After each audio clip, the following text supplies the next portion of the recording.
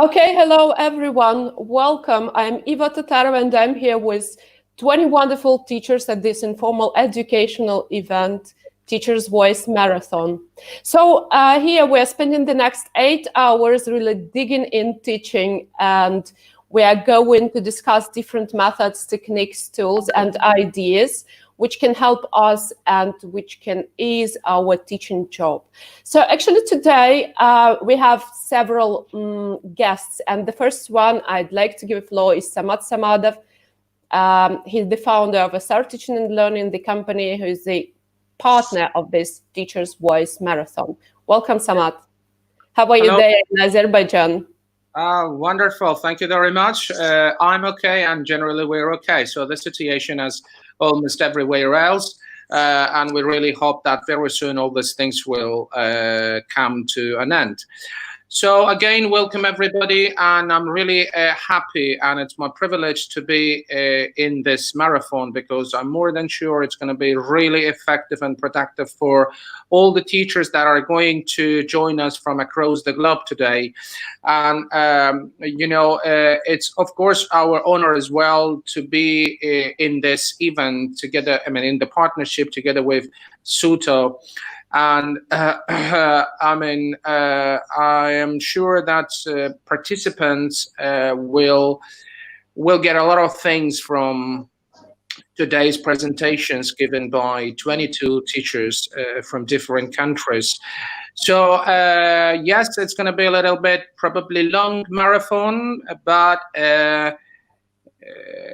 needless to say that it's going to be fantastic in terms of effectiveness and productivity. So I wish you all the best, and I hope that you will really enjoy it. And we're going to meet with you on different international events that we're planning to do in the future. And of course, a lot of thanks to Eva for doing that fantastic job for all of us. All right, thank you very much. Thank you. Thanks a lot. Okay, also I'd like to invite for the welcome speech our second, or I would say our co-moderator for today, Akbar Kafari. He's a teacher trainer from Iran. Akbar, you are really an amazing person. I'm really happy that I have this chance to introduce you to all our viewers.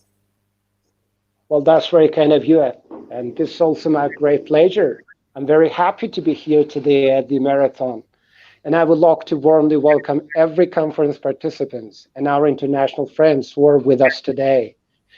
Dear friends, your presence here today shows your commitment to continual professional learning and improvement. This constant professional renewal is like, the water stops available to runner during a marathon. I am sure you will come away from conference recharged, refreshed, and ready to make fresher imprints on the students whose lives you touch every day. But you keep running in this marathon, because teaching and learning are never-ending journeys. And I would like also to thank Mr. Samad and Ms. Eva to involve me in this marathon. Thank you very much. Thank you for your speech. And one more thing, sorry to add, that I'm really happy that the trainers, today's our SR teaching and learning centers, our company's trainers are almost all today here. Raza, Akbar, Paul, Eva, me. I'm really happy to have all of you here in this marathon. Thank you again. Yeah, cool. Thank you.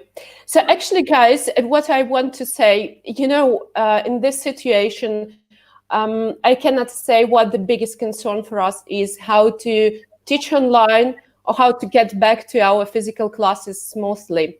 So that was one of the main concepts for this marathon, to share practical ideas which could be used as in digital classrooms, as in physical ones. So thanks a lot for joining us. We'd like to hear from you. Please feel free to type your comments in the chat box. As we said before, let your voice be heard. But in this situation, I would say let your voice be seen. It sounds weird, but anyway. This marathon is for teachers, about teachers, for the sake of teachers. And I'd like to ask you just one question. Could you answer this with one word? What do teachers do? What do they do? Yeah, actually, I have some kind of modeling for you. They teach, inspire, motivate, learn, cry, laugh. What else? What else? What do you think? While you are typing, I'd like to remind you that our official hashtag for today is Teachers Voice 2020. So take pictures, post them on Facebook or Instagram. Just by clicking the hashtag, you'll be able to find other attendees and to start your international friendship. Since we have registration from so many countries, and yes, more than 22 countries, we do support collaboration. And it is exactly what this marathon is about. We do not compete. Yeah, we want your voices to be heard, guys. So here are the answers. Yeah, I can see that we have just what do teachers do? Coaching, yeah, great. Youssef, empower, perfect. Instruct, yes. Support, yeah, I can see support. Cool. As you see, we are just multitasking teachers. We should do lots of things together. And what's another thing I'd like to share with you? We do believe that the key to growing as a teacher is to keep company with teachers who uplift you, whose presence inspires you, and whose dedication drives you. And one more thing for us to do, just I'd like to offer you to check the power of compliments. I truly believe that even the smallest act of caring had the potential to turn a life around. So let's create our own positive environment for today. And I'd like to ask you to complete the sentence you see. This will be a compliment to all the teachers who are watching this webinar right now and who will be watching it later, because some of them will join us later due to the time difference. So what do you think? You are teachers. I think you are incredible. You are inspiring and inspired as well. I think you're professional. Just what are your ideas? Yeah, what do you think? Again, while you're typing your comments, let me tell you that this marathon is organized by two companies, Ukrainian Teacher Training Center, SUTA, as well as Azure Teacher Professional Development Center, SR Teaching and Learning. Yeah, okay, what do we have? Yeah, thanks for telling me that I'm doing a fantastic job. Thanks. Yeah, so what are your ideas about your inspiration? Uliana, that's a great thing. Yeah, like the answer, love, great idea. Actually, it's about what do teachers do. They love their students. They love what they do. Cool. Yeah, great. And as we announced before, we want to share some idea that you can use in your classrooms. And today, I'd like to share my idea, what I do in my classroom, just for 2 or 3 minutes of my talk. Yeah, you know what? The first thing that I saw in my classroom, that it happened once, that my students, they learn new vocabulary, but time to time they can forget and they can't retrieve or recall that word exactly. So, and I'm sure you know that special feeling, like the tip of the tongue feeling. And when you want to use the word and you don't remember how it sounds, or just you have only the first letter and you try to create some kind of association. And for this reason, I use such bookmarks. Yeah, they help students to retrieve new vocabulary when it is needed, as well as track their progress. And yeah, here's a template of my bookmarks. Divide it into 2 columns. The first one is for words, and the second one is for a page on which they were found, and also for the context clues. Such bookmarks provide our students with a sort of support to retrieve pieces of information faster and more confidently. I will share it exactly in the folder where you will find all the speakers' materials later with the next letter you will get. And yeah, I can actually show you that I do use those bookmarks. Let's say you can use it as just one piece of paper, yeah, and you can write on both sides. Or time to time, it's not enough to have one piece of paper. It can be like you see the whole page, and I can write on both sides. And again, it might be not enough for us. And actually what you can do, you can use a paper clip here and just to put all the words and context clues as well. Yeah, actually let's say what I have here. It's my own bookmark. And yeah, for example, I have such a phrase like crude exchanges, what it means. Sometimes I can forget about it.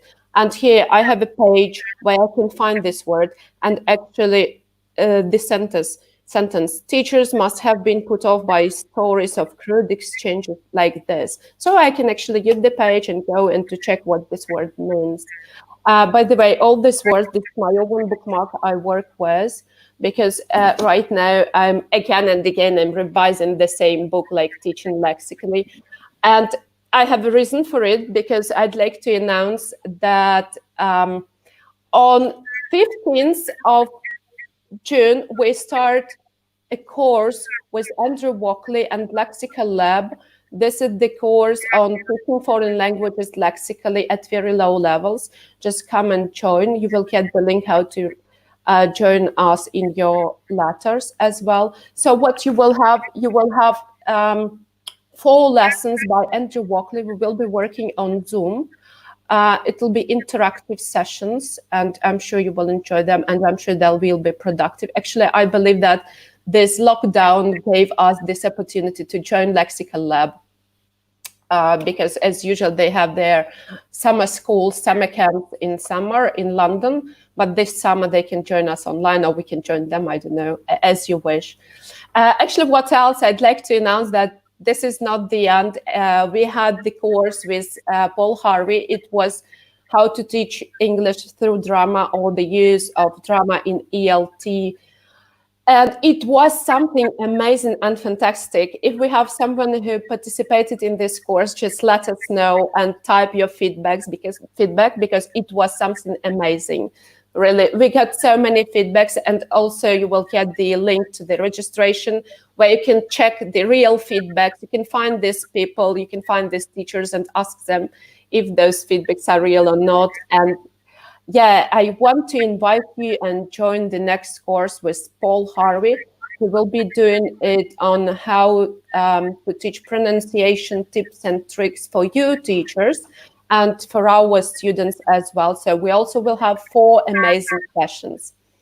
Yeah, so as I said, they're going to have speakers from different countries. And right now, I can see that the first speaker is here in our web room. And I do hope that you remember the country the speaker is from. So do you remember that? Yeah, the next presentation is about teaching English through art with the Montessori method. So the next speaker, Svetlana. She's currently working at Montessori Bilingual School in France. She is the How to Teach English Following Montessori Way course designer. This course includes educational theory and child developmental psychology, classroom observation, practice teaching, and material preparation. Svetlana is an expert at assisting students in finding their own strengths and capabilities through the use of developmentally appropriate lessons and great self-correcting materials. So, Samad, I'd like to ask you to leave the room, and I can give the room to Svetlana. Yeah, Svetlana. Hi, Emma. Can you hear me? Yeah. So thanks for your introduction. I'm really happy to be with you today and take a part in such an amazing event today to share my ideas of teaching with other teachers in the whole world. So as Eva said, today the topic will be teaching English through art with the Montessori method, and currently I'm working in a Montessori school in Paris as an English language teacher, and today I'd like to share what usually I do during my lessons. So first of all, let me note that in Montessori education, all disciplines are taught interconnectedly and comprehensively. That is, language teaching is carried out through the acquisition of knowledge by children. Svetlana, I'm sorry, can you make your presentation in the presentation mode? Well, it is actually. Yeah, unfortunately I can't do it bigger, sorry. Yeah, okay. May I continue? Yeah, thanks. Okay. Well, going back to how we teach in Montessori classroom is that all disciplines or subjects are taught interconnectedly and comprehensively. That is, language teaching is carried out through the acquisition of knowledge of children in natural science and mathematics and art. As a rule, in the classroom, there is one teacher who must have knowledge in all areas and be ready to give presentation or a lesson in these subjects. This education or this type of education is called cosmic education, which is actually a type of education or approach to educate children with developing an awareness that everyone in the universe is connected and interdependent and forms a harmonious whole. Also that the students can feel themselves a part of the universe. We integrate art in Montessori classrooms, not just because they support other academic learning, although they certainly do. The arts demonstrate the ancient human need for communication with evidence of music, with evidence of visual arts, dance, and theater. The art supports our ability to communicate in non-linguistic modes, to enrich and expand the complexity of that which we hope to communicate. We want to create environments in our classrooms within which children develop the ability to create meaning making.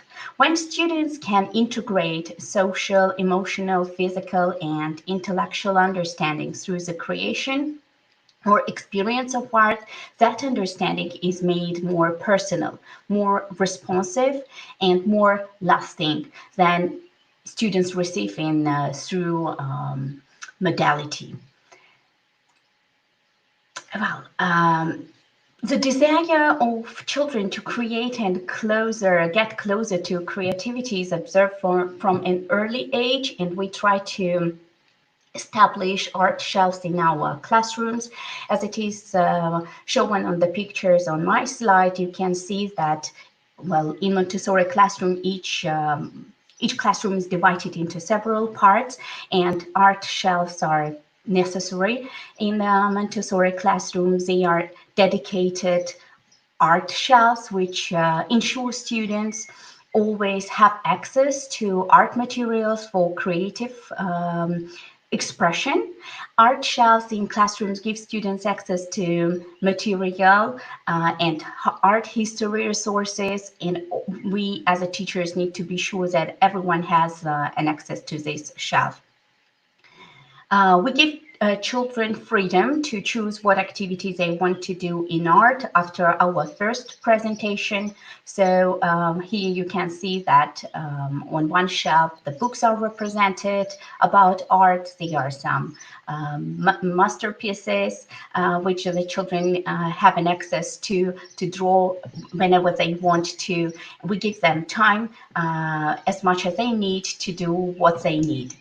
Well, and today I would like to share with you some ideas of how we use art when we teach English in our bilingual Montessori school. And one of the ideas is, what if you choose an artist of the month?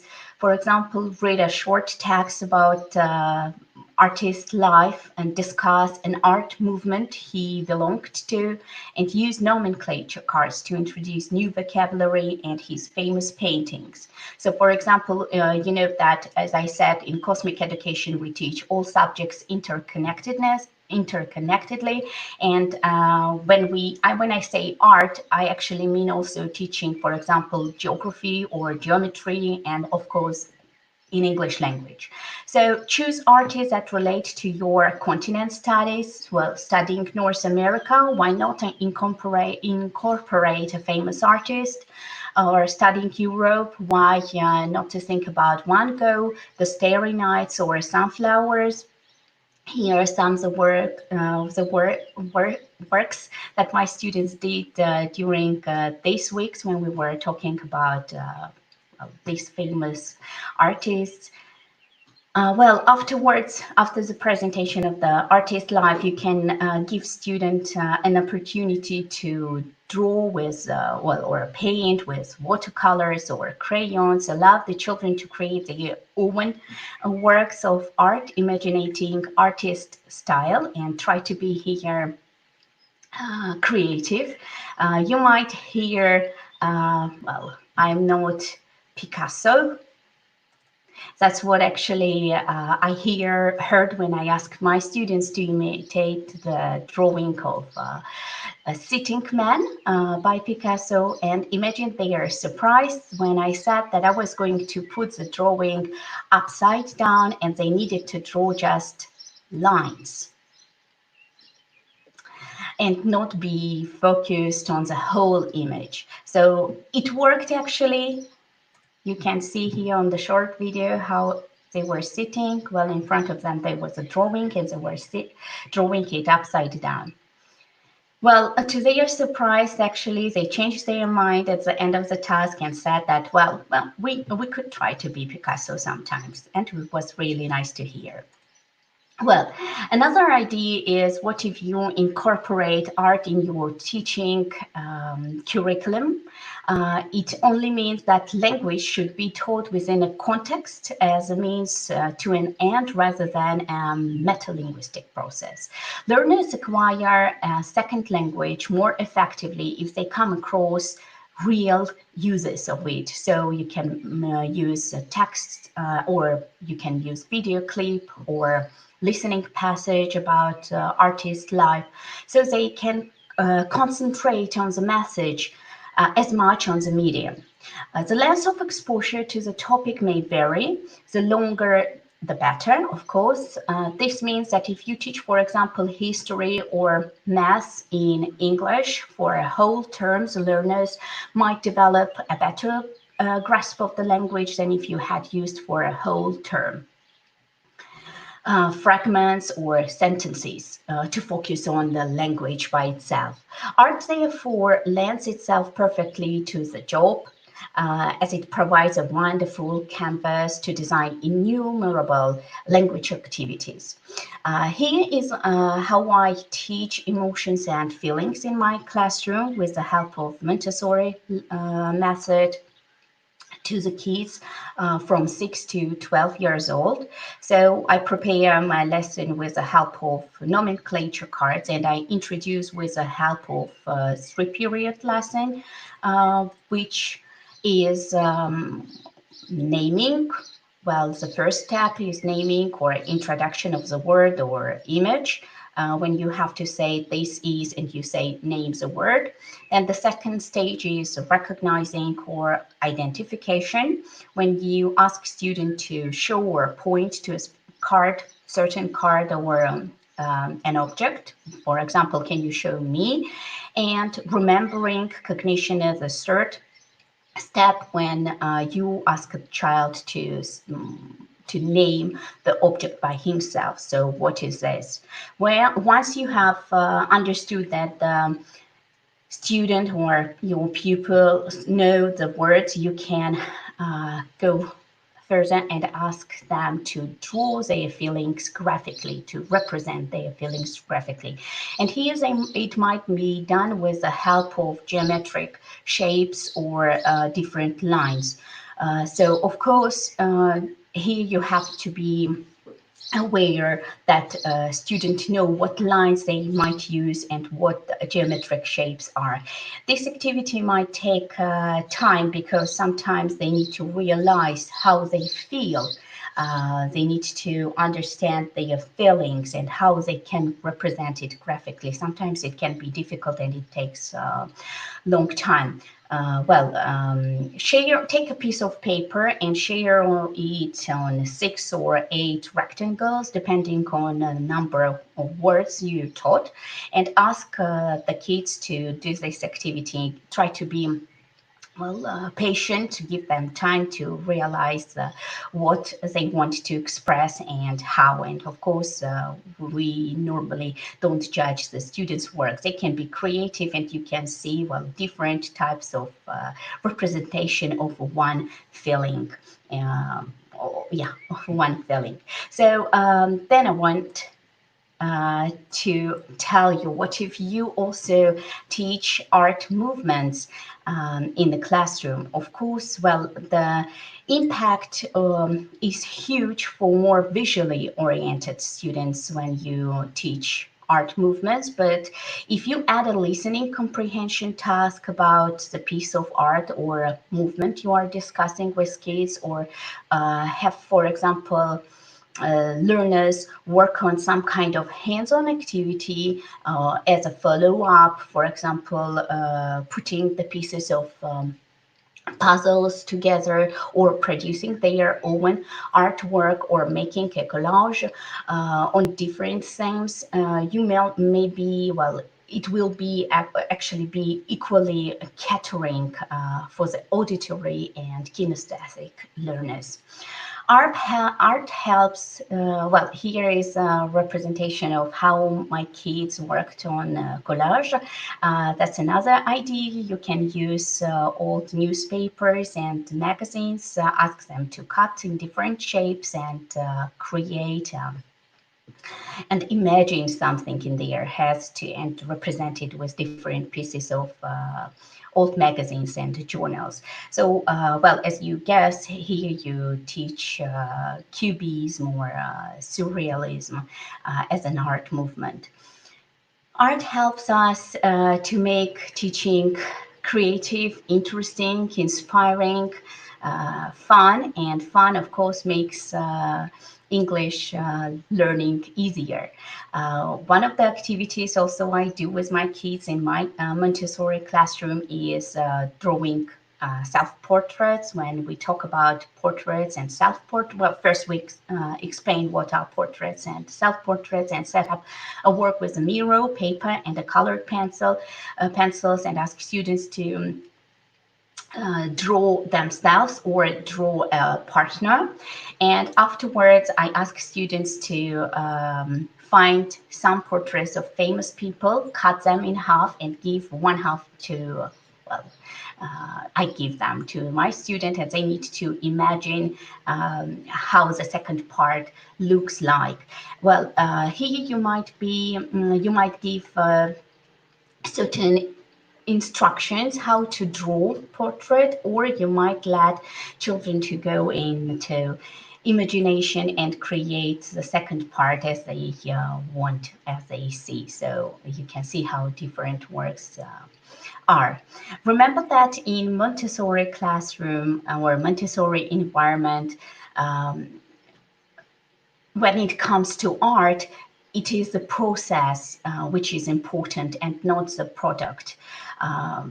And as adults, our goal is to produce a product, but the child interacts differently. The child works to develop self. The focus is on the process and not on the product. Once a child creates something, he does not feel the need to keep the product. It is a process that gives him satisfaction and inner joy. So let your students be creative and artistic, and sometimes make them feel that they might be Picasso on your lessons. I would like to share with you the links. You may join me if you want to know some more ideas about how the Montessori environment is structured in our school, and what activities we do in art, in mathematics, and metalinguistic processes, language learning. So you may join me on Instagram as Montessori station, you may email me by using my email montessoristation@gmail.com or visit my site montessoristation.com. Thanks for your attention. Okay, Svetlana, thank you. It was really amazing. Thanks a lot. You know what I think? Yeah, actually, I'm fond of CLIL, if you know that, content and language integrated learning.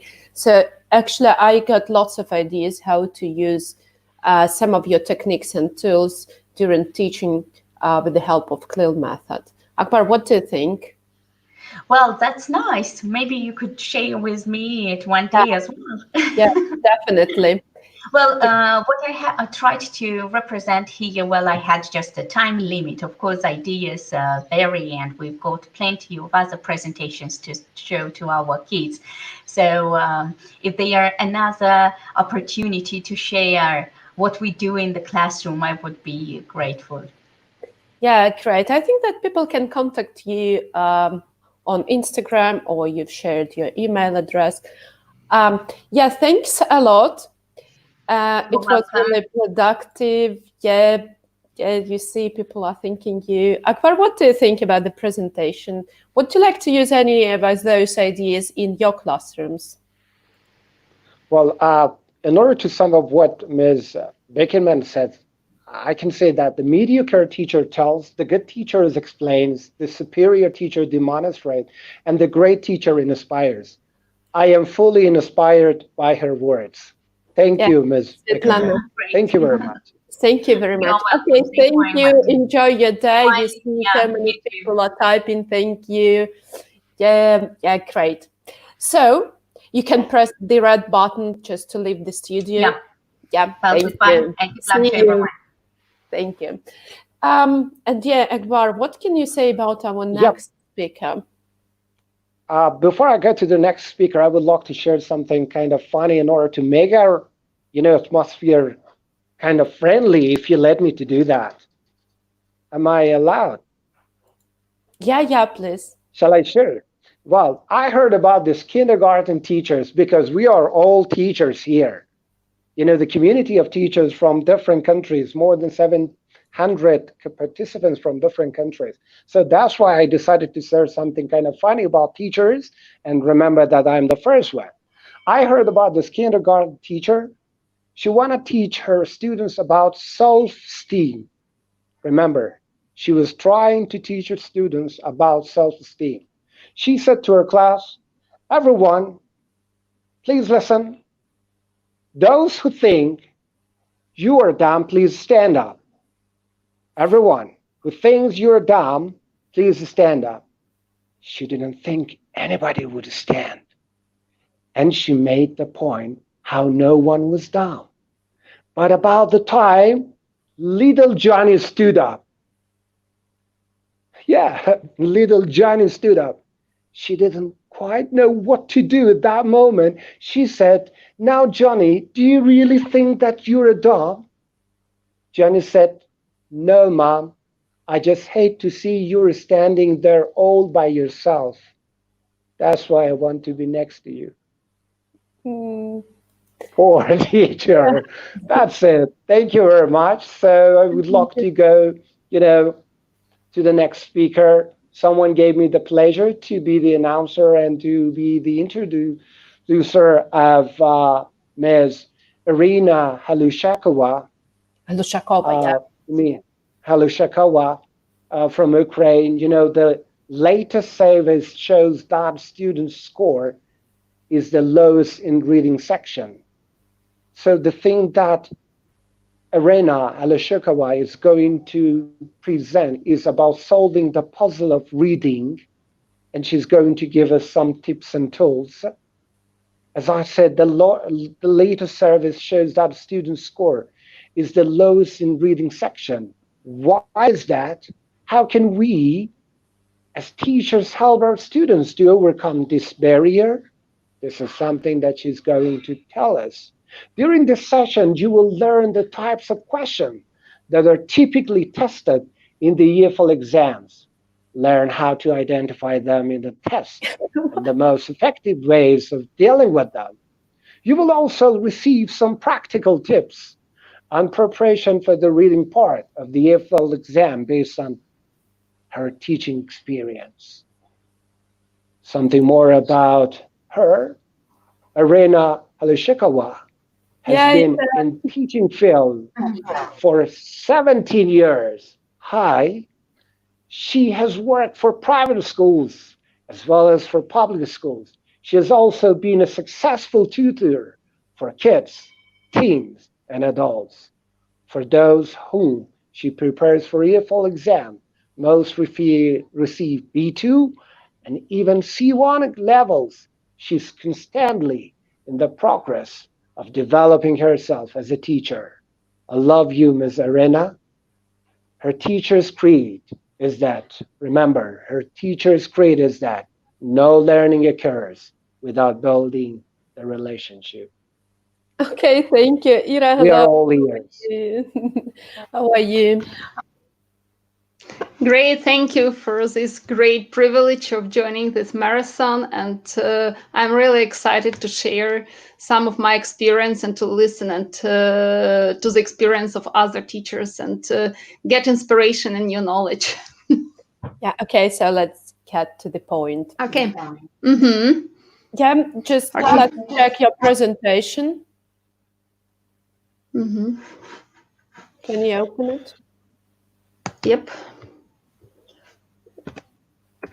Okay, can you see that now? Yeah, I can see, and please make it in a, yeah, that's great. Thank you. So please. So, okay. First of all, thank you all. And the reason why I chose this topic, because I've seen lots of my students struggling with doing reading tasks in the EFL exam. And when I prepare my students for ZNO or FCE exam, there are about 5 parts that are connected with reading. And so today we'll try to see how to solve the puzzles of these reading exams. And one of the most popular type of reading exam is a text with a multiple choice question. On the screen, you can see the layout of this type of question.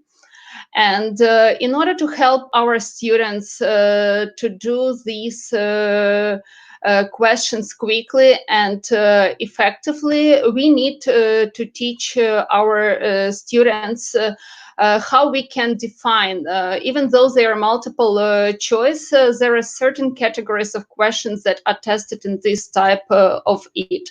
So let's look at the question identification. What can be tested? The first one is factual information question. And here on the screen, you can see how these questions look like. Why did author do this? Or what does Jimmy say about that? Then there is a vocabulary question where the students are checked on how they can guess the meaning of the word from the context. So usually these types of questions will look like that. The word, for example, embarrassed in the line 57 means that. Or when the author says embarrassed, she is talking about something.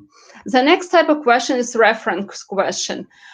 Usually the students need to define what the pronoun in the sentence refers to. So these type of questions will start like the word it, for example, in the line 16 refers to. And the last type of questions, to my mind, is the most difficult one, because here we need to understand the general idea of the paragraph or the text. And it will start like, what is implied about something in the 5th paragraph? Or what does this suggest in the 6th paragraph? Now we'll look at each type of questions and see how we can help our students to cope with them. So first, let's look at the factual information questions. What I recommend my students to do here is to read the question and do not read the options. They underline the keywords in the question, and then they read a piece of text carefully and trying to underline the key words in the text. Let's look at their example. They read the question number 1. Why did Benjamin want to buy the zoo in the first place? I'm very sorry to interrupt you, but the presentation is cut a bit. Could you make it smaller right now? Yeah, because we can focus on the parts of the presentation, and the information is really important. Mm-hmm. Yeah, like that? No. Can you do it again in presentation mode?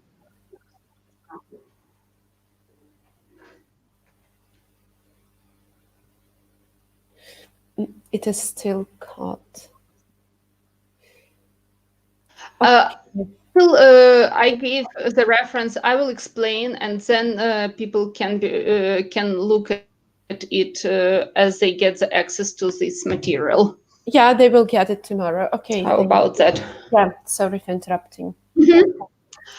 Okay, so basically, instead of asking our students and we'll talk about it later, that no scheming and predicting is necessary for doing reading exams. Basically, how I teach my students to do the exams, they read question number 1, they start reading the text until the point they can find the answer to question number 1. Then they put a mark where they stopped, because this is a place where they will continue reading, trying to find the answer to the question number 2. So here is an example. Why did Benjamin want to buy the zoo in the first place? And they do not read the options, they read, and here they come across a sentence. Me has had a lifelong fascination with animals. And it means that me loved animals all her life. So basically, I answered the question for myself, then I read the options. And in option B, I can see that he had always loved animals. So we see that these two expressions are kind of synonymous, and this is the proof. So they know exactly what the correct answer is, and the other options do not confuse them. And then they keep reading. They read the question number 2 and start reading from the point where they stopped. This way, by reading the text only once, they'll be able to answer all 6 questions. The next part, which is very difficult when we talk about factual information questions, very often in the questions you'll see that they will ask about people's attitudes and opinions. And it's vitally important to teach our students the vocabulary of feelings, attitude, and opinions. The way I do it, as we do the text or as students practice doing their tests, they have this list, and today I've heard about these bookmarks. That was a great idea. It can be as a bookmark. And we just write out all the verbs and all the adjectives that we come across in the exam questions. And then this list can be continued. This is the list that we created, but it can be continued. And before the exam, make sure that your students know these words. Because even if they understand the idea, but they don't know the meaning of this adjective, which feeling or opinion it expresses, they won't be able to answer the question correctly. Let's also look at the other type of the questions, factual information that we said, and I want to show you on the example of how important to know the vocabulary of these feelings. On the screen you can see a piece of text, but the flip side is that there is nobody to share the burden with when you wake up in the middle of the night worrying about how you're going to pay the rent.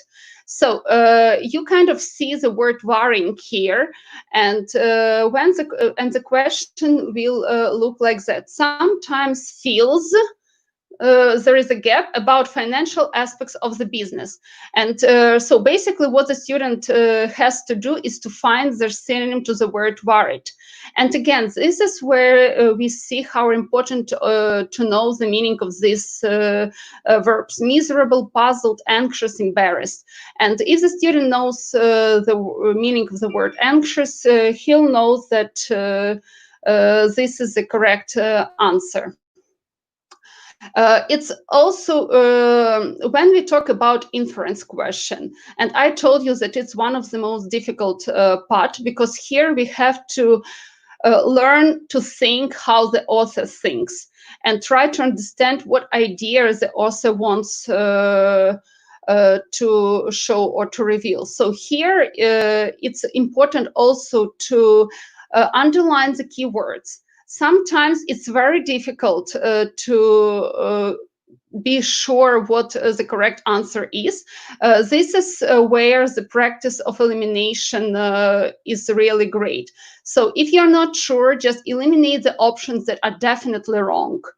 And be aware of distractors and do not assume too much. That's very important.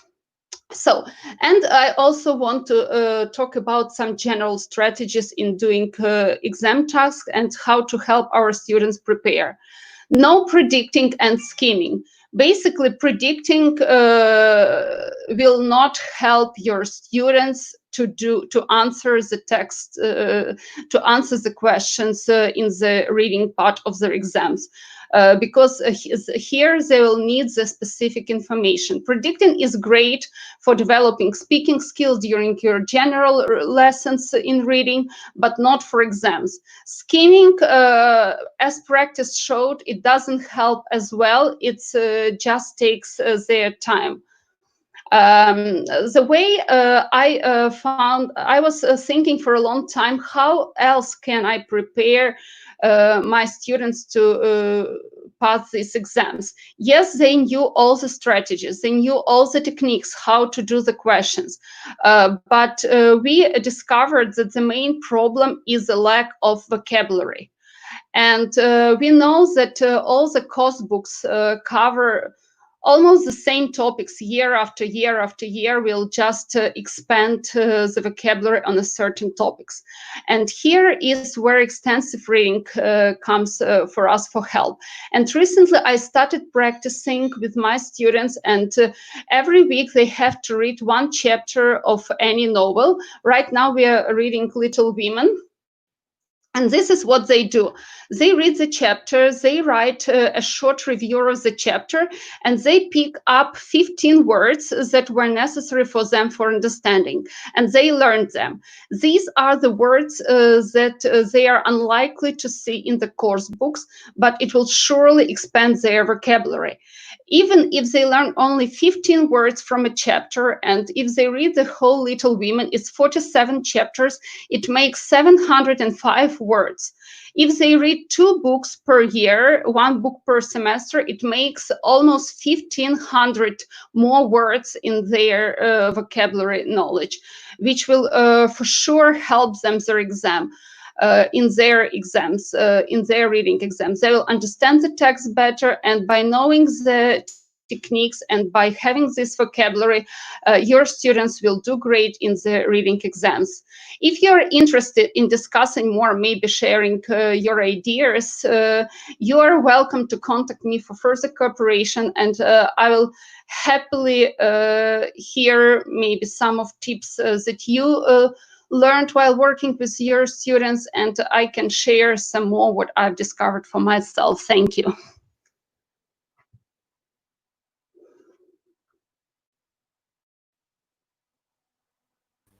Okay, thank you, Iryna. Thank you for your talk. Yeah, it was really nice to hear all those tips and tools. Actually, right now we are doing the IELTS course with Samat Samadov by Sarah Teaching and Learning. It's IELTS instructor course, and we discuss lots of strategies for our students to do just to achieve what they want. And I want you to see those comments. You can see that. Thanks for sharing these tips with us. And you can see this also. Thank you, Vesala Mehdiva, for your comment. Yeah, thank you very much. Great. You see, it was really helpful, and I'm sure that teachers who want to follow your way and who liked your idea, they can join you, they can find you with the help of your email, or they can contact us and we can share this information. I mean, how to find you and how to do it together with you. Okay, thanks. Thank you so much. Thank you. See you later. Thanks for joining. Thank you. Okay, bye-bye. Yeah, and now I'd like to invite another person. She's really just an amazing teacher. Olga from Ukraine, Olga Zhdan. Olga is a TESOL certified teacher with over 10 years of teaching experience, currently dealing with Cambridge exam and running teacher training department in Agency of Foreign Languages, Runa, which is located in Lviv. She's the one who constantly struggles to always improve, running workshops on various topics, where she shares a bucket full of creative and non-standard activities designed on her own. Olga, hello, how are you? Hello, great, greetings to everyone. Can you hear me well? Yeah, everything is okay. Okay, so can I start? Yeah, you can start, so let me add your presentation. Okay. Yeah, go. So please go. Okay, so thank you. Again, greetings to everyone. I remember that summer comes on Mondays, so welcome to summer holidays, if you ever have them. So to begin with, I'd like to say that we are living in a digital era, being surrounded by a variety of gadgets, and there are lots of opinions toward teachers in the future, actually about robots, who are our successors, as many inventors claim. I really like one quote by the unknown author, which says that teachers will be never replaced by robots, but those teachers who use technology will be always replaced by those who don't. I strongly agree with this, and this quote can really confirm that in a real classroom, there is no place for technophobes, for people who really reject using technology in the classroom.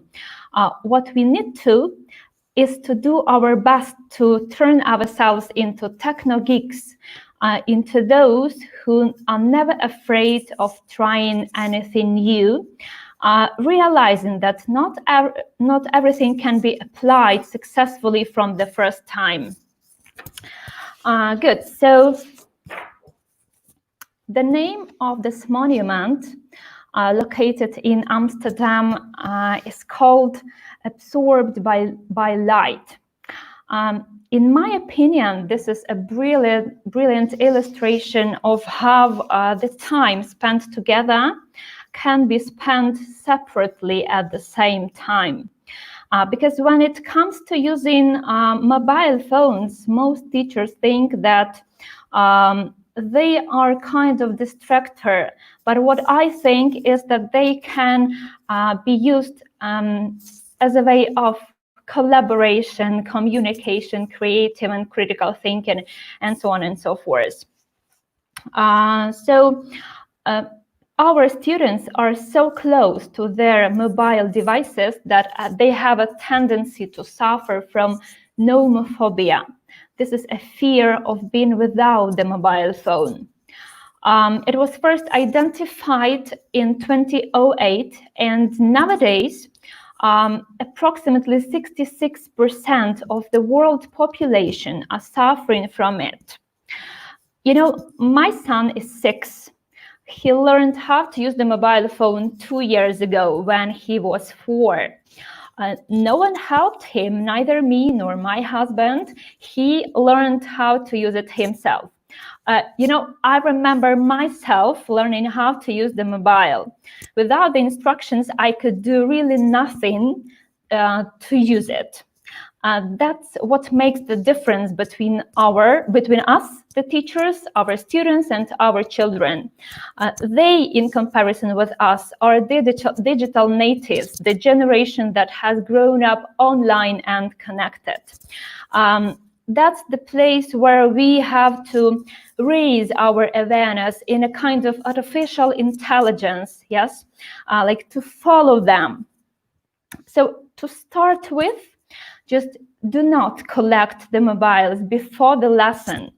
The activities I'm going to present you today are not about highly technology usage. They are not about excellent internet connection. They are not about reading a couple of instructions of how to use, I don't know, Quizlet, Padlet, and many other online resources. So they are about demonstrating you that the mobile phone can be useful just only if you keep it, if you hold it in your hands. Okay, so to begin with, the simplest way, a really simple one to use it. You can ask your students to work individually, by the way. So before the activity starts, just ask your students to close their eyes and let them remember about their first and oldest mobile phone. When they started doing it, please ask them to think about their old mobile phone, considering these 4 criteria you can see. So they are design, functions, cost and value for money, and reliability. And also ask them to take some notes, yeah, referring to each section, to each criteria. After that, like at the end of the activity, the student can practice using comparatives. So they can practice comparison their old mobile phone with their new one. This is just the simple way to do it. But if you want to make this activity more interactive, you can do it in 2 ways. You can either pick out 4 mobiles out of the students, or if you don't want to do it, if you are like me, I never throw anything into the waste bin because I really know that I can use it somehow in my classroom. So I really have four mobiles. They are old and 2 of them don't really work. I will never have a chance to switch them on, but still they are really different. They have different functions, different design, and they differ in a way of reliability. So this activity is called focones, like a variation of this comparison. So you can put each mobile phone in each corner of the room. So there must be 4 of them, yeah? Then you divide your students in pairs. They have to move around the room and describe each mobile phone, referring to all the criteria you have presented them before. Yes? So they are moving, they're taking notes, and complete the table. Just think about the way you will present the table.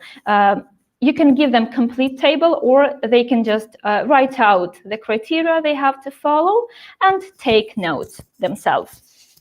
Okay, let's move on. The next one, my favorite one, photo rally. So this is a photography-based activity where students combine their vocabulary knowledge with photography. Why to use it? So you can use photo rally if you wish your students to revise the vocabulary already learned, or if you want to activate their schemata, depending on your lesson plan and depending on what you're going to do during the lesson. So you can see 4 words from the topic school. Yes, so we have whiteboard, an overhead projector, bookshelf, and a chair. By the way, you don't need to show all these 4 words to the teachers before the activity. It will be more interesting if you show them the words one by one. So ask the students to take out their mobile phones and get their cameras ready. Because their cameras, I guess, can be used not only for taking selfies at school, yeah, but in a more productive way. So when their mobiles are ready, either show or demonstrate the flashcard, or just name the word or read the definition, and they have to identify the words. It depends on the level of the students and how well do they know the words. So you can show them the word, for example, a whiteboard, and they have to take a picture of a whiteboard. And by the end of the activity, they should have all the vocabulary items being photographed as a variation. Because this activity can be successfully used for preteens or teens. But if you want to practice doing it with young learners, for example, they also have mobile phones. Everybody has, I guess, now. So you can even practice some vocabulary being out of the classroom. This is what I really like mobile phones for, because with the help of them, we can decrease the separation between the classroom and the outside world.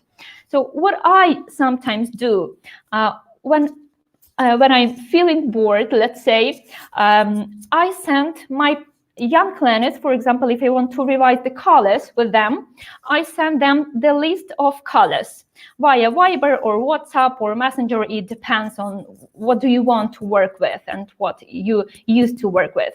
I work with Viber. So I send them the list of colors, and they have to find the objects of these colors and to send me the pictures in a proper order. Yes, this is the way we kind of revise the vocabulary. If I sometimes remind them about myself, yeah. Even if you want to exploit this activity with adults, if you are working with adults, you can organize a quiz outside. For example, if you want to to demonstrate them some places of interest in your city, yes, but you have to prepare for this activity before if you work with adults, yes, because you need first of all to think about the route, the way you will walk with them, and the monuments, the names of the monuments or the names of famous building places and so on, they have to photograph. Yes, so this is, I guess, a good way to use cameras on the mobile. And what is more, when you give the comment, I mean, when you demonstrate the words, you want your students to take pictures of. Just try not to say single words, because with the help of this activity, you can do 2 more things. First one, you can somehow teach them imperatives. So find, go, and so on and so forth. And what is more, you can expand their vocabulary. If you don't just say find, but look for, try and find, try to find, search for, go and find, and so on and so forth. Good. Out of focus. You know, I'm addicted to traveling, and wherever I go, I try to make the most of my trip.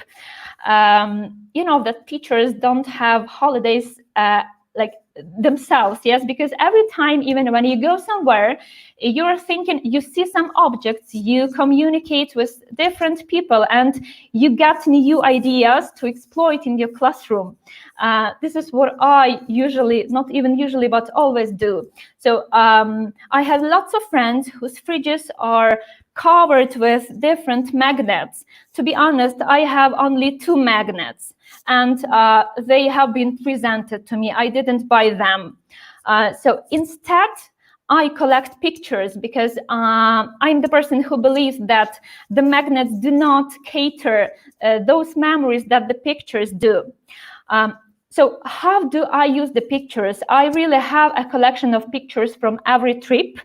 And I have to use them with my students to raise their cultural interest, because not all the students have an opportunity to travel, yes, and when we demonstrate or when we share with them our own experience, yes, we make them closer to this and we inspire them to do everything to be able to travel. So what I usually do, by the way, the aim of this activity is to make students aware of the places of interest which are not as famous as those they can easily recognize at first glance. So I try to find not even tricky, but a kind of secret place or not quite famous as the Eiffel Tower, as the Hlushakova Street, and so on and so forth, yes, as we were talking about different places. But if I show you this picture, yes, if you are from Ukraine, yes, you know it for sure. Where is this place located? Yes, and you may even know the history of this place.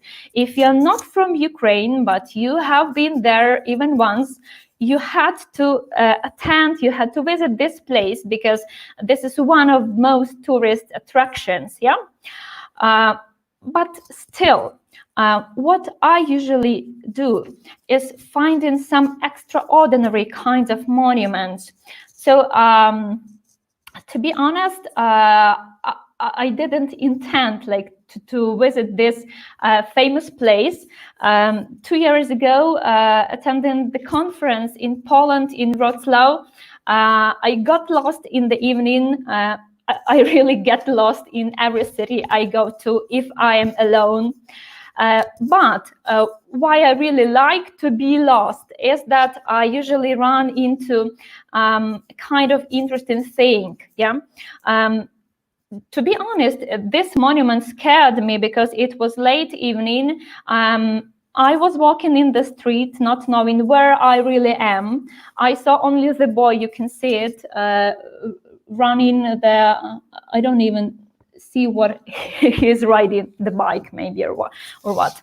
Yes, but this monument really raised my interest. So after coming home, I actually found my way home, yeah. And the first thing I did was finding some information about the monument. So I didn't really know how to insert in Google, how to find some information.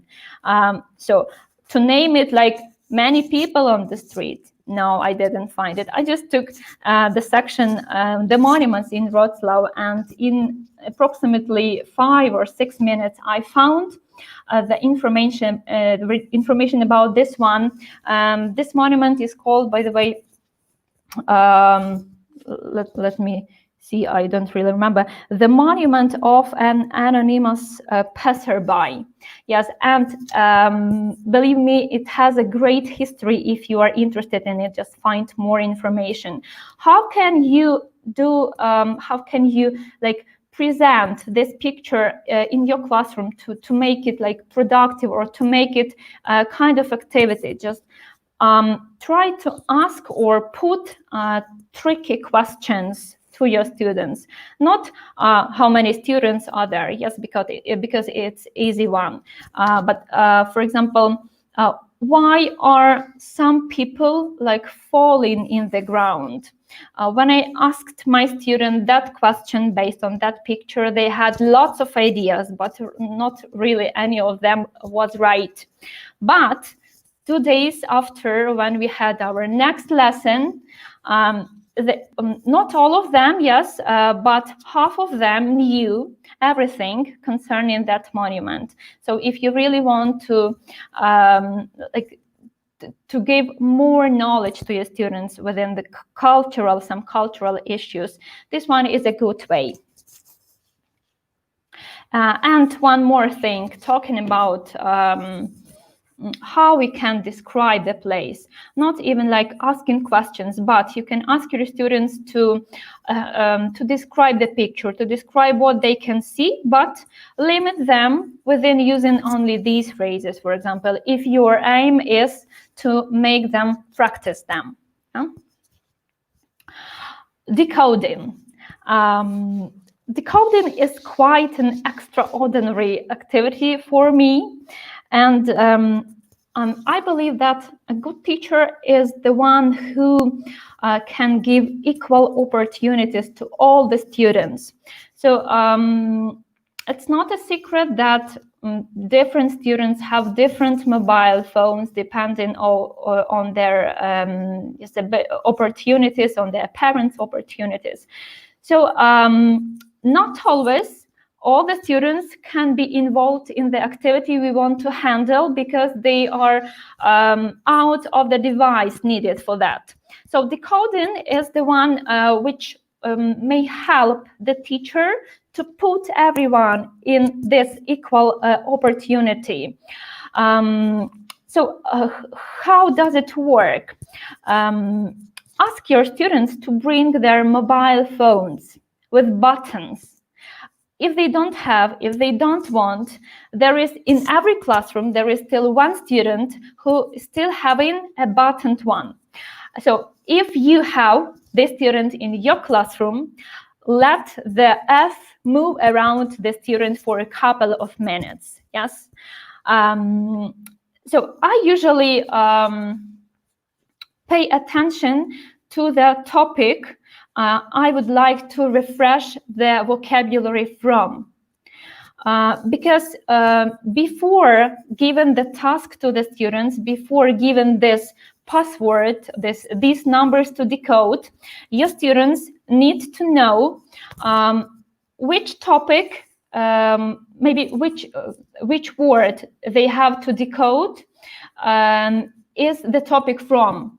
Yeah. So, for example, here we have just 6 numbers. Yes, we can see that on old mobile phones, one number represents 3 or 4 letters. Yes, if we have number 2 at first, it can be letter A, B, or C at first. Yes, but you know that if you just show the students 6 letters and ask them to guess the word, you can just have a rest for 45 or 60 minutes doing nothing, yes, because your student may guess it by the end of the lesson, yeah. But if you like productive kinds of lessons, you may give your students a kind of hint, yeah. For example, my hint to you is, you can hold it without using your hands or your arms. What is it? So I will give you 10 seconds and we'll make a countdown. Can you guess the word? So 10, 9, 8, 7, 6, 5, 4, 3, 2, 1. Breath. The correct word is breath. Yes? So number 2 is for B, number 7 is for R, 3 is for E, 2 is for B, 8 is for T, and the last number 4 is for H. So decoding is not only fun activity, but it can also help you to practice spelling, yes?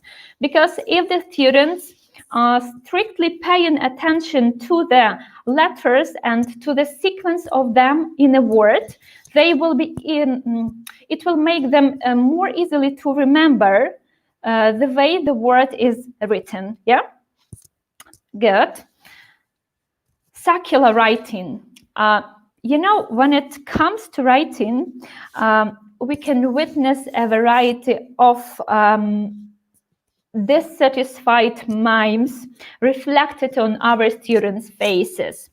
Our job as teachers is to make writing lessons more interactive and engaging in order to change our students' attitude toward it. To run a secular writing, you need either pick out one, in your opinion, creative student, or you can prepare the task, not even the task, but the first sentence of the story your students will have to write yourself. So if you do it yourself, and one moment you have to take into consideration, just think about the number of students you have in the classroom. If there are up to 7, yes, you shouldn't divide them in a group. It will be more interesting if they do this activity all together.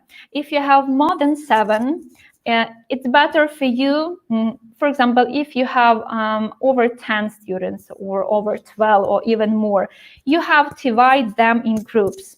So the best number of students in one group is 6 or 7, yes, because if all the students will do the activity all together, first of all, it will be time consuming. Yes, that's the main problem.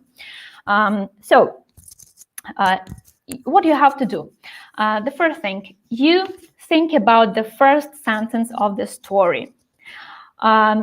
Here you have to be as much creative as you can, because the first sentence is really the main here, because out of it, the students will have to make the story. How does it work? So you send your first sentence to the first student in a group. The first student of the group types one more sentence, so he adds one more sentence to your sentence and sends one more sentence, to the next student. The next student, clearly adds one more sentence and sends 3 sentences to the next student. If you want to make a short story, you can move around just one cycle. But if your aim is to make this activity more challenging, let's say, you can give each student of a group a word they have to include in their sentence, yes? So it will be more difficult for them to do it, and you can also include all the words you have to practice during the lesson, or to learn during the lesson, yes? When the text is ready, by the way, you can include not only words, but they can be idioms, phrasal verbs, like prepositions, pronouns, anything you want to practice. So when the text is ready, the students go together, and all together they have to read the text and to find any mistakes, if there are any, yes? If there are no mistakes, they make up a story, they rehearsal it, or they play it, yes, and then they choose one person who will present the story in front of the class. So the end of the activity is a kind of a presentation, of practicing presentation skill. I tried it many times.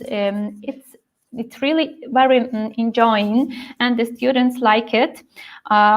One problem can be that there are some maybe shy students, or students who need more time to think, yes, about something. So you as teacher can be a helping hand, so you can take part, or you can give some hints, not just to help to make a sentence instead of a student, yes, but to give some hints. How can this or that sentence be built and formed? Okay, and one more activity, the last one for today, is playback. So to practice this activity, you need a voice recorder in your mobile phone. So you can use a voice recorder to play back everything the students say, to show them the mistakes they have made. So you can use your phone to record students speaking about the topic or role playing between the students, and then play the recording and have a look whether the students are able to correct their mistakes. Then you have to play the recording again and ask the students maybe to demonstrate the students the mistakes they haven't caught. Yes, because very often it's difficult for them to identify the mistakes on their own.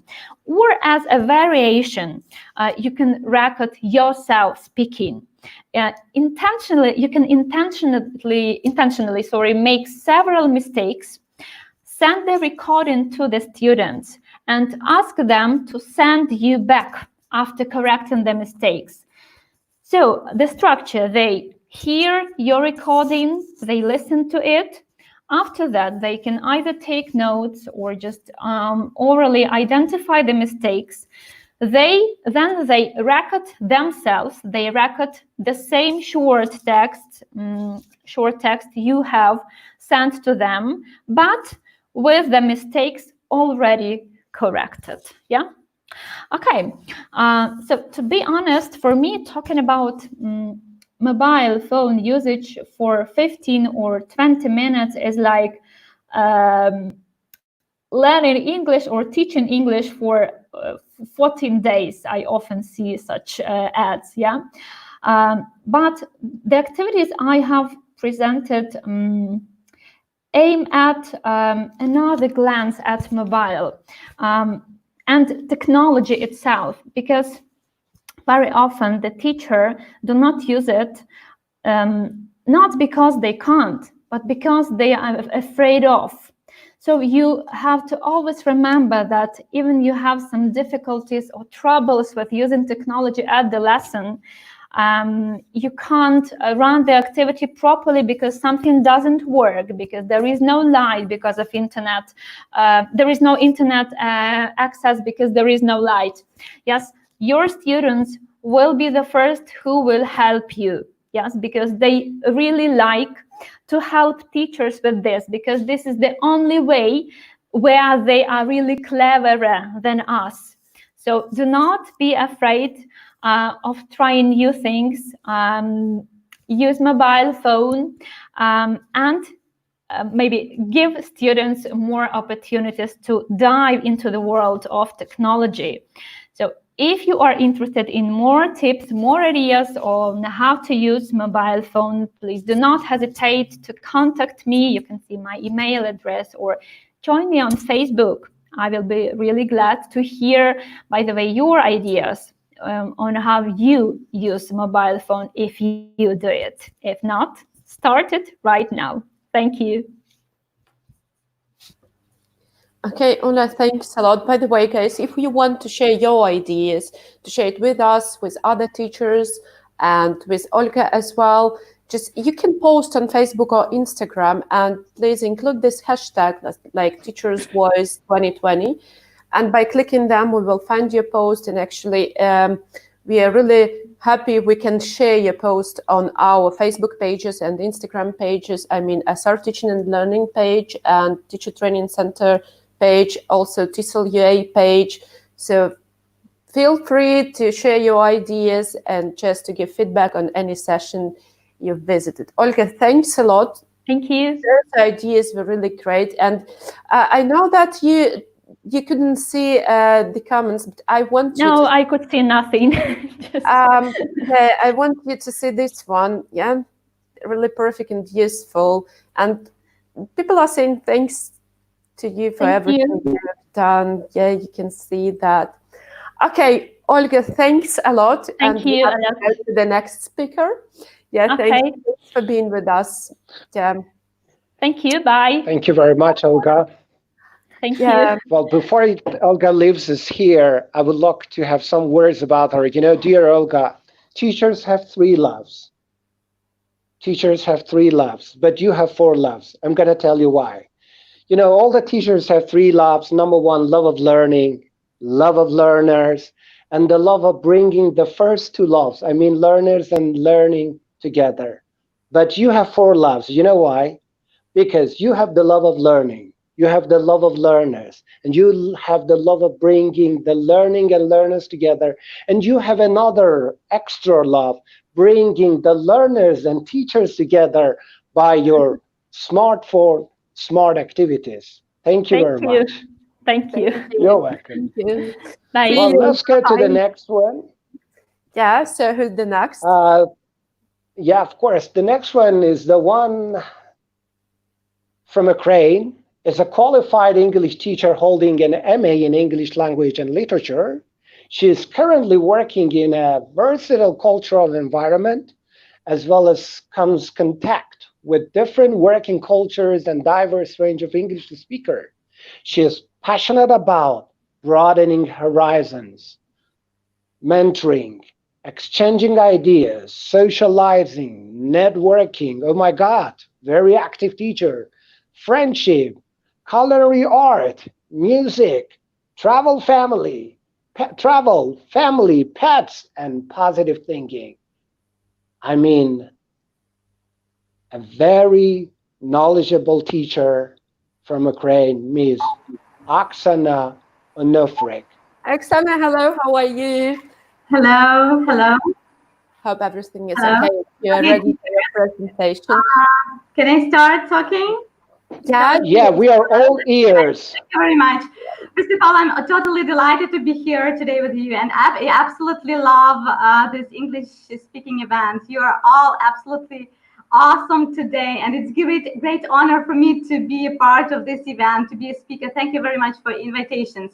So my name is Oksana Onufryk. I come from Lviv, and I have been teaching English for a couple of years, and I guess I have an idea worth sharing with you today. So basically, I'm talking today about TED Talks.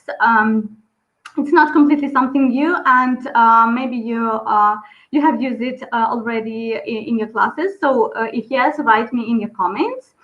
And basically, I have translated 6 TED Talks myself, and that was the reason I decided to introduce it to my students. So let's get started. And why TED Talks? First of all, TED Talks is a great tool to achieve language accuracy and fluency. And in my presentation, I will try to explain to you how it works. So sometimes it is really hard to motivate our students, and they get tired of all the same material in their textbooks, even though nowadays we have awesome and creative books, perfect books. So sometimes students need some fresh ideas, and TED Talk, I guess, is perfect because it has some novelty for students. So who is TED Talk good for? Is it material for intermediate, elementary students? In my opinion, that TED Talk doesn't work perfectly for lower levels. So I have tried it with my students of different levels, and students, most of my intermediate students or students who are approaching intermediate level, so they have difficulty with that. They have difficulty with generating ideas. They have difficulty with speaking. They complain, "Oh, I have so many ideas, but I still need language, grammar, and vocabulary to utter them." So, in my opinion, TED Talk is perfect for upper intermediate, advanced learners. It is perfect not for freshmen. If you are a university teacher like me, so I don't recommend it for you to do it with freshmen. So you will have the same thing that I have just described. So they will have a little to talk about it because they lack knowledge, they lack life experience. So to discuss TED Talk, you need a bit life experience, and it is perfect. It works perfect for students who already have some experience, have visited some job interviews, have already worked, so they know what to talk about. So I would say that the TED Talk is good for people who work with business English, and they really like it, and for people who go for IELTS, so it helps them in listening and speaking too. What concerns individual lessons and group lessons, it seems to me that it doesn't matter whether you work with group or with one student. TED Talk is perfect material anyway. So what is important, what matters a lot is how you choose the talk. And that is what I'm going to talk about in the next issue. So you choose not just your favorite talk or the talk that has impressed you, but you choose the talk that is relevant to the unit, and you choose the talk that in the sphere in the student's interest. So if your criteria of choosing TED Talk will be like that, so it will work well for them. They will stay inspired, motivated, and it will be like, yes, like Dynamite. So, and your classroom will come alive if they really like what they do. So a next issue I would like to dwell on is that you have to set a goal, and if you work with upper intermediates and advanced students, not just intermediate, so the goal is not just grammar, vocabulary, speaking or listening, but it will be a bit more complicated, like brainstorming different ideas, to develop critical thinking, to make them take part in problem-solving discussions, etc., etc. So this kind of activity is very productive, and I will tell you how to organize work with a TED Talk. So here is a piece of my worksheet connected when I work with TED Talk.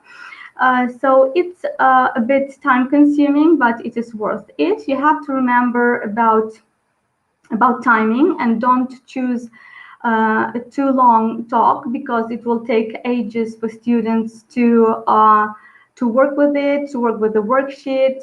So you can see a worksheet, so 3 pages, it is the script. So 3 pages is a lot of information, and our average lesson is just 1 hour 20 minutes, 1 hour and 30 minutes, so it's not enough. So my advice is to choose talks that are not longer than 5, 6, 8, up to 10 minutes. So it will be perfect for one class to have a good and productive work.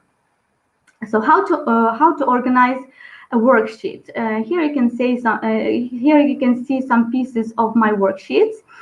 So usually I start with choosing a topic, and it's usually connected to my lesson.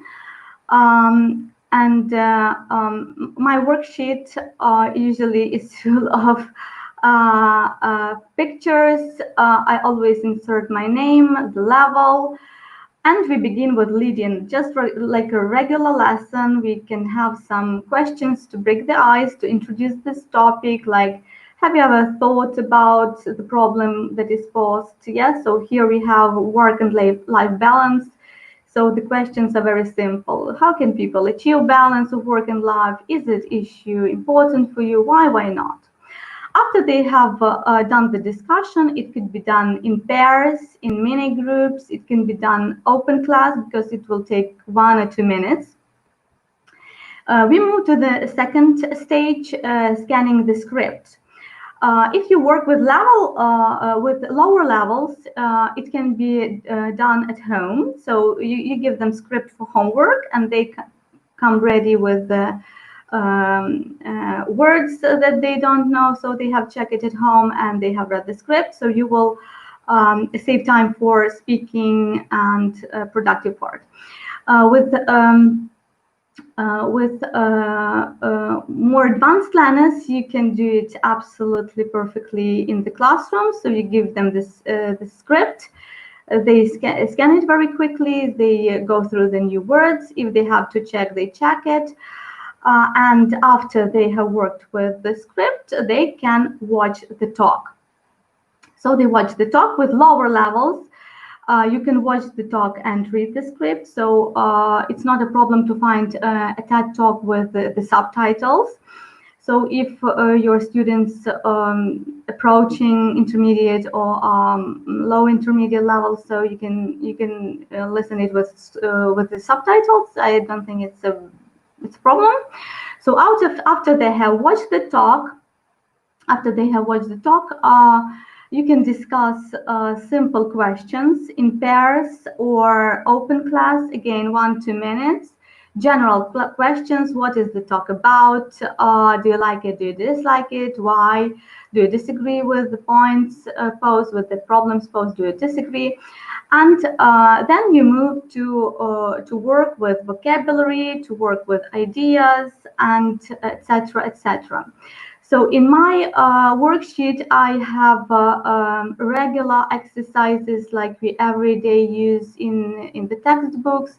So it is, as you see, true and false. It is filling the gaps. It may be matching. It may be working with quotations.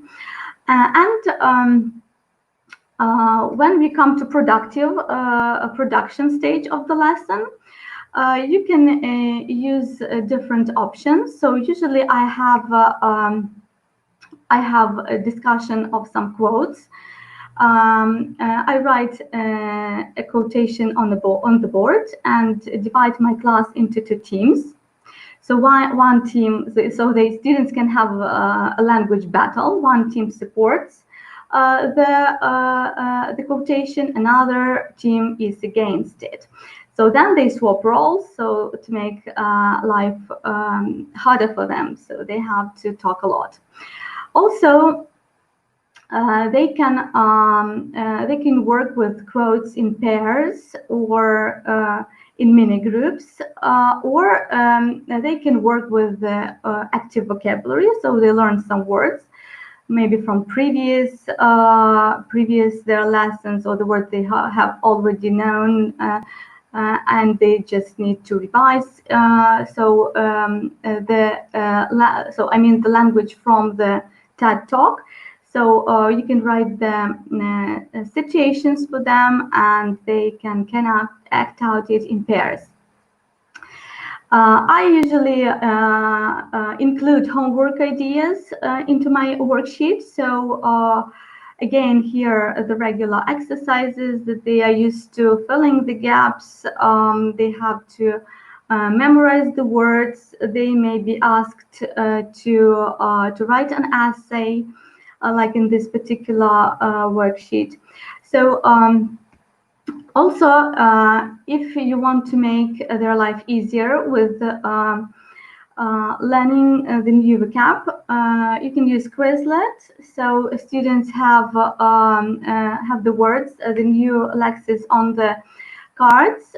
So they click on the card, and the translation is from the other side. But my students told me that they don't quite often use this kind of activity. They prefer so the terms with their definitions, which have pronunciation, because they often memorize words with the wrong pronunciation, and if they are on Quizlet, not just in their exercise book or somewhere else in the book, on the worksheet, so they may mispronounce a lot of words, and on Quizlet they can listen to words. They don't need to open the vocabulary, the dictionary. So it's really useful kind of work for your students.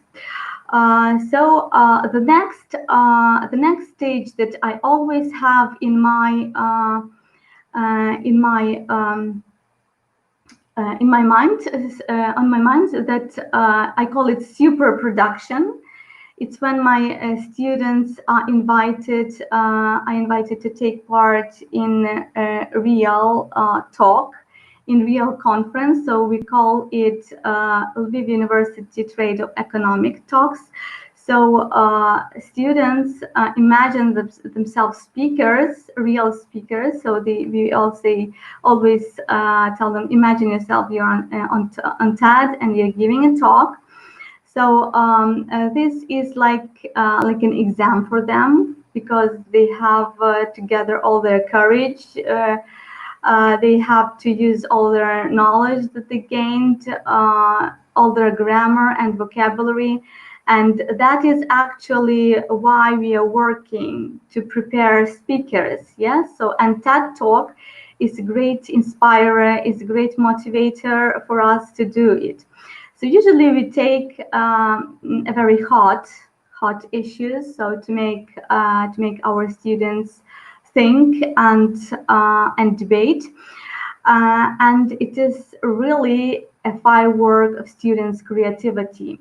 And I strongly recommend you to come to the stage, to come to this kind of work in your career, because students, even though they are reluctant in the beginning to take part, because it is clear that they are nervous, that they have a lot to work a lot on their speeches, but finally they are very happy they took part and they talk a lot.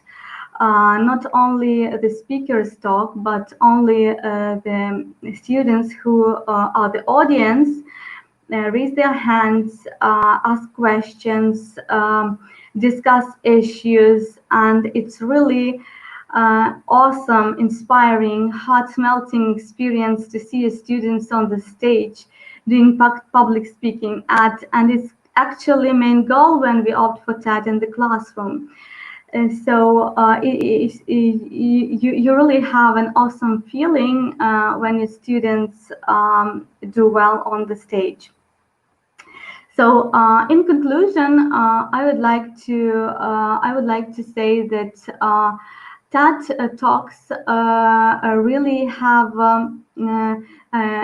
dynamite effect because TED classes are very dynamic, inspiring and motivating, and they don't just boost grammar or vocabulary. They broaden your students' horizons a lot, skyrocketing their listening, speaking skills. They develop creative thinking. They motivate and empower students to do something, to move forward, to develop themselves. They really help them to learn how to generate ideas, how to solve problems, why English is important in problem solving. So when we use TED Talks in our classroom, we teach our students that their voices are important, like our voices are important today in this particular event. And the last I would like to say that that I see my role as a teacher not just a person who introduces, language or is focused only on linguistic issues. So we are not just language nerds. We are facilitators who help our students to overcome fear, to try new ideas, to learn something new. And I think that TED Talk is a great help in this aspect. And basically, and not just TED Talks, I use also commencement speeches in the classroom. But the matter with commencement speeches is that they are usually too long and time consuming, and you need to cut them and to work in a different way with them. With that, it's easy. You have a script, you have the video, and you just need to prepare a good worksheet and come to the classroom with good mood and help your students to develop their skills. So that is basically it for today. Thank you a lot for watching and being today with me. If you have any questions, you're most welcome. Yeah, Oksana, actually, people do have some questions. And I'd like to show you the first one. So the first question, the textbook keynotes, it's well-known textbook. Actually, I do have it as well.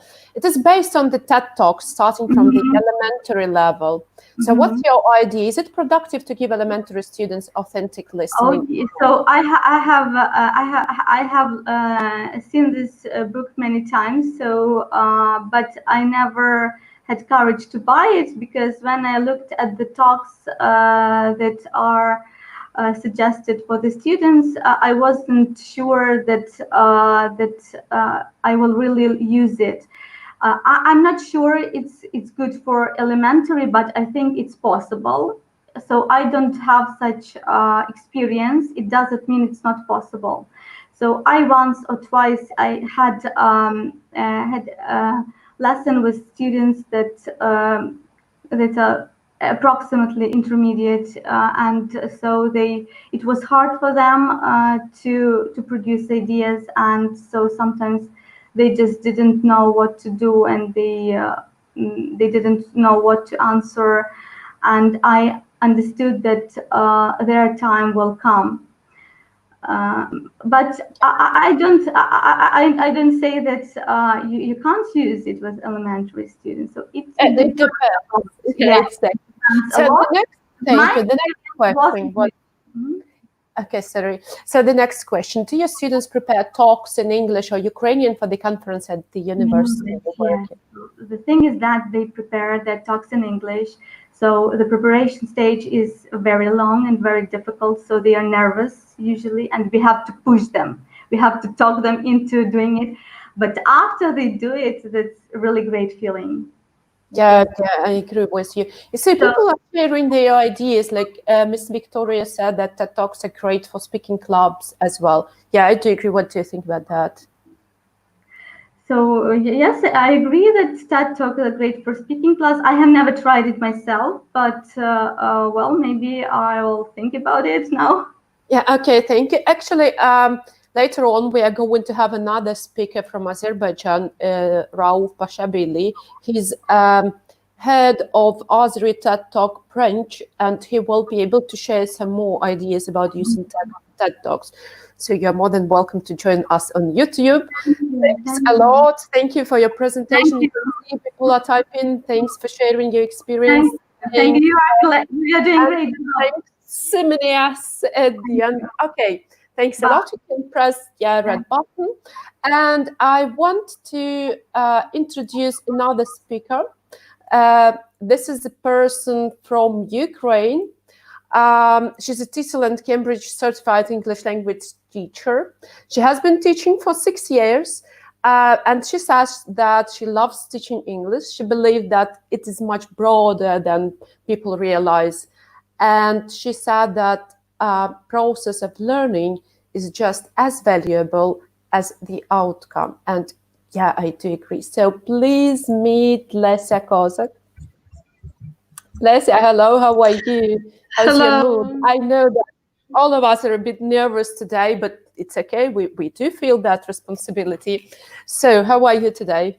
So thank you. I'm fine. Of course, I'm a little bit nervous, but I'm really glad to be here. So hello, everyone. And today I'm going to talk about graphic organizers in teaching English. First, I started using these organizers, and I even didn't know that they are called so. I just started using something to visualize the material for my students, because graphic organizers are visual tools which make the process of learning more enjoyable and efficient, and it's beneficial for both sides, for teachers and for learners, because there are a lot of benefits in using graphic organizers. They improve comprehension. Yes, especially during reading and listening classes. They increase students' engagement because they have to be focused all the time. They help to organize the information, yes, to organize different thoughts. Of course, they develop communication skills, critical, logical, and creative thinking. And the last but not the least important, they visualize and simplify the ideas. So you can use them both offline and online. You can use them for different purposes on different lessons. It's reading, grammar, listening, and so on, and speaking. So even you can take one graphic organizer and use them during different lessons. Of course, I'm sure that you are familiar with different types of graphic organizers, like compare contrast, like Venn diagram, flow diagram, cause and effect diagram, different story maps, mind maps, concept maps. But today I want to present you 3 organizers which I like a lot, and I use them during my lessons. The first one is Burger Organizer. This is the first organizer I started using, and my students like it. My students like it a lot. And when I present the grammar, I use it all the time, and they are so excited. Oh, again, Burger! And this is one of the multi-purpose organizers, which can be used for explaining grammar, studying vocabulary, writing, and speaking. The Burger, you can see here, is great for writing. As you can see, it shows the structure of the text or the letter very clearly. You can, together with your students, you can fill in this Burger with different linking words, with different ideas and phrases for each part of it. And it can help your students to write their paragraphs very clearly. The beginning of the letter or text, the middle part, and the conclusion. So they will see the procedure, and it will be very easy for them to produce and to write their to write the letters or something. Yes, and another 2 Burgers which I like a lot is for grammar and speaking.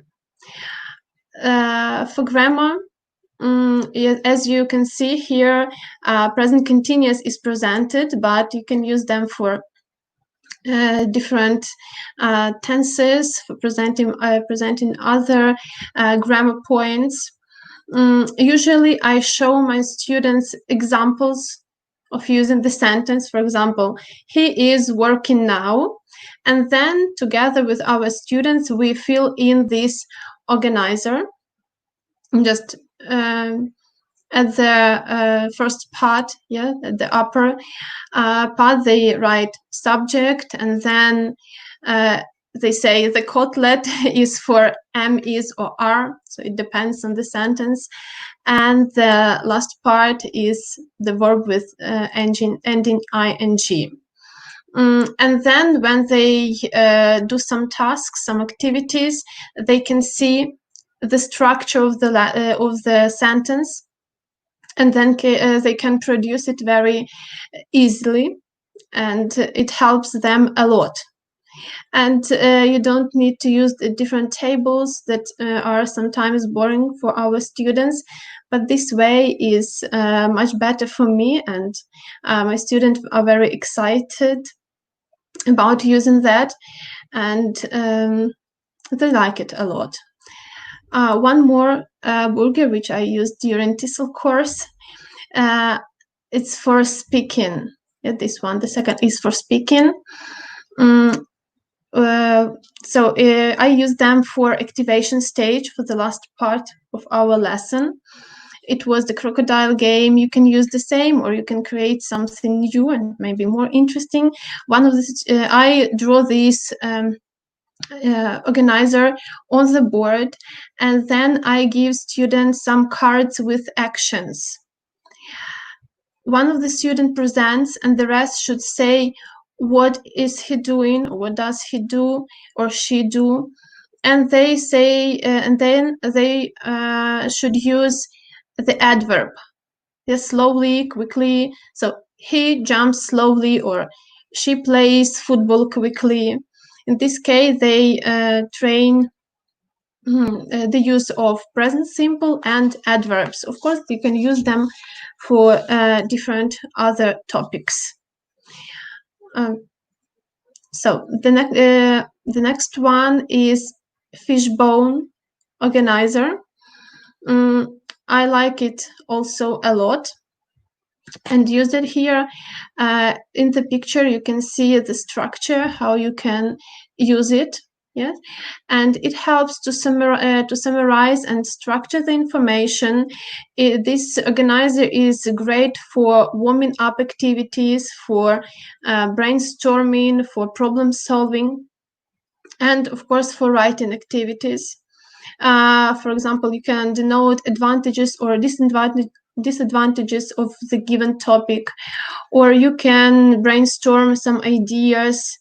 As you can see in this slide, this is the sample of usage. For example, the topic is why children are lack of reading interest.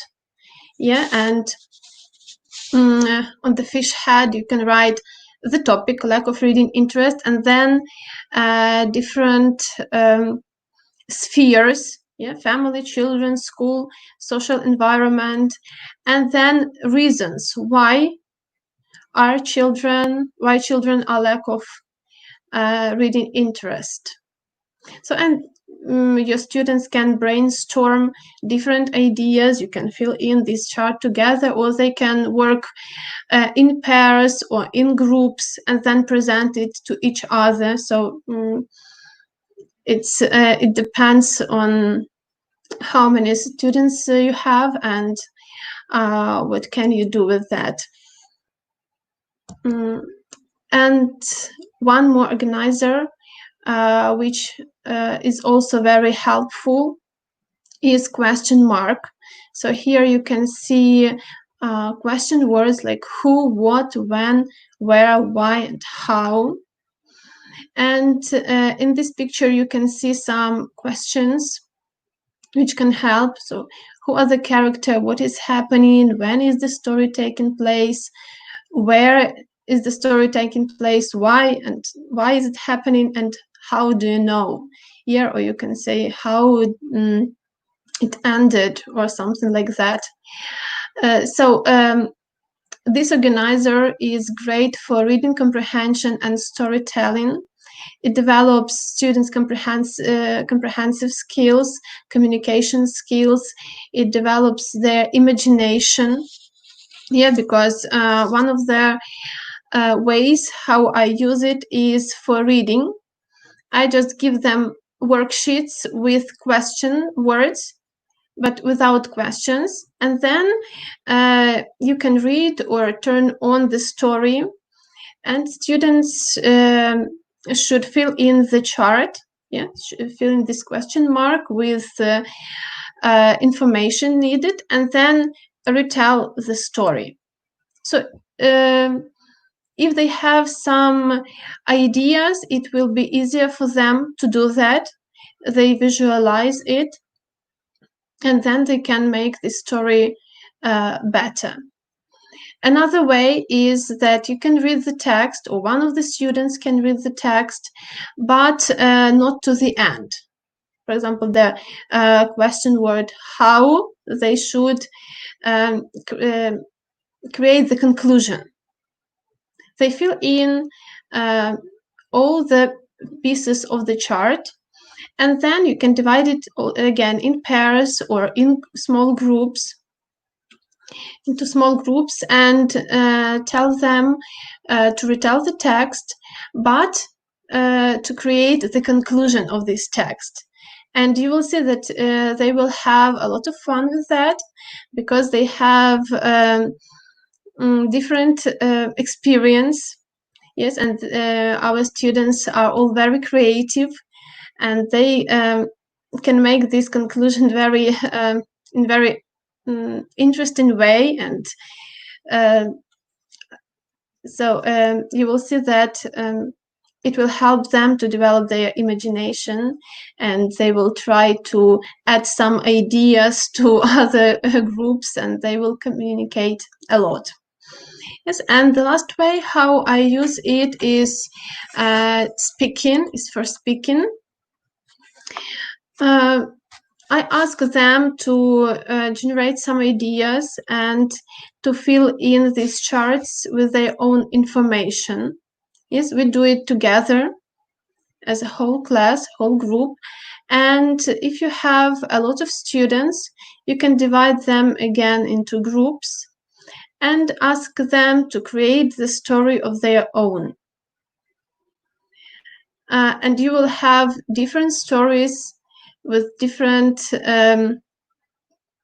situations, with different things, and it will be very interesting to listen to them, to see their to listen to their ideas, and your students will practice in speaking, and they will develop again their imagination, and I suppose you and your students will have a lot of fun with that, because each time when I use these organizers, I see that my students are very excited, they are very interested in the topic, and they take part in all activities. They are very active, and of course you can use these organizers both online and offline. If you use them offline, you can print them out and hand out to your students, but now we are all working online, so you can use them easily online. You just share the screen, and you can ask your students to draw these organizers in their copybooks. For example, I usually use this with burger and fish bone, because they like drawing a lot, especially young learners, and they do it very willingly and easily. And then we fill in them with information needed.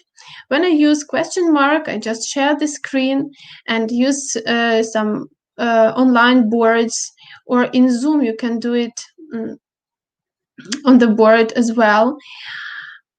I just share this question mark, and then children say their ideas, and I type them into the boxes in this chart, and then they can see this their ideas, and they speak or they write. Sometimes they even don't want to prepare it, they just start speaking because they feel confident, they see the information they need, and they start speaking without preparation.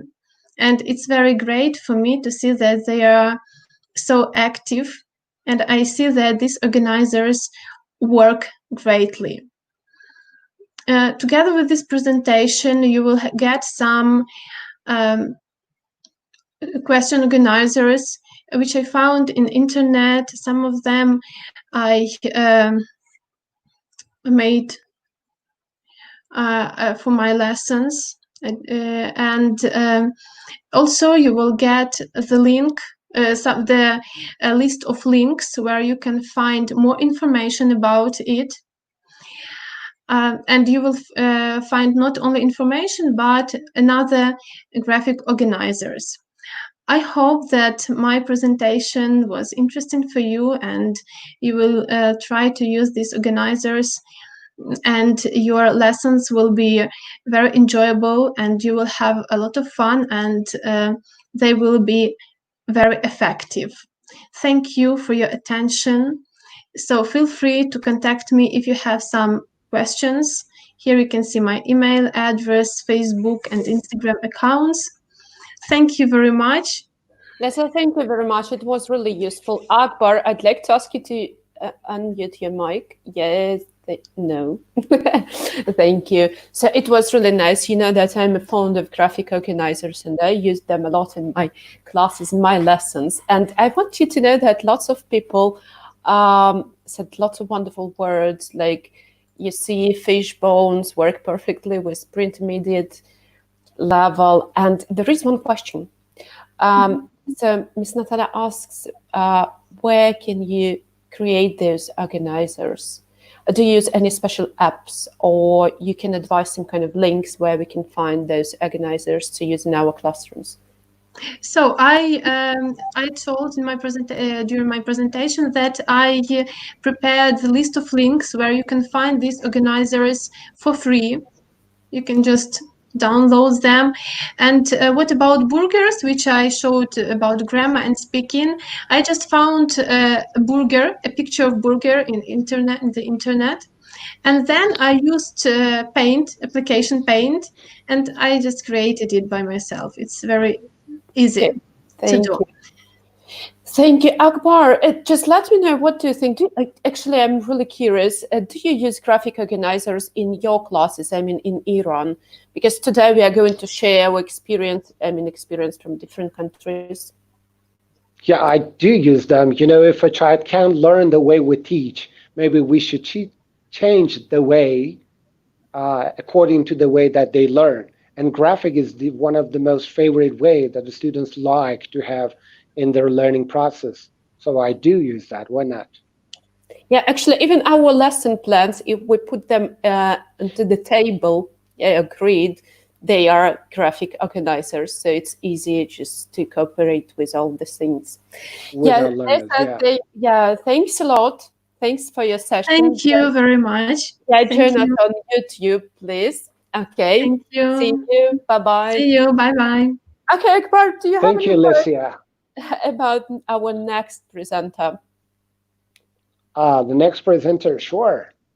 Well, the next one. Oh my God. She's from where I was born there, you know. Really? And actually, we are traveling from one country to another.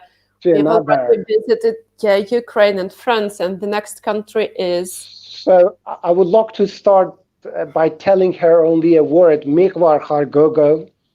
Oh, wow. It means that I love you. Yeah, that's it. You know, Tamila, Dilaverova, if I'm not making any mistake.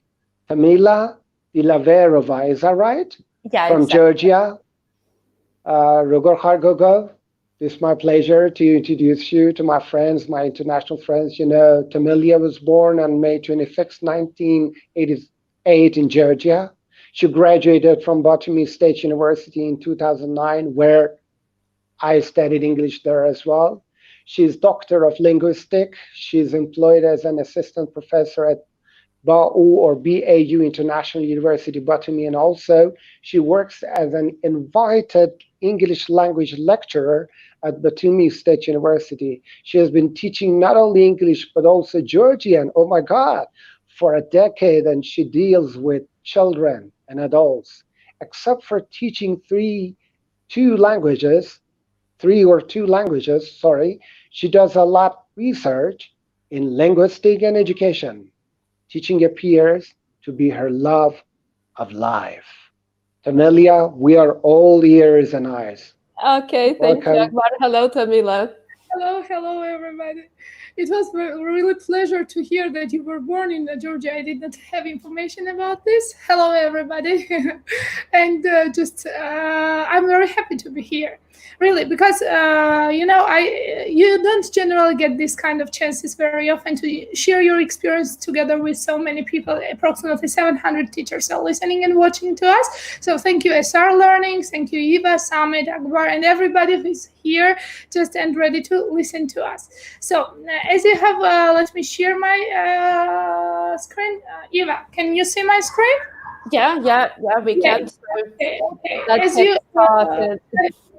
that's it. Okay. As Akbar has already mentioned, I'm Tamila Dilaverova. I'm an assistant professor from Bao International University, Batumi, and I teach two languages. In reality, I fight at two battlefields. I teach English language to Georgian people, and I teach Georgian language to the foreigners. But the only thing that, unites me and you is just loving English language, because I would say that English and teaching together appears to be really love of my life. So English is a language, as we already know, the language that drives globalization, so to say. It is the language that opens a lot of doors to us. It opens doors of education, opens doors of business, economics, and etc. So, and especially there is one thing that I'm sure that everybody would share with me, is that everything, as you see on the screen, is not it weird that everything sounds better in English. You can't refuse that. Even sometimes when you want to say something in a beautiful way,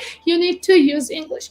So as a teacher of English, and I have been employed approximately for 12 years, there is only one concern, and I'm sure that you share this concern also with me. The concern is that we are all most of us in reality are non-native English speakers, so non-native English teachers, so to say. We can't refuse that one really advantage that native English speakers get and native English teachers get is that they can really share their native experience together with the student. But I've been trying to prove everybody, I've been trying to prove people around me, and just even native speaker English teachers who I know, that we English teachers who are non-native can really teach them so that help them sound native. So what helps me? The first thing is that the teacher should also feel inspired. Not only the students, but the teacher should also feel inspired in order to sound native. Whenever you are trying to underline or to use something from the native language, I mean idiom or colloquialism or anything, this also drives your children, so to drive your students to use some native language keys. So now let's go ahead and prove that we non-native English speakers can be really good native, really good teachers of native language. So generally, let's speak about the language, what language teaching should comprise. So we all know that language teaching should comprise teaching reading, listening, writing, and speaking. These are the 4 skills that we are generally focused on in the classroom. So in order to facilitate the students to just acquire these skills, we need to teach them, of course, vocabulary, some grammatical points. We need to teach them writing, to give them writing tips, etc. But the thing is that teaching only these skills does not provide a student with the full knowledge of language. We need to teach them culture of the language speakers, the culture of the language they are studying. What is teaching culture? Teaching culture, I would say, really helps them to become, at least approach the state of being native. In teaching culture, I mean that we should teach them 2 things. We should teach them behavioral patterns, and we should teach them language patterns. As for the behavioral patterns, generally, this is really, it's a business of language teacher. You should teach them how people, for example, in England, in Britain, in America generally behave. So, and we should also teach them language patterns. This is what is our key point. So, key aim. So, in teaching language patterns, I think that we should necessarily teach common phrasal verbs. We should teach idioms. We should teach proverbs. We should teach fables, and we should teach colloquialisms to them. Of course, the choice is not really random. I have been thinking a lot, generally, not only for the presentation, I've been thinking a lot how to just make them or help them to sound more native. You know, the key things are here. These 5 language patterns really work very successfully. So why phrasal verbs? So, you know, phrasal verbs are everywhere. Even if you're good non-native speaker of English, you need to use some simple phrasal verbs. But especially in native language, people are using these phrasal verbs. I would say that quite at every second. They are very common. So look at it. Why do we need to teach them these phrasal verbs? Let's see the non-native speakers and native speakers differences. So, for example, if non-native speaker of English would cry for help like just help, a native speaker of English would cry for help like pitch in. So if a non-native speaker would tell you, just encourage you, keep trying, a native speaker would tell you, hang in there, please. Or if you want to say that you're amazed by something, you just, as a non-native speaker, you would say, it amazed me. But an English speaker would say, it blew me away. As you say, it is, I think, vivid how different they are and how much necessary it is to teach them these native language keys. So phrasal verbs in this case, in order to just make them sound more native. So now let me share my experience together with you, how I teach phrasal verbs. So generally, I try to pick up phrasal verbs connected to the title, connected to the topic. For example, if the name of if the title of the lesson is education, I'm trying to choose approximately 5 phrasal verbs pick up from different sources. Generally, I use tone illustrated English. That is very helpful to me because it has the categories of phrasal verbs. They have phrasal verbs about education, about economics, and etc. So after I have chosen all of them, like you see on the board, for example, I chose hand in, put off, keep up with, get down to, stay behind. Then I move to the procedure, how I teach. So approximately in the middle of, after I have done new vocabulary of the lesson, I just introduce these phrasal verbs. I generally write them on the board, all these 5 phrasal verbs, for example, and try to give them definitions, not translation, just definition.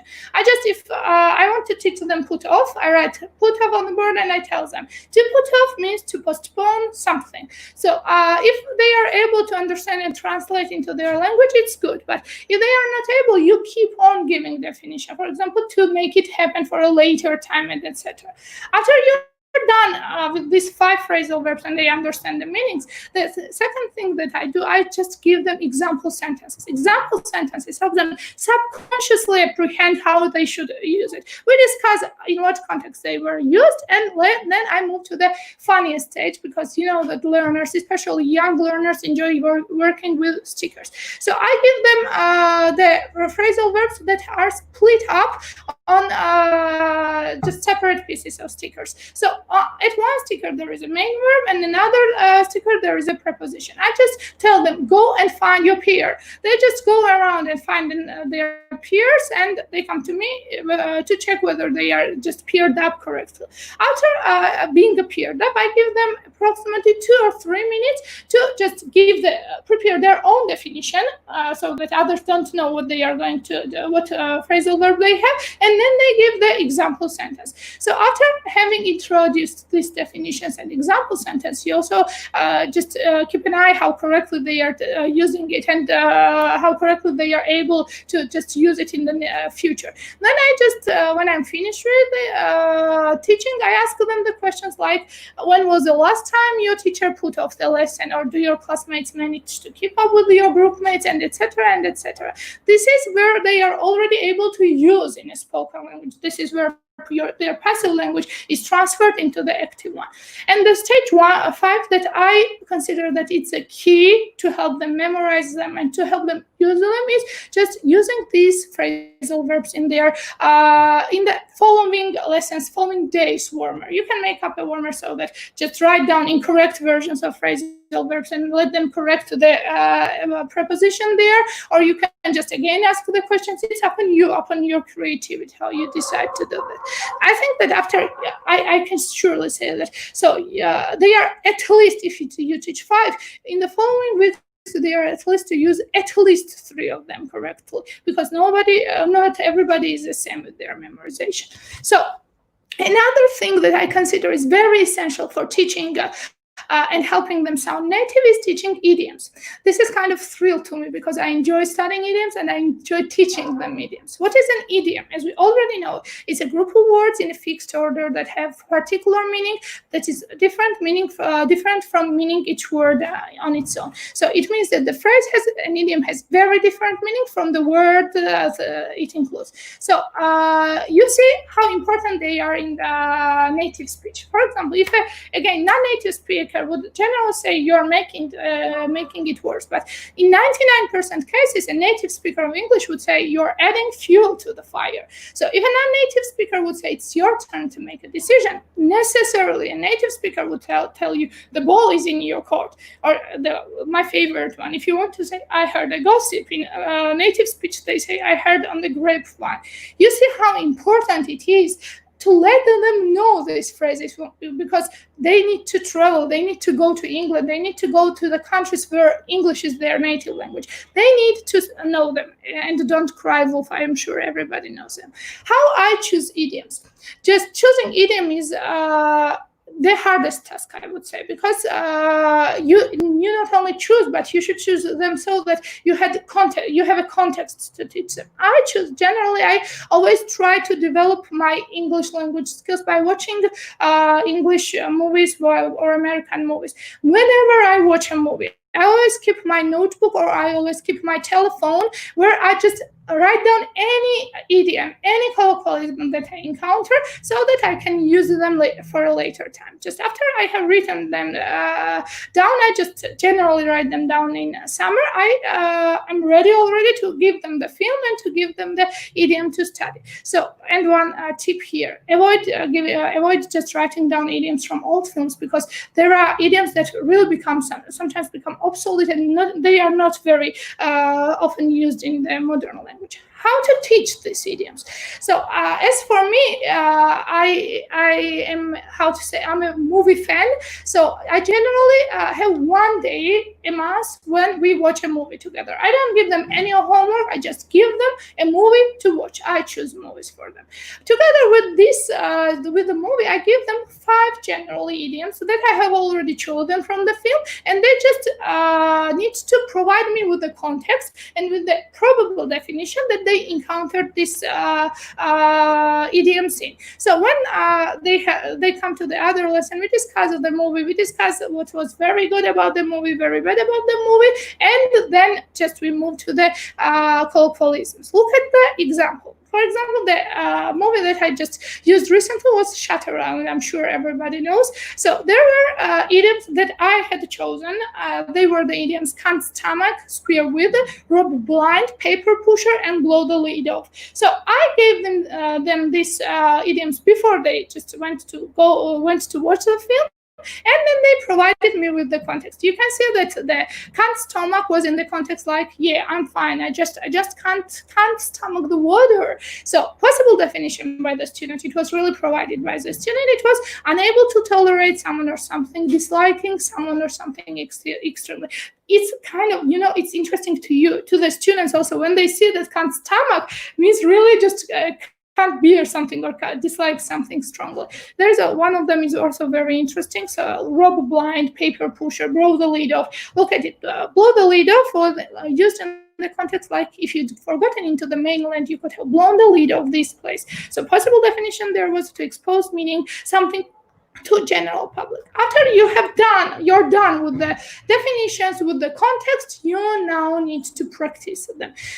I practice again by asking questions. It's not only me who makes the questions. Sometimes I let them make up questions by themselves, or I sometimes ask, like, what can't people stomach when being in a foreign country? Or if you were a president, what would you blow the lid off? So it is very, they are very enthusiastic using these phrases in their speech, and just very happy also while learning it. And together with time, it also, makes them sometimes more enthusiastic than me. They ask me to watch films even twice a month. So, and another tip from me, always again, use these idioms as a warmer for the next day, for the next lesson, because if we don't make them revise, they will just keep forgetting.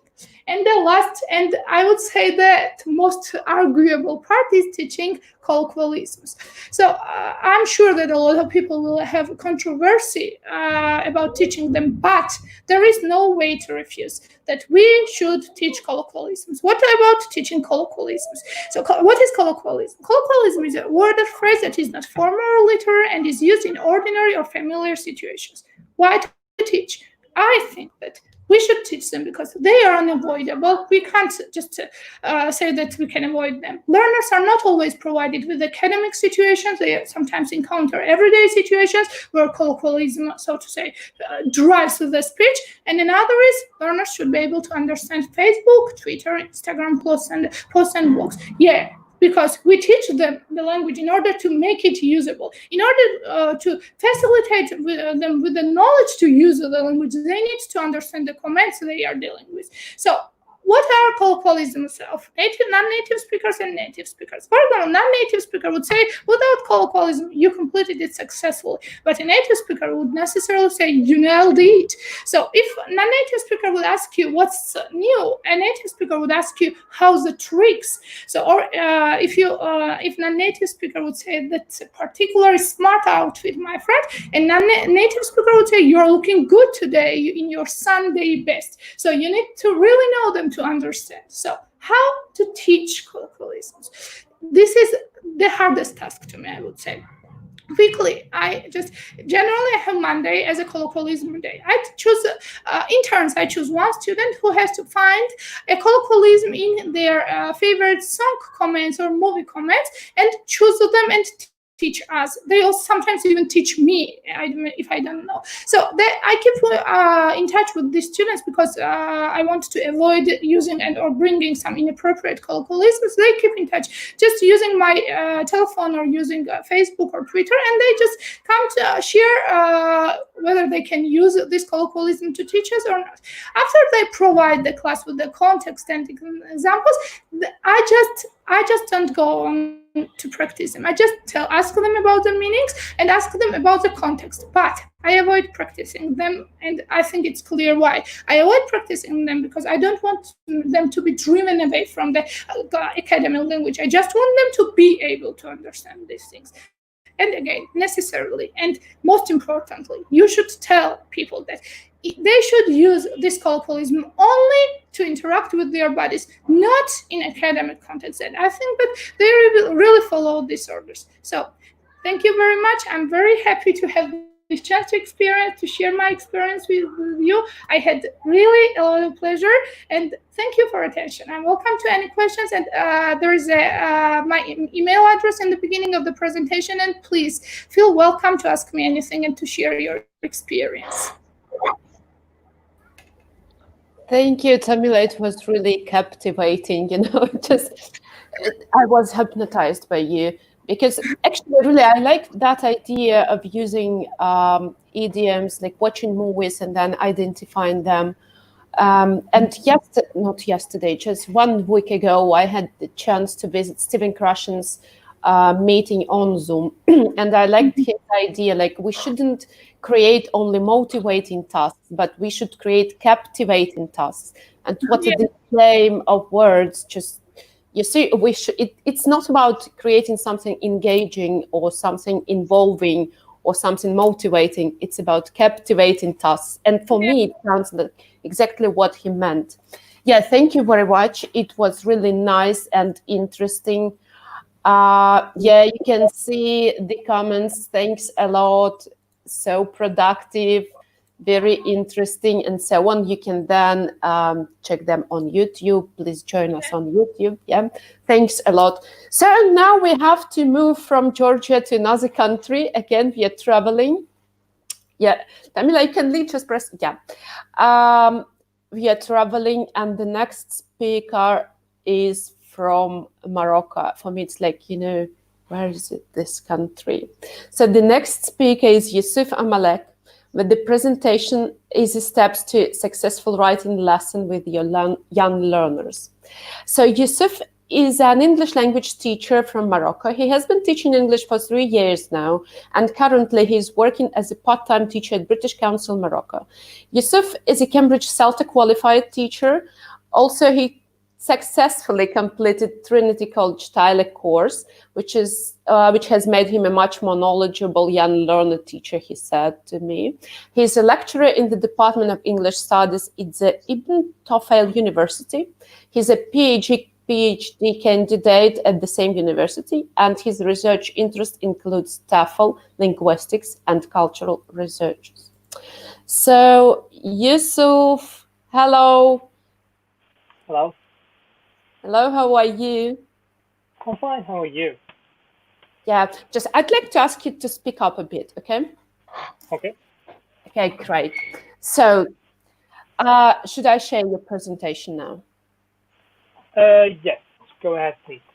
Can you do it like in a presentation mode? Yeah, sure. Is it good? Yeah, great. Okay, let's get started. But I cannot see myself.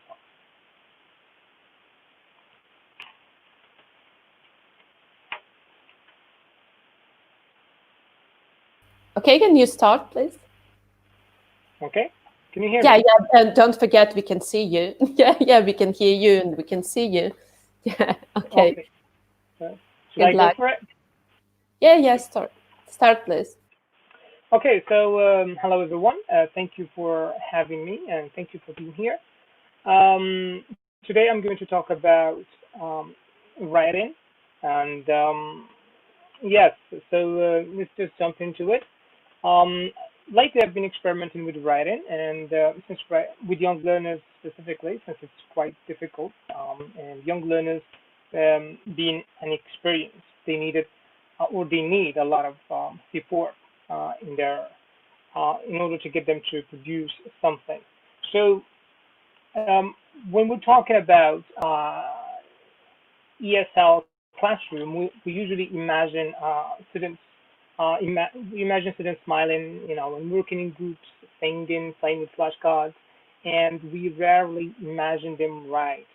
So I'm not sure if I'm sure I'm not the only one, but but why would we picture them singing and not writing? And that's because most young learners can barely write their own names, and sometimes they struggle to produce sentences. And that does not mean they shouldn't they shouldn't actually have the chance to enjoy a writing task. So these students, at best, they can copy a few isolated words from the board or maybe into their notebooks, or maybe sometimes um, they can introduce some sentences, but we can see that they're struggling, and that's not actually something that would actually put us off or maybe scare us. We should actually go for writing with young learners, and I have a lot of reasons. I'm going to share these reasons with you shortly. So, why teach writing to young learners? The first reason is that young learners, when doing writing, they have the opportunity to actually practice the words and structures they've previously learned in a meaningful structure. It allows high degree of personalization and creativity, and we all know that young learners are super creative, and why should we let that go to waste? Creativity is quite important. Um, Children are active learners and they're creative thinkers.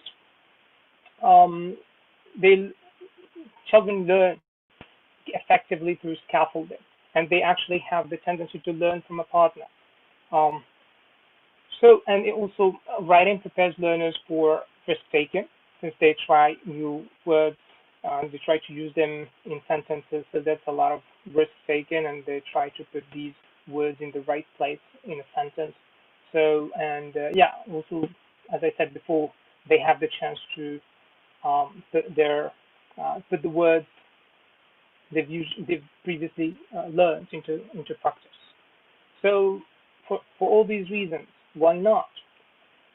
Okay, so today I'm going to give 5 quick tips for a successful writing lesson. These are not my ideas. These ideas I've read them somewhere. It's just these ideas I'm doing. I do not claim that they are mine. I actually don't know to whom they belong, but they are actually useful and they should be shared. So the first idea I would like to share is actually thinking time. When we do writing, I think learners do need some thinking time. Some students need to take some time to think about what they are going to write about. And I think it is usually useful Some students take a lot of time. Some students would take maybe 2 minutes, and some students would take up to 10 minutes. And it's okay actually to, it's okay if they need more time. That's okay because the more time they take, the less time they spend producing or writing. Um, Thinking time allows learners to first think about the writing task, so they think about everything. And the second thing is that they think about what they need in order to complete that writing task. And for example, they might think that to they might need some words. So sometimes they might need a pencil, a pen. So all the things they need, they will think about them, and that's to some extent we're teaching them how to think strategically. And of course, they plan their writing. That's also another thing. Negotiate and discuss with a partner. Sometimes we students request that they work with a partner, and it's okay. So thinking time allows these two students to discuss the writing and negotiate, and that's also very useful. Here's an example that I used this year with my students. So this is thinking time worksheet. It's very simple. Doesn't have a lot of writing in it. They don't have to write a lot. They just have to think. And I like to use worksheets that are very simple so that students don't spend a lot of time trying to decode the worksheet. So it's quite simple. All they have to do here, I think we were talking about a mysterious forest, and they need to talk about or describe a monster that lives in that forest. So I gave them a lot of clues, and they have now to use these clues in order to describe the monster. So all I ask them about is write the name of the monster. This will help them to think about the monster, and that's what I want. And another one is to draw a very simple sketch of that monster. This allows them to actually use that sketch to describe the monster. You don't want them to spend a lot of time on these worksheets. These worksheets are just for us teachers to kind of guide their thinking towards the right direction. If we want to think, if we want them to think about the physical features of a monster, we ask them to draw. And of course, I wrote there. I asked them to write simple drawings, and it is very helpful for us teachers to actually model these worksheets before we give it to them, so that they don't spend a lot of time um, writing and drawing, but they do actually they get the point that they have to think. The second idea that I find very useful is working toward our lesson plans, or our lessons, or writing lessons, I'm sorry. So this is known as lesson sequencing, and it can be defined as the act of organizing several lesson plans that will actually be taught consecutively. So this is a typical probably five lesson plan. We usually start with vocabulary, and then we move to functional language, then reading, writing, and then a project. Uh, Thinking about planning the lesson ahead, for example, you can see that the writing lesson, since we're talking about writing, so writing lesson will highly depend on what we covered during the previous three lessons. For example, vocabulary. So if the vocab is related to animals, most likely writing lesson is related to animals.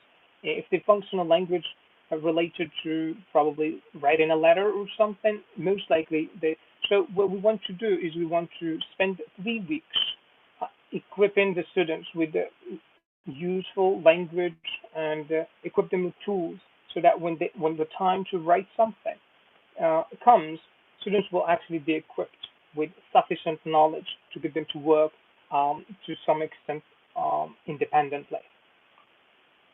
The next idea that I find very useful, and I use it all the time, whether it is a writing lesson or not, is actually what we call reference box, or maybe a reference table, reference corner.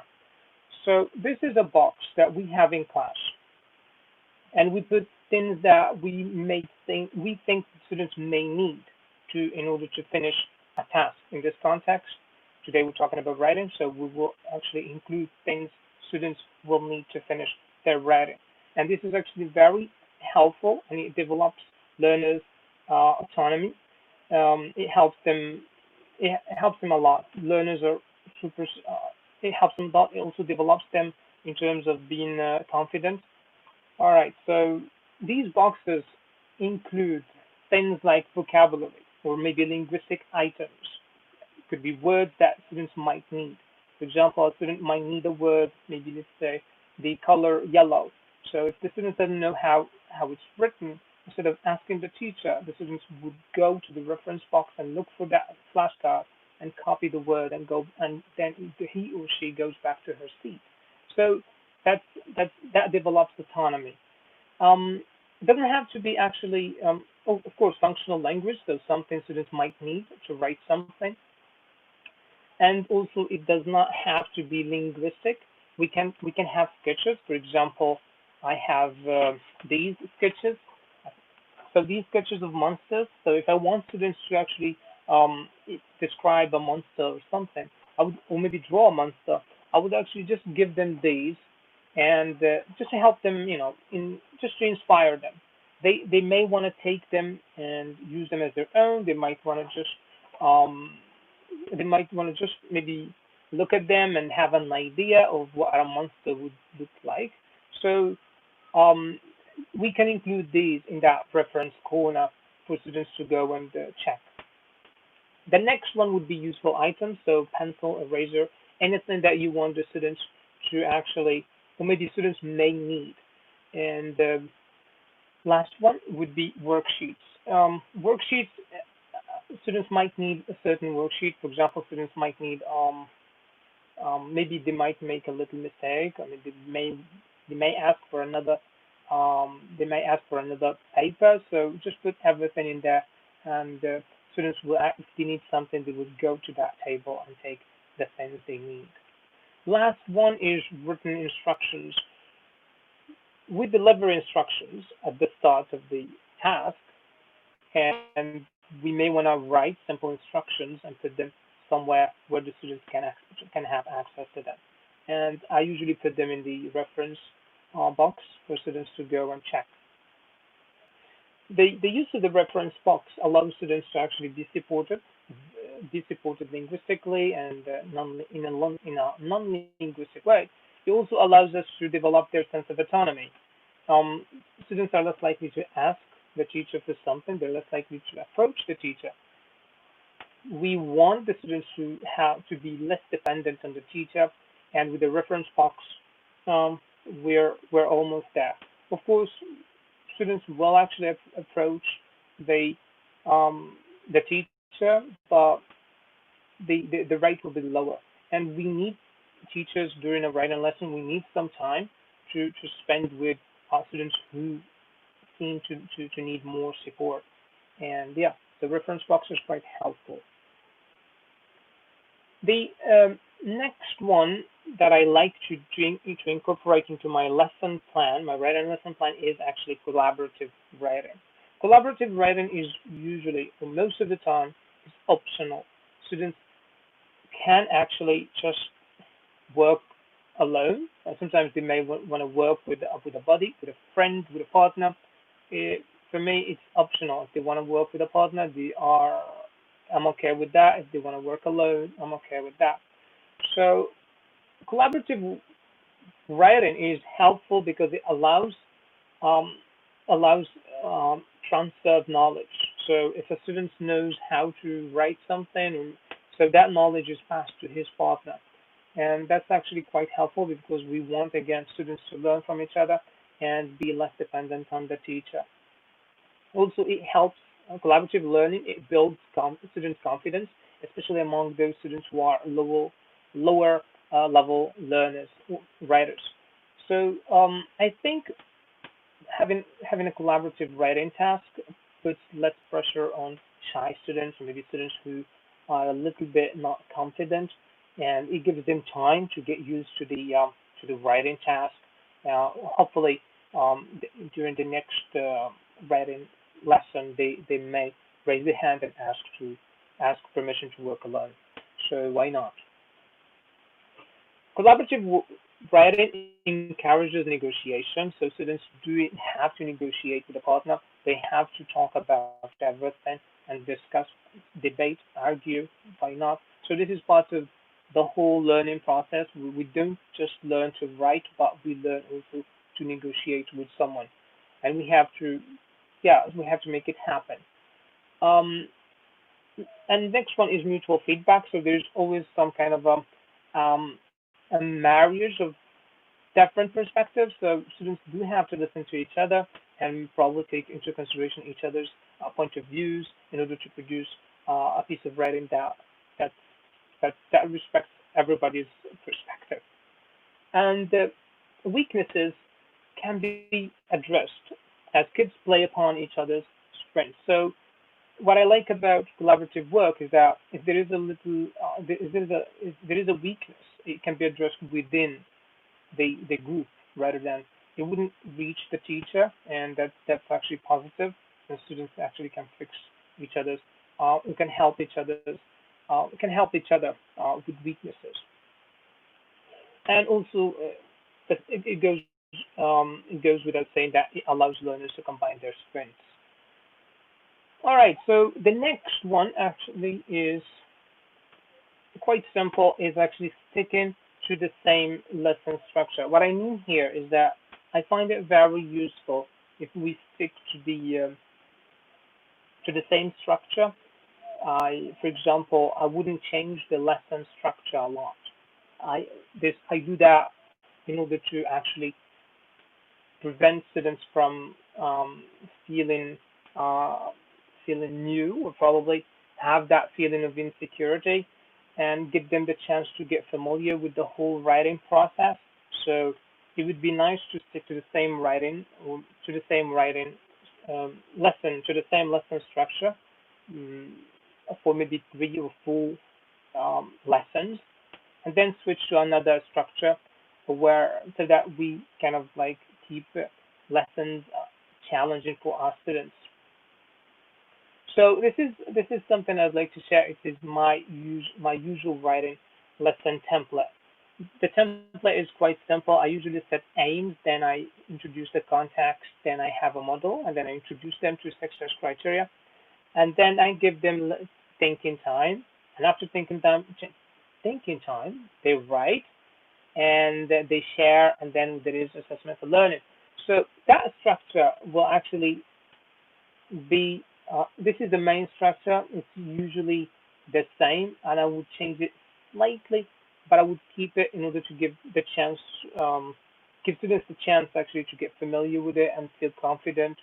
And usually, if I stick to the same structure, students who may seem lower level writers, they would actually have that confidence to, they will build the confidence to actually ask to work alone and produce their own writing, so they don't feel the need to be supported by a partner. And actually, that's positive because it means that we've developed that, we help that student develop a little bit and feel confident. That's it for my very short presentation. These ideas actually are not mine, and these ideas actually do affect the lesson massively. As I said, I would actually urge people to try these ideas and then modify them as they see fit. And I'd like to thank you for having me today. And yeah, feel free to contact me. Here's my email address. And yeah, thank you very much.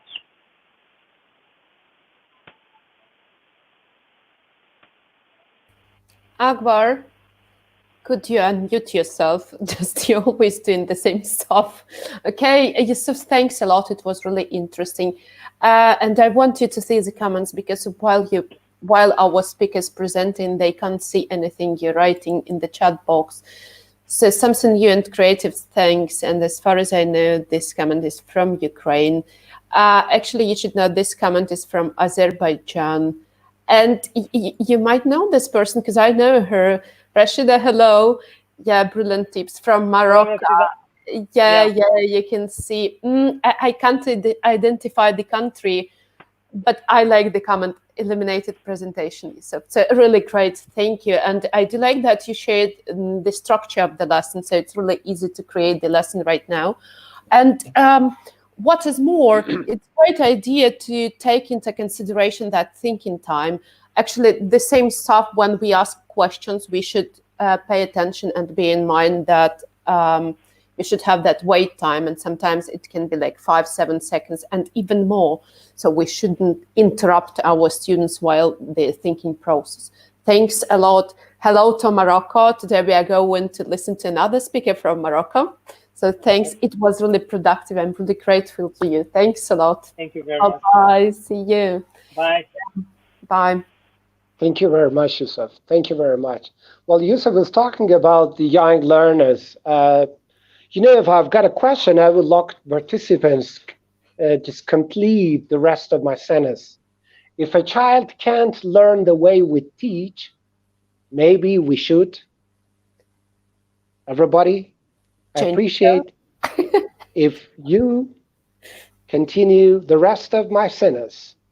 If a child can't learn the way we teach, maybe we should, blah, blah, blah, blah. Let's see what your idea is.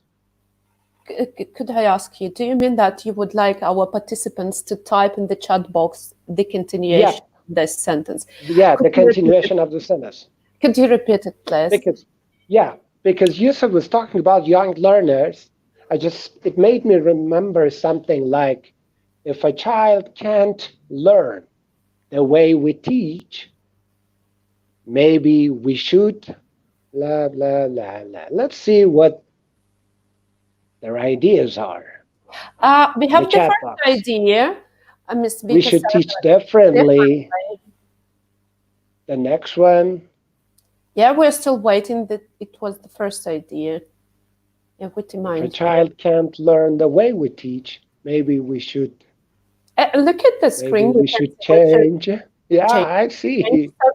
For sure. We should change. Maybe we should use a different approach or technique, okay?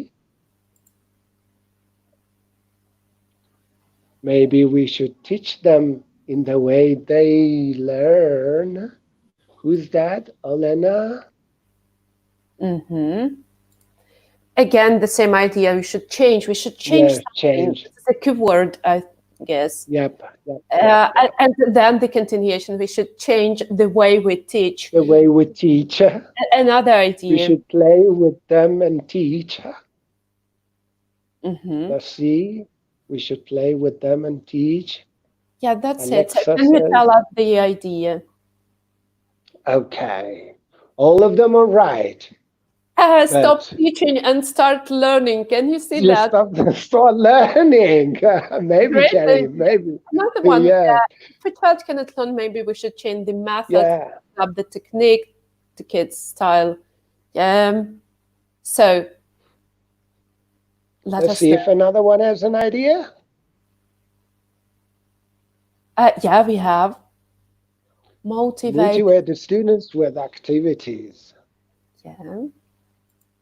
And teach in the way of game. Yeah, so many ideas, just only one question, and we have the whole, let's say, different kind of approaches. And because this is an open practices, yeah, this is kind of open-ending, answer. Yeah, change our methods of view. Mm-hmm. Change our methods of view. Teach the way they learn. Right, yeah, I do like it. Teach the way they learn. We are teachers as much as we are learners. Okay, good idea. So please, can you tell us the ending of this sentence? I learn and live. My ending, learn and live. That's it. Shall I share my ending with them now? Yeah, please. Okay. If a child can't learn the way we teach, all of you mentioned correctly, maybe we should teach them the way they learn. Yeah, exactly. So nowadays, yes. So no matter how we teach, but how they learn.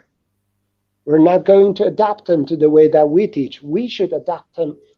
We should adapt ourselves to the way that they learn. Yes, Olena, exactly the same words. We should teach them in a way they learn. Thank you. Thank you very much. Yeah, and also I'd like to remind you about our hashtag. Yeah, Akbar, just encourage our participants to share this hashtag. I mean, you can take selfies with our Teacher's Voice 2020. Yeah, and post on Instagram or Facebook. And then by clicking the hashtag, you can find other participants and you can collaborate, you can visit each other classes and so on. Just it's in the way how to find each other, because we are from different countries. Actually, we are from different parts of the world. Yeah. Wow. Yeah, great. So, yep. Sorry. Shall I share something kind of funny, because it makes us let's have some kind of refreshed right now. Yeah, to another speaker. So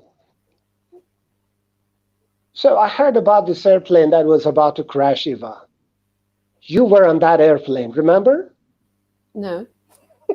Okay, I heard about this airplane that Eva was, flying in that, but unfortunately it was about to crash. Everyone remember that Eva was on that airplane. There were 4 passengers, but only 3 parachutes. How many passengers? 4. One of them was Eva. And how many parachutes? Only 3. The first passenger said, "I'm a leading heart surgeon. My patients need me." He grabbed the first parachute and jumped. The second passenger said, "I'm a rocket scientist, one of the smartest men in the world. The world needs me." He took the second parachute and jumped. There were only 2 passengers left, Akbar and Eva, and only 1 parachute. Remember, 1 parachute, 2 passengers, Akbar and Eva. So, Eva just came to Akbar and she said to Akbar, "Akbar, you are old and frail. You're about to die tomorrow. Let me take the 3rd parachute." Akbar said, "That's okay, Eva. There are still 2 parachutes left." Eva said, "How come?"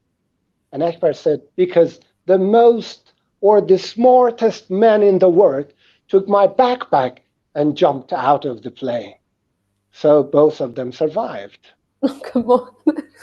Yeah, remember that the smartest man in the world took my backpack as the parachute. How smart he was. Yeah. So you survived. Oh, thanks. How kind you were. How kind you were to me. You wanted to take the 3rd parachute, yeah? This is the way that you loved me. Sorry. Yeah. Well, Eva, I'm going to introduce the next one, actually, because she's my sister. She's my sister. We've been with each other in Baku for 2 weeks. That's why I know her well, like my sister. First of all, she's from Ukraine. She's one of the kindest Ukrainian girls that I've ever met. She's a SALTA and TESOL certified English language teacher. She's been working with mainly adults for about 20 years. The majority of her students are adults who are interested in business English. Teacher professional development has always been her top priority in the life position. She's always ready to share her experience with the other teachers. She's my lovely sister, Natalia Ariska from Ukraine. Natalia, so glad to have you here again, sister. Hello, Mr. Akbar. Hello, Eva. Hello, everyone. Thank you for this introduction. It's marvelous. Mr. Akbar, I'm very grateful to your job, and I'm very proud to be your student, to be your trainee. So it was really a fantastic time, and now I'm going to share how to give a feedback. Transition you. Yes. We are going to learn from you. We are going to learn from you. Okay, just can you share your screen now? Open your presentation, please. Can you see? Yeah, I can see it, and just make it in the presentation mode, like full screen. And hide, am I right? Yeah, exactly. So you can start. So, hello everyone. I'm honored to be here. I was looking forward to this meeting. As you can see, I'm a CELTA and TESOL teacher certified. And today I'm going to talk about the art of giving feedback. My 4 points on agenda are when, how, what kind of feedback, and 5 consequences of giving feedback. But before telling that, I would like to give some to tell you some preface. So we teach the English language, and we teach the language and the skills. Grammar, vocabulary, and skills are listening, speaking, writing, and reading. As well as that, we divide our students into groups from elementary level or according to CE FR standards. They are from A1 to C2 levels. During our teaching process, we need to give feedbacks to our students, and I would like today I would like to give you some techniques how to do that, and maybe to give you some new tool how your students can assess themselves, can give corrective feedback. Before moving on to the main part, I would like to tell, maybe remind for others to introduce that we work according to one of the stages, one of the procedure how to teach is the following. Stages are presentation, practice, and production. Today, I am going to say when we can give our feedbacks, and I would like to highlight the on-the-spot correction while speaking, and which is during the practice stage and presentation stage, and as well as that corrective feedback after the practice and presentation stage, which is delayed feedback. So you can give it yourself as a teacher and both your student. First of all, I would like to get down to the feedback given by a teacher when you teach grammar to your elementary pre-intermediate student, because we introduce past simple when on elementary level, and there's some revision in pre-intermediate level. So how we can give the feedback? It can be, don't be afraid of these words, implicit and explicit. I'm going to explain it to you. So the feedback can be implicit and explicit. Implicit, this is a kind of feedback that is not direct. That is teacher-led, kind of elicitation. You give some hints to your student, but you do not give the straightaway correction. Explicit, as you can guess, this is the correction that is very clear, that is direct. Sometimes sometimes using academic language, kind of language, for example, such as subject, object, predicate, present simple, past simple, suffixes, ing forms, and so on and so forth. I would also I would like to emphasize that we are from different countries, and we are people of this world. And some students are afraid of on-the-spot correction, and they feel inhibited. Others are keen and willing to be corrected on the spot. And you should consider to yourself which is more appropriate. So if it is a case for a student to be corrected on the spot, feel free to use these techniques. So the first one is implicit, as you remember.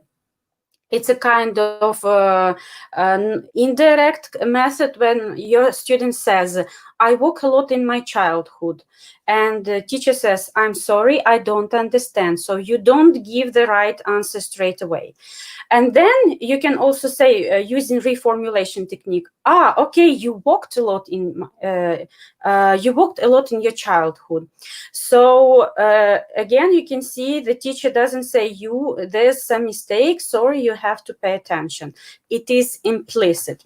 Another way is a repetition. When you say, for example, your student says, I walk a lot in my childhood, and you say, I walk a lot in my childhood, like stressing or showing making a facial expression to indicate that there's a problem. Another prompt is explicit. It is elicitation. I do like that. Instead of this long pause, I say, when my student says, I walk a lot in my childhood, I say, I a lot in my childhood. And they understand that is something that needs correction. When you use reformulation, you can say, you need to say, I walked a lot in my childhood, stressing the correct form.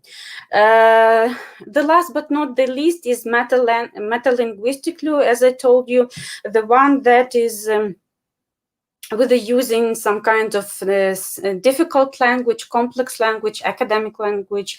When you say, when your student says, I walk a lot in my childhood, and the teacher says, what is the past simple form of walk?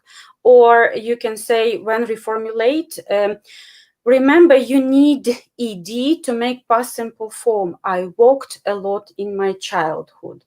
So you might use some of them might be new, as long as we are teachers and we need some different tools to give feedback, without using one and the same tool, which might be annoying for yourself, and you might want some diversity.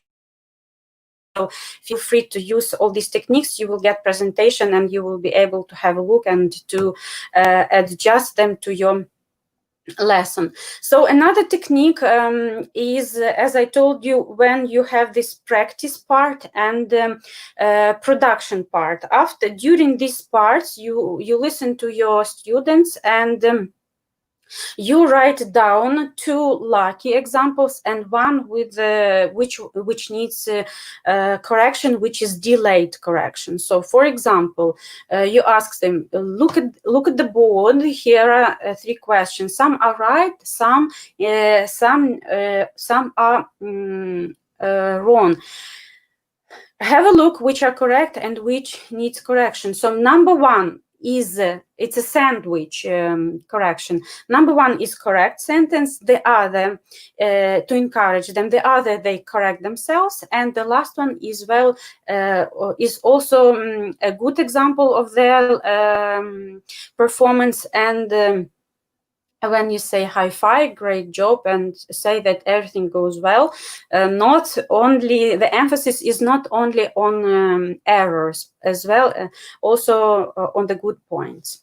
So my next part is about speaking, how to give corrective feedback on the speaking part, and the level is pre-intermediate. So what I do, I'm going to introduce you rubrics. These are kind of criteria sheets or scoring guides for your students, where they perform not only one activity, but also performance itself. As you can understand, speaking is a complex activity which includes fluency, pronunciation, vocabulary, grammar, and grammar, as you can see. So what you should do, and here you can see these points, these criteria, range of levels, for example, 1, 2, 3, 4, the other point, and point number 3 is description of each one. I will give you just a short overview here. 1 second, I will move on. Now I want you to focus on this presentation and to tell you that how to work with these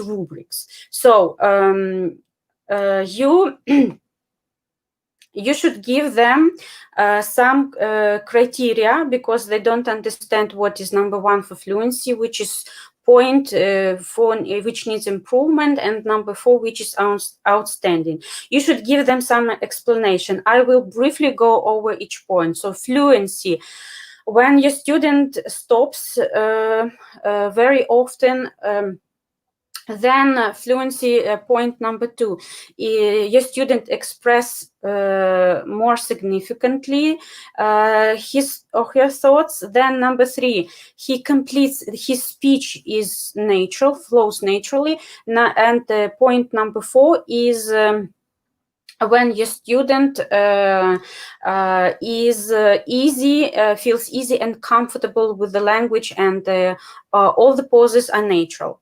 So in order to stay on the point, I would like to tell you, I will give it to you, you will have it, and I would like to emphasize on the procedure. Before the speaking task, you should give your student these criteria to get familiarized with them, to hand them out and discuss. They should read them, and you should discuss if they understand everything. What is more, you can expand this rubric with the help of your student. For example, if you study, as Akbar mentioned, I mostly teach business English. For example, if you teach new ideas, the topic is new ideas, which about innovations and inventions, and you should say, for example, vocabulary. How do you understand that you get point 4? They say, for example, I will use 4 new vocabulary items, and they can write them down. For example, innovative approach, key concept, breakthrough, and cutting-edge technology. So if I use at least 3 points, 3 new vocabulary items, I can put myself 4. I can get the score 4. Concerning grammar, when, for example, you studied the previous material was about future, and they can name the grammar structures that they consider is okay for point 4, for example, be going to, be bound to, likely to, and this will be the score 4.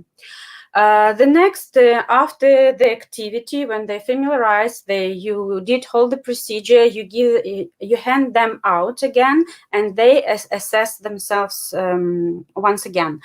Not once again, just they assess themselves. For example, here you can see 3 for fluency, 2 for pronunciation, and 4 for vocabulary, and 3 for grammar. So total score is 12.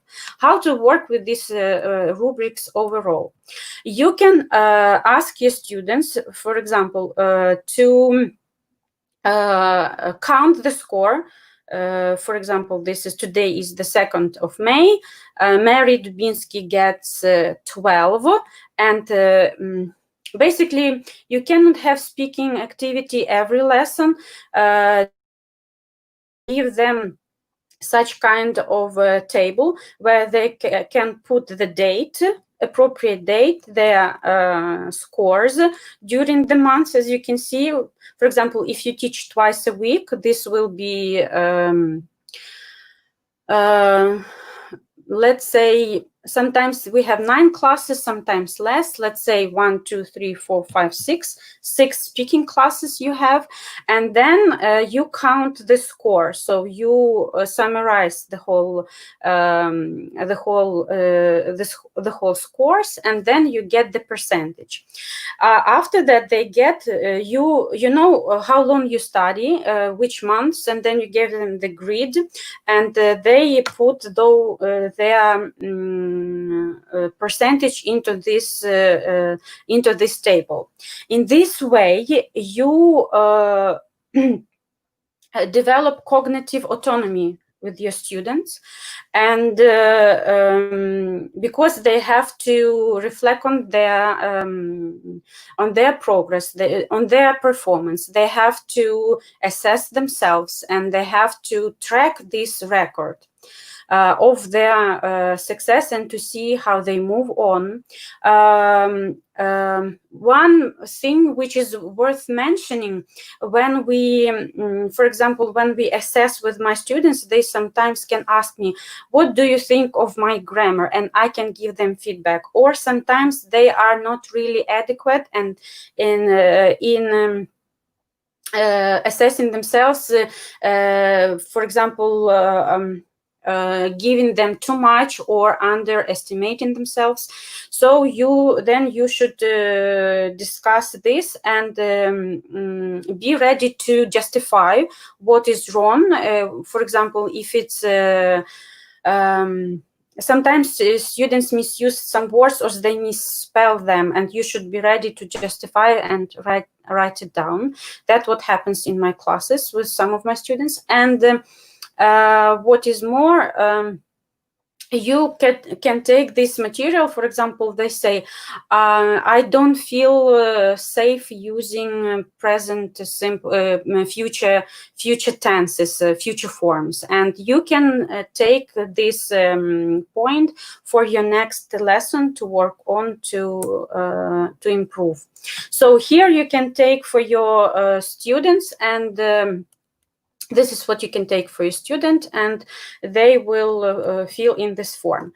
The 5 consequences, the 5 benefits: your lessons become more student-oriented. They get this self-confidence because they are, you empower them, they are more, you develop autonomy, you give them this cognitive autonomy, you develop their critical thinking, and hopefully you increase their intrinsic motivation, because they are the leaders. The lesson becomes student-led, more student-led, not teacher-led. They are empowered and hopefully more excited about the process.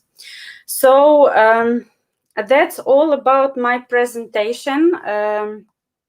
If you have some questions, I might check my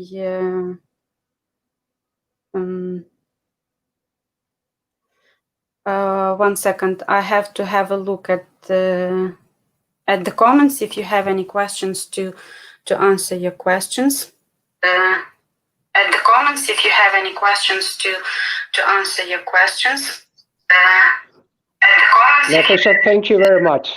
To answer your questions. Oh, sorry. Natasha, thank you very much. My pleasure. That was really awesome. So I can see the question, how much time does it take? Actually, it is quite time consuming, especially with rubrics, because they have to understand. But when you give them these rubrics beforehand, they are familiar what they should do. And actually, again, it makes them think about the outcome of the lesson. So it's a quite time consuming, so be ready that speaking task maybe this rubrics should be full-blown lesson.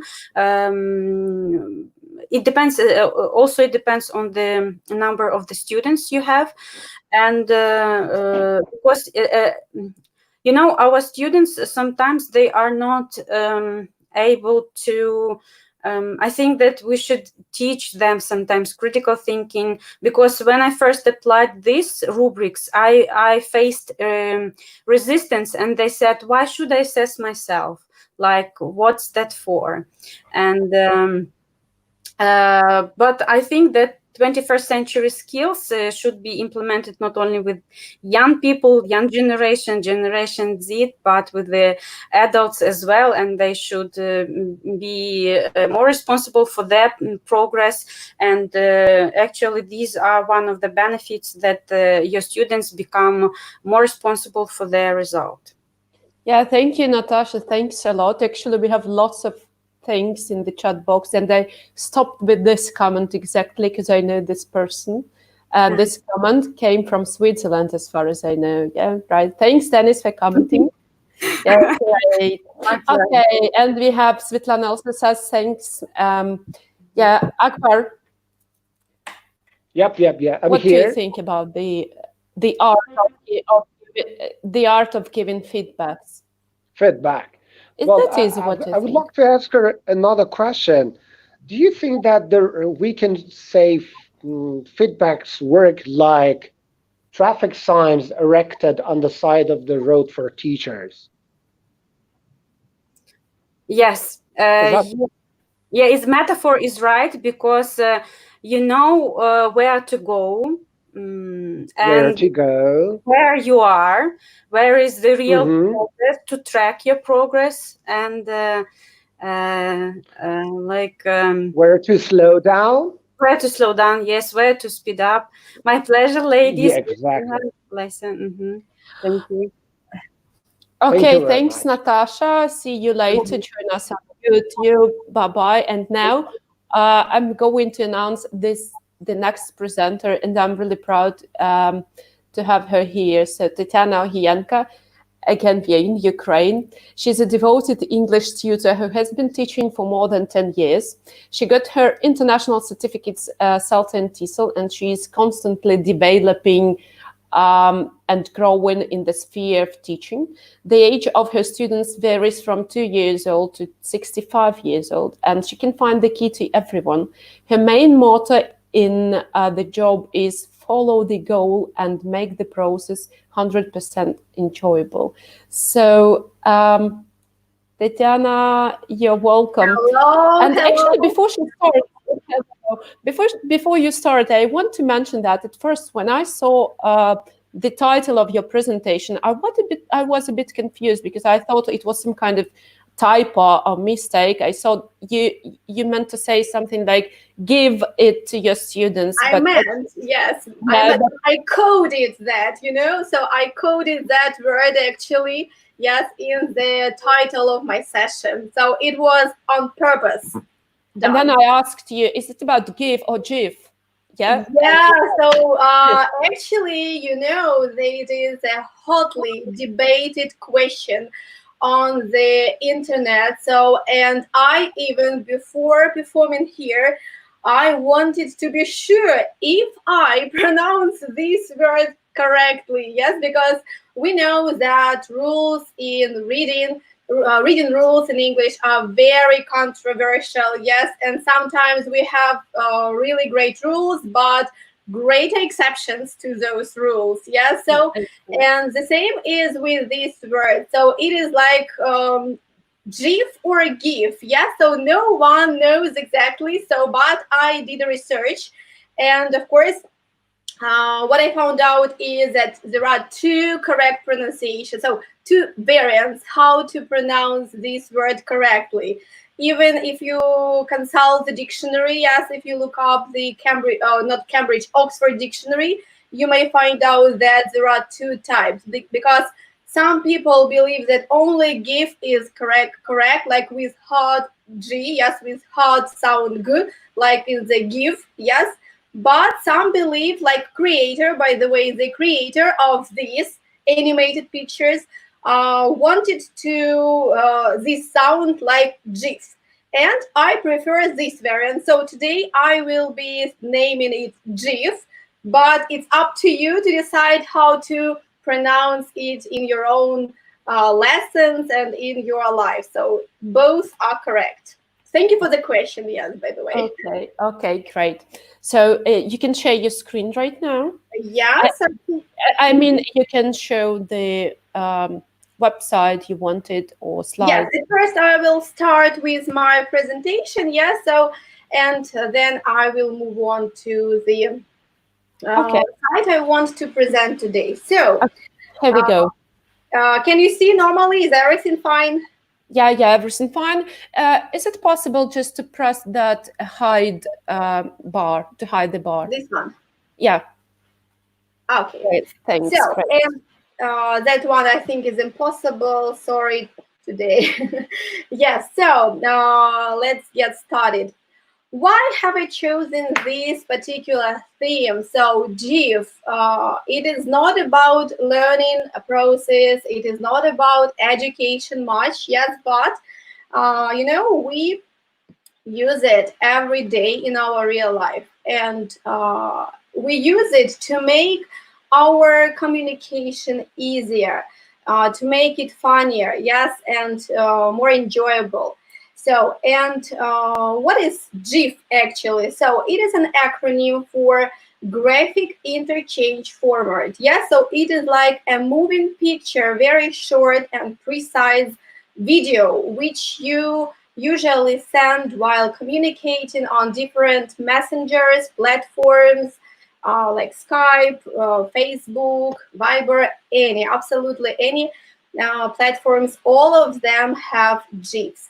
And now we are living in such time when everyone is working online, yes, and we must be creative and to think of all new ways how to teach, how to discover something new for our teaching techniques. And I want to say that I started using them widely during this quarantine time. So in the full range, because so many lessons and in different platforms, and students started getting tired of, you know, the routine lessons of the same, the screen, the picture, printed textbook. It was so boring, and I decided to find the way out, what to do, so how to now make it more interesting and entertaining and enjoyable. And I've started using, so I've always used like emojis, you know, I've sent them on my lessons. And sometimes I also use GIFs, but not on purpose, just for entertainment. And once I found a site where I came across on lessons made up on GIFs. So today we're going to talk about this site, but before that, so let's say, why do we need to use GIFs actually? So first of all, they're very easy to find.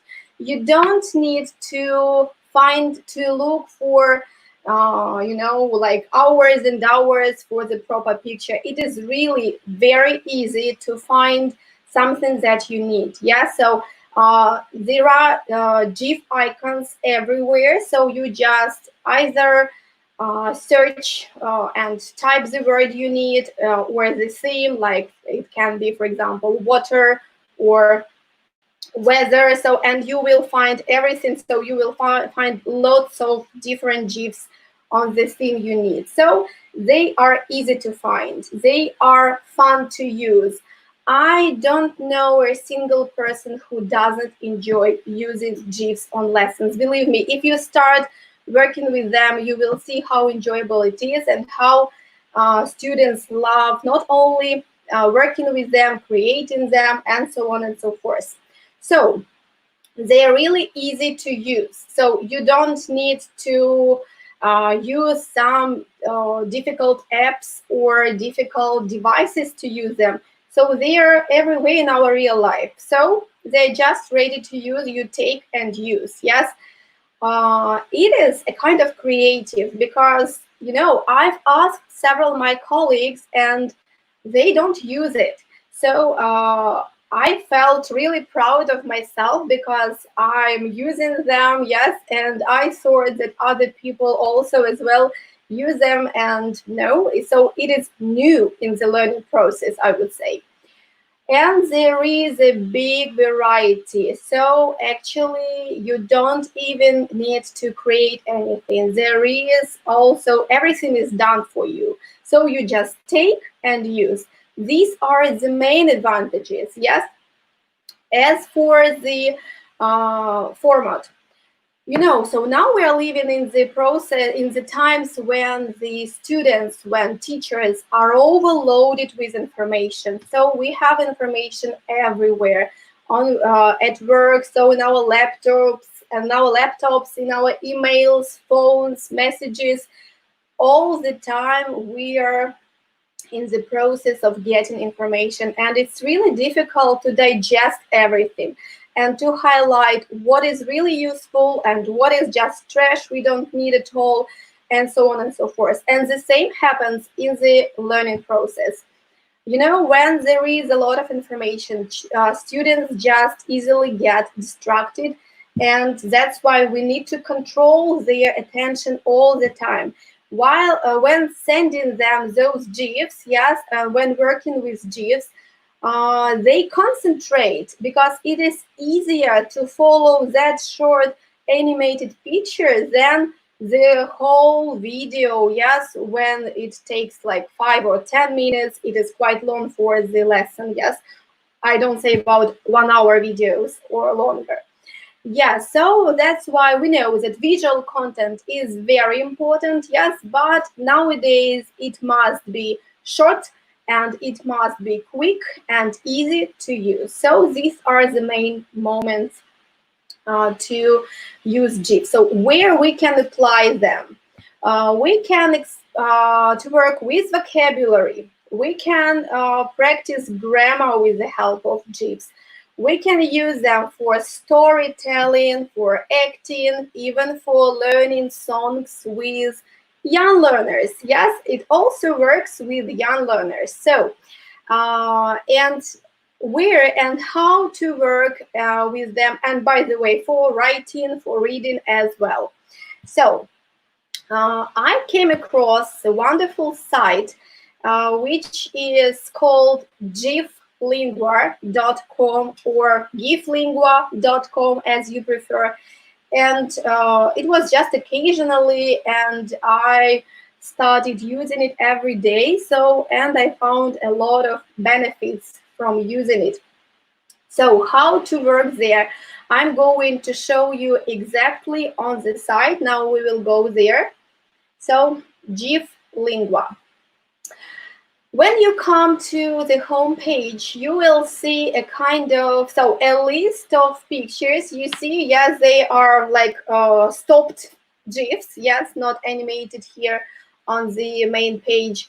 So you can see different, absolutely different like sections: grammar, stories, movies, vocabulary, new books, and so on and so forth. So at first, what you need to do, you need to decide on what topic or what unit you want to teach today. Yes, so you can browse here. You can see like grammar or vocabulary, or if you need to learn to work with young learners, there is even such section here. So there are a lot, yes, verbs and so on and so forth.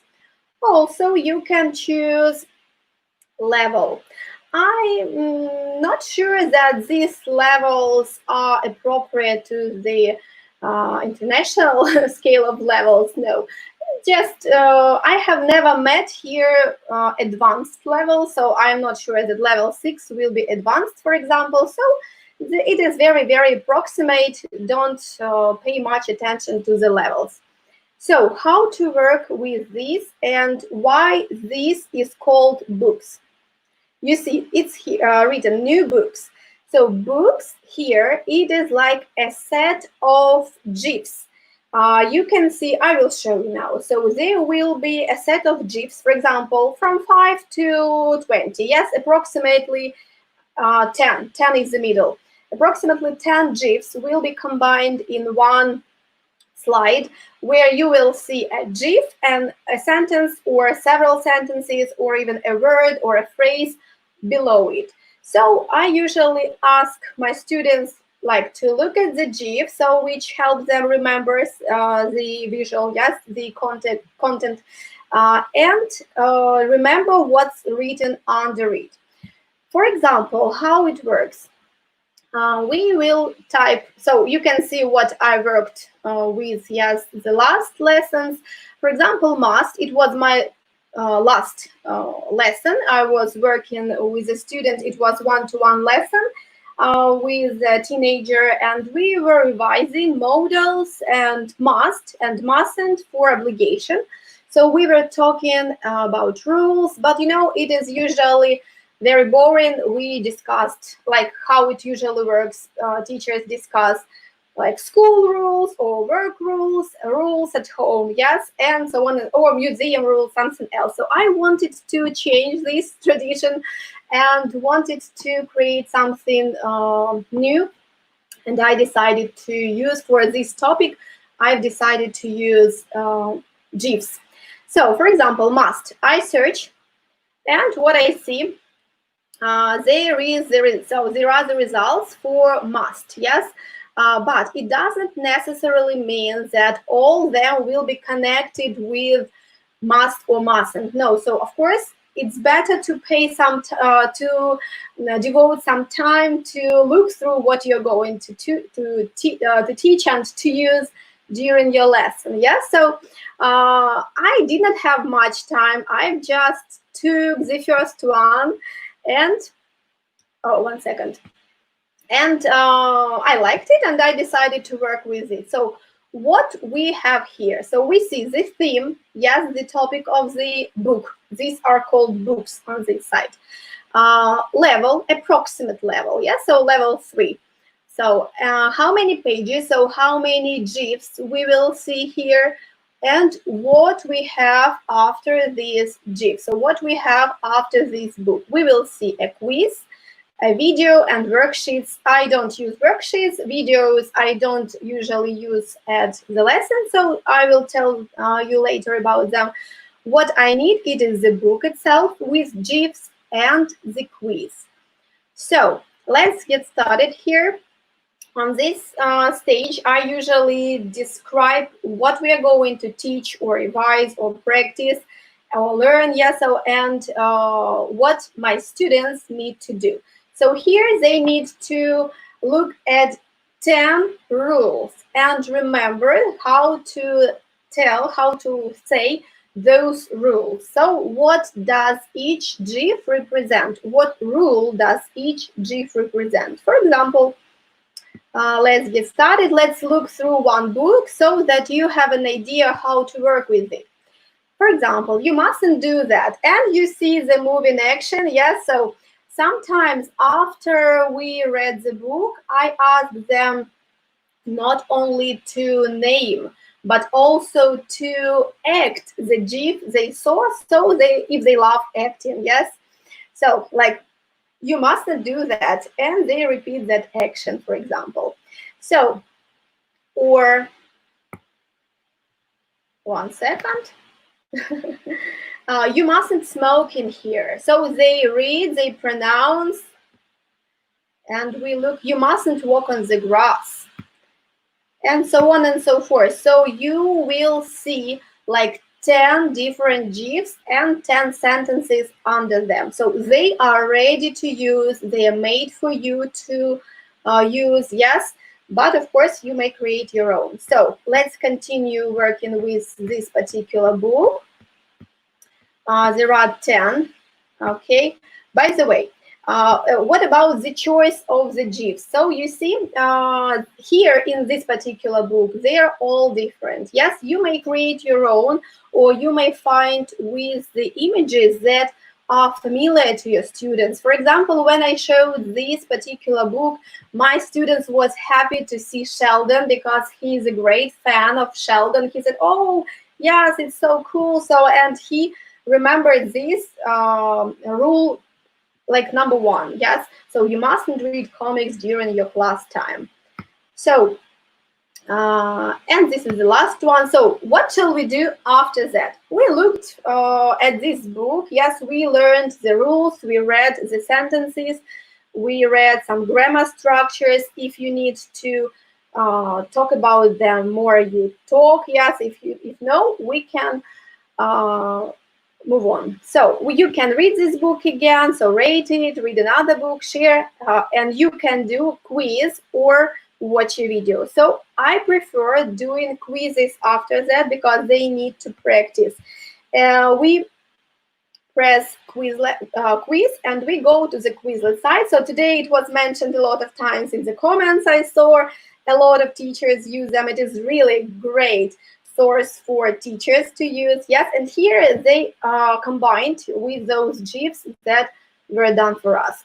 And we go to the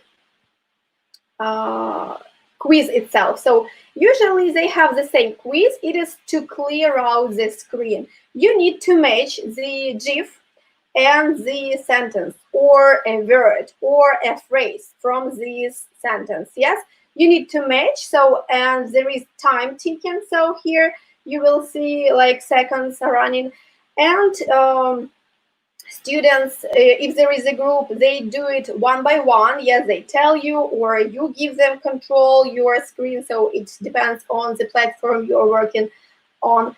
And so it is an enjoyable way. I am asking them usually not only to match, but to say full sentence so that they can practice grammar, pronunciation, so the whole structure.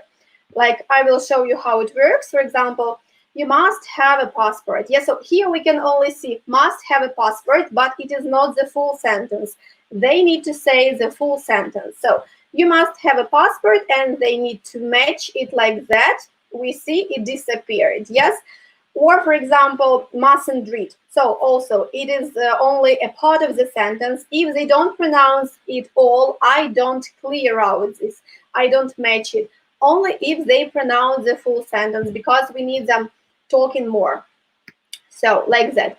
If you are wrong, of course, nothing will happen. For example, like you see, it will be red. It is not correct. So after that, you can give them points, so they can earn points for every cleared picture. They may do it on their own computer. So as you like, there are a lot of different ways how to introduce. But what I wanted to tell you about that, they really love this activity. They enjoy it.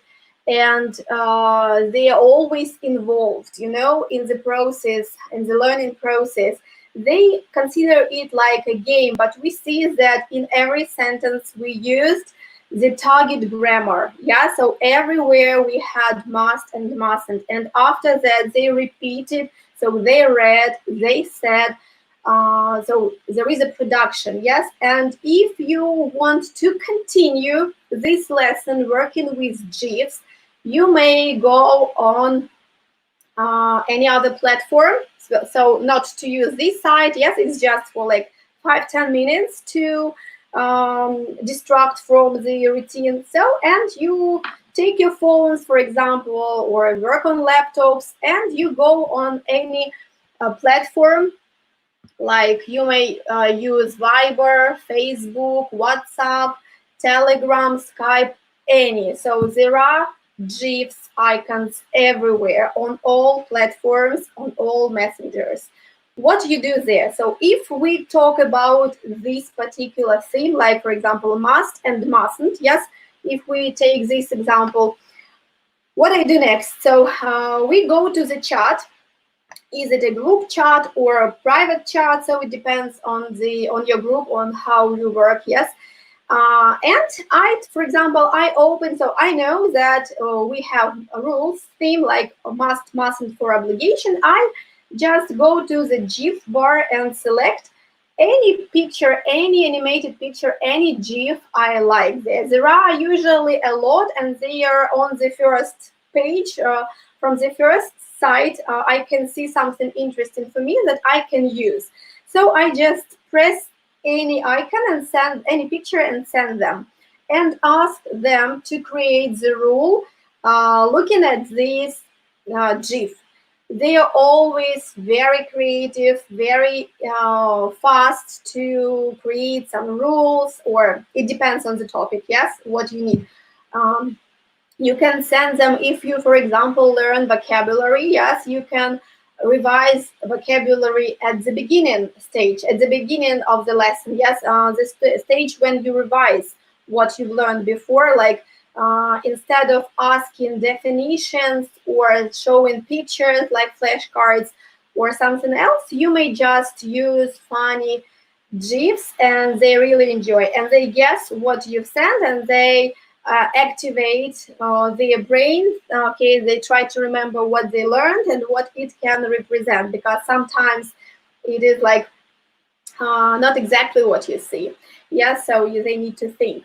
So I send them, if we talk about must, mustn't lesson, yes, I send them the GIF, they send me the rules, and vice versa. I ask them to send me GIF. They always love the process of choosing. You can either choose from what's given on the first side, or you may scroll down the screen and or type in the search engine and find what you want. Yes, for example, the last student I worked with is really fan of parrots. He has 6 or 7 parrots at home. He always talk about his parrots. It's like his hobby. And guess what? What he sent me? Of course, it was GIF with parrots, and I had to create some rules. So, like, he sent me parrots and a lot of food, and like they were eating, and I sent him like, you must feed your parrots twice a day or something like that. It depends on the level, of course, and on the aim you are following. Yes, so. But the only problem was how to stop them. They start because they are really involved in the process, and they don't perceive it like it is something boring grammar. They don't even think that it is a grammar, because it is an enjoyable process of perception needed information. Yes, the information that they need. And one more task that we use. So I've sent them, you've sent they sent me, and one more, how to use it. The last usually task, it is I also choose a GIF I want to use, and I write a rule for what you need. Yes, there, for example, in this topic it was a rule.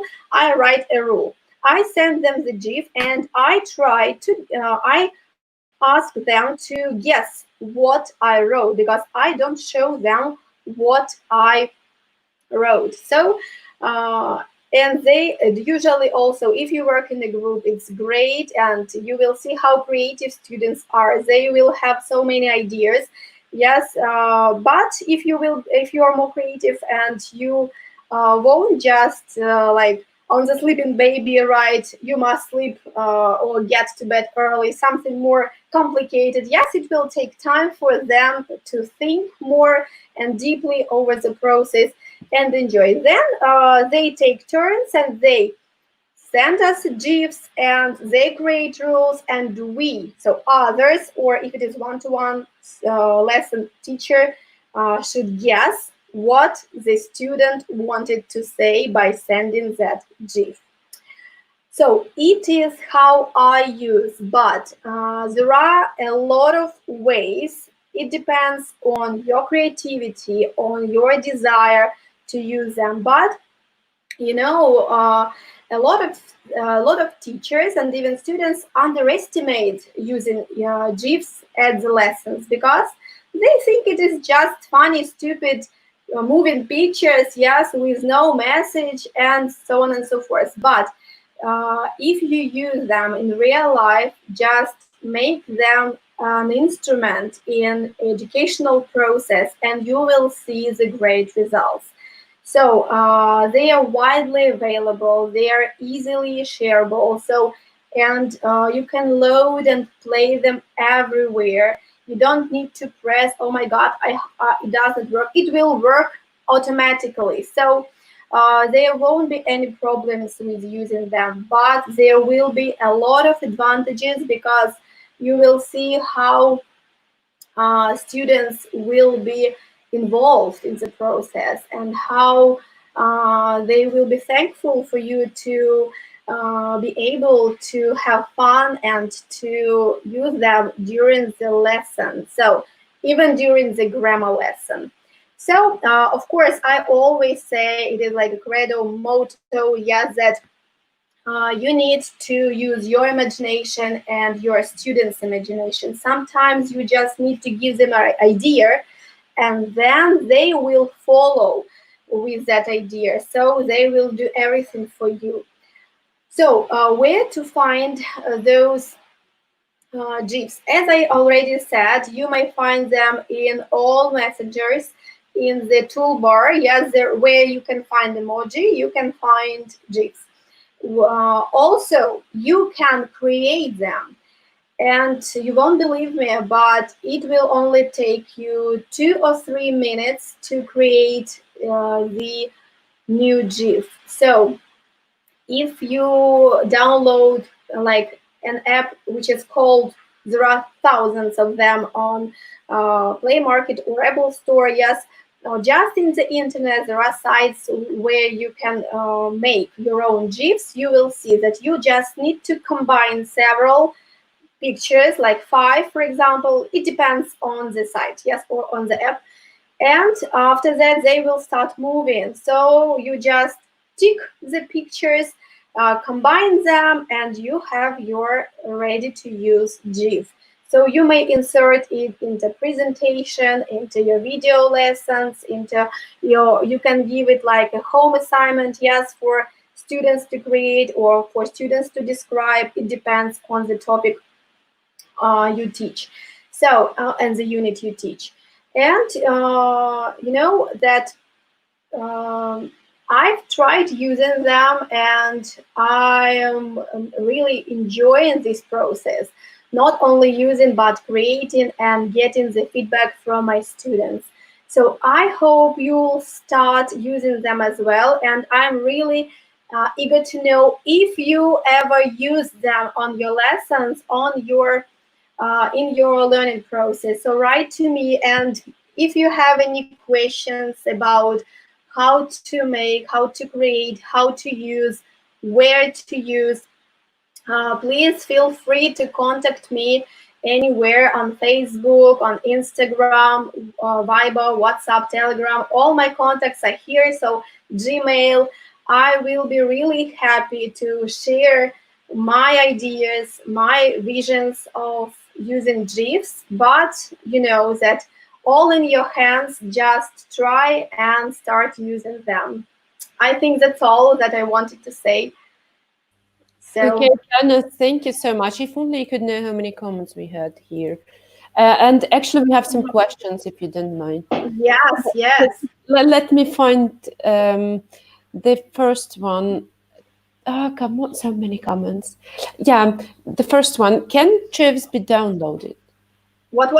Can GIFs? Yes, you can download them.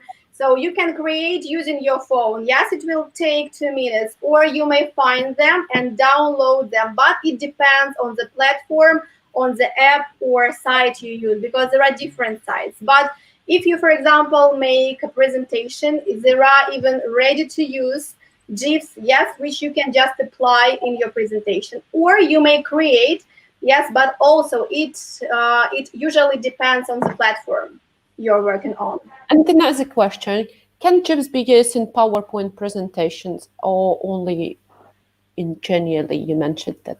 Yeah, so you know that you may attach any picture to PowerPoint presentation. So actually GIF, it is a picture. Yes, it is moving picture, yes, but it is a picture. So you may attach it everywhere.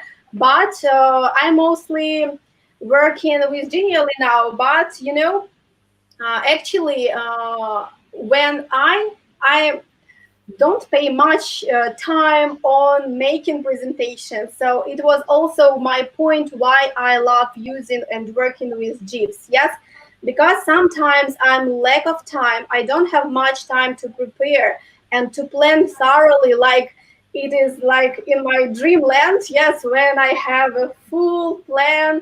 No, unfortunately, I don't always have so much time to plan thoroughly the lesson, yet like minute to minute, and sometimes I need to be active and spontaneous, and I use them spontaneously in chat. So I mostly use them not for presentations, yes, I mostly use them for online vivid lessons, like live lessons, and I really get the feedback. So immediately I can see that students are involved, that it is effective, and that they use what I wanted them use. Yeah, okay. And Akbar, do you have any comments about this session? Because I'm really impressed. Well, I'm really impressed by Tatiana because you know that we've been with each other before in Georgia while she was training the teachers of university. Tatiana, this is a great pleasure for me to just enjoy a lecture. You know. Thank you. So I'm really happy to see this powerful team. You know, so many familiar faces, like friends and family here, yes, for me. And I enjoy not only seeing you, but I absorb each word from my colleagues because there is so much new information. I'm already overloaded with it, with all you're talking, and I will be, I think, like rewatching these times like all the week after today, you know, and enjoy, of course, because I'm really happy to see all of you here and to work with you. So really great. And to tell you the truth, I'm going to use the GIFs in my classes, you know, more often after this. Really? Have you ever used them before my session? Confessing, no, but I'm going to use it after this. Yeah, believe me, I'm inspired. I'm waiting for the feedback of everyone who is with me today because I'm really eager to know. I don't know if it works with you because you know every teacher has different style. Yes, I love when everything is enjoyable with fun. Of course, it is not only fun that I have on my lessons. Yes, sometimes I'm very strict. Yes, and boring maybe. Yes, but I try to mix it up with like some really funny activities and with something new. And I'm really impressed with how these small animated pictures work. And I hope I'm useful with this information, and I really looking forward to getting the feedback from all the teachers who are going to use them since today. Yeah, okay. By the way, I know that you've posted several posts on Instagram and you use this hashtag Teacher's Voice 2020. Yeah. So if you want to find Tatiana on Instagram and just ask a couple of questions about using GIFs, you can just click this hashtag and you will definitely find her on Instagram. And I don't know, what about Facebook? Facebook. Yeah, do you have this hashtag on Facebook? So we can use this hashtag everywhere, yes? Yeah, everywhere. Mm-hmm. Just it's easier to find you by clicking on this hashtag. Yes. I will also post something with this hashtag on Facebook, and you will easily find me everywhere. I am available all the time. Okay, thanks a lot. Okay, join us on YouTube. Thank you. Yes. Thank you for inviting me. Bye-bye. Okay, Akbar, what about our next? Before we go to the next one, let's challenge, you know, our participants for a while. Let's challenge their minds with some riddles, if you agree. Okay, and just for a couple of minutes. for a couple of minutes. Okay, only 2 or 3. And I would like to see the answers in the chatting box. You know, lovely teachers, how many letters are in the alphabet? Let's see the answers. How many letters are in the alphabet? We're still waiting. Let me see the answers.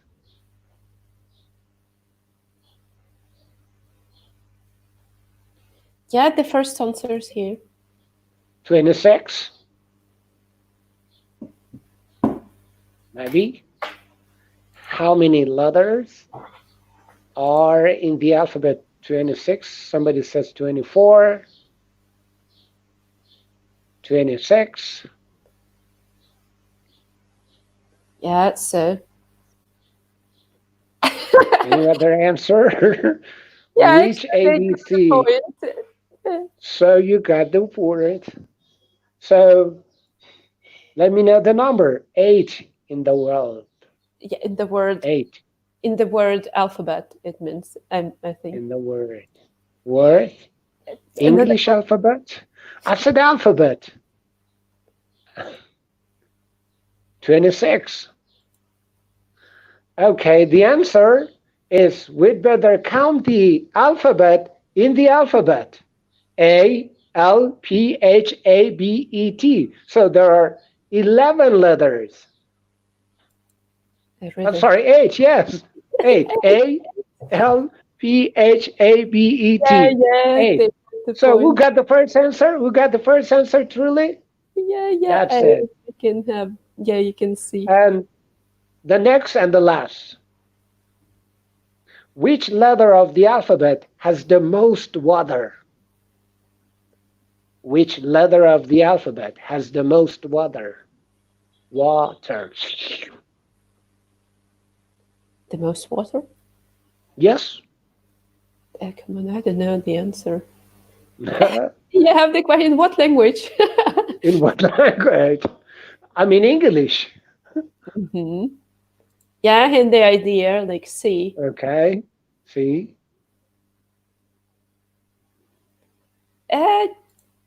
Another one. W.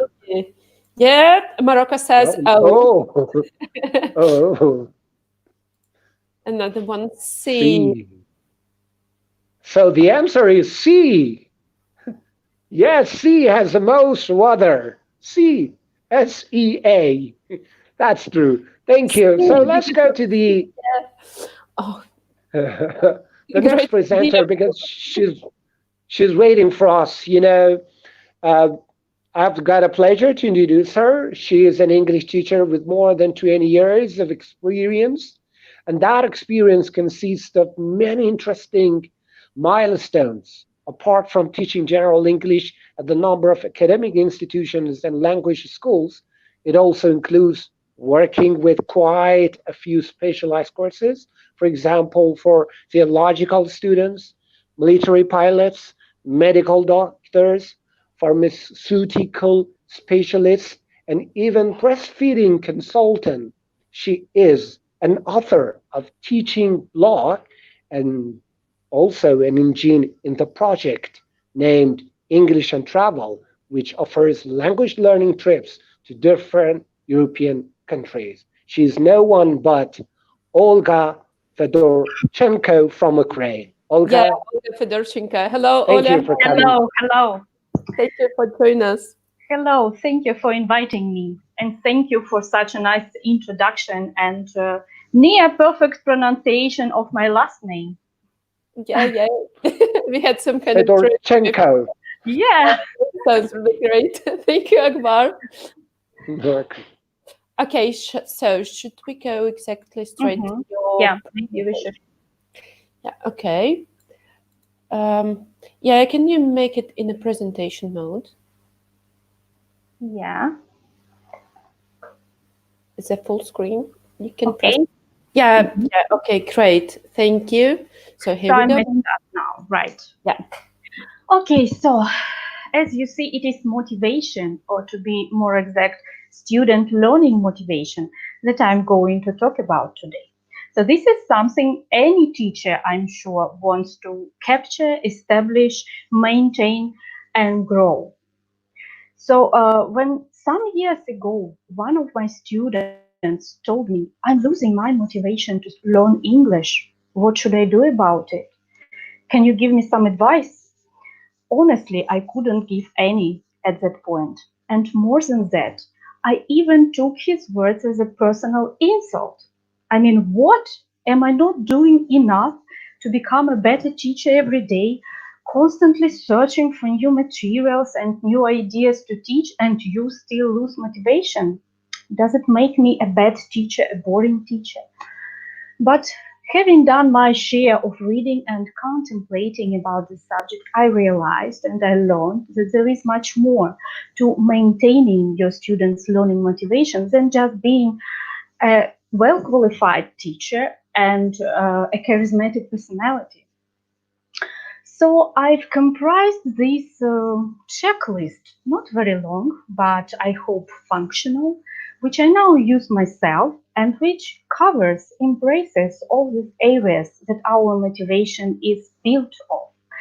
And now I know if I cannot honestly put a tick opposite some point, I know I'm in for trouble. I have some area from which my students' motivation can drain.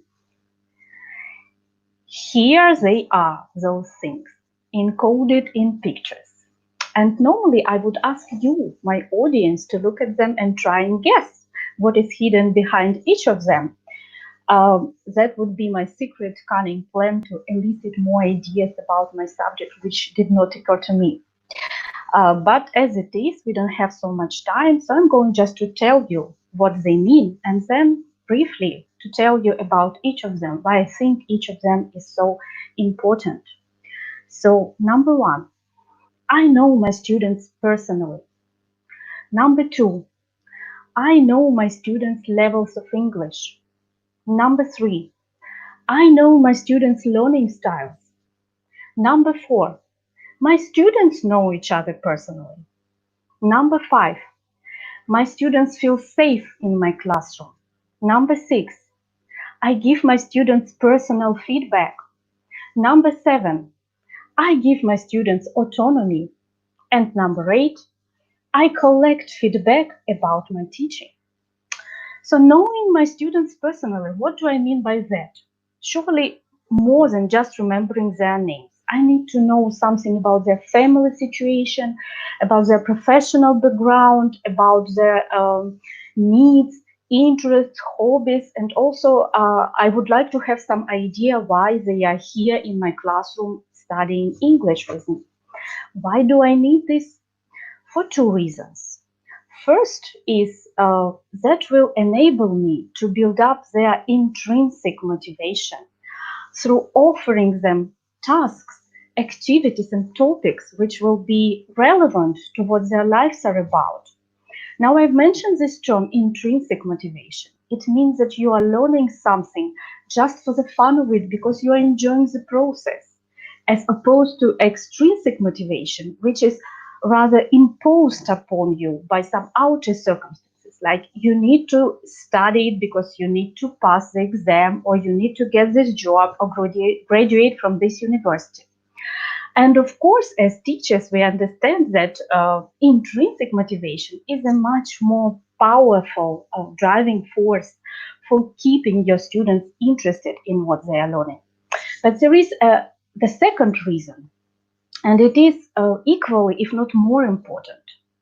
I want to establish a personal relationship with each of them.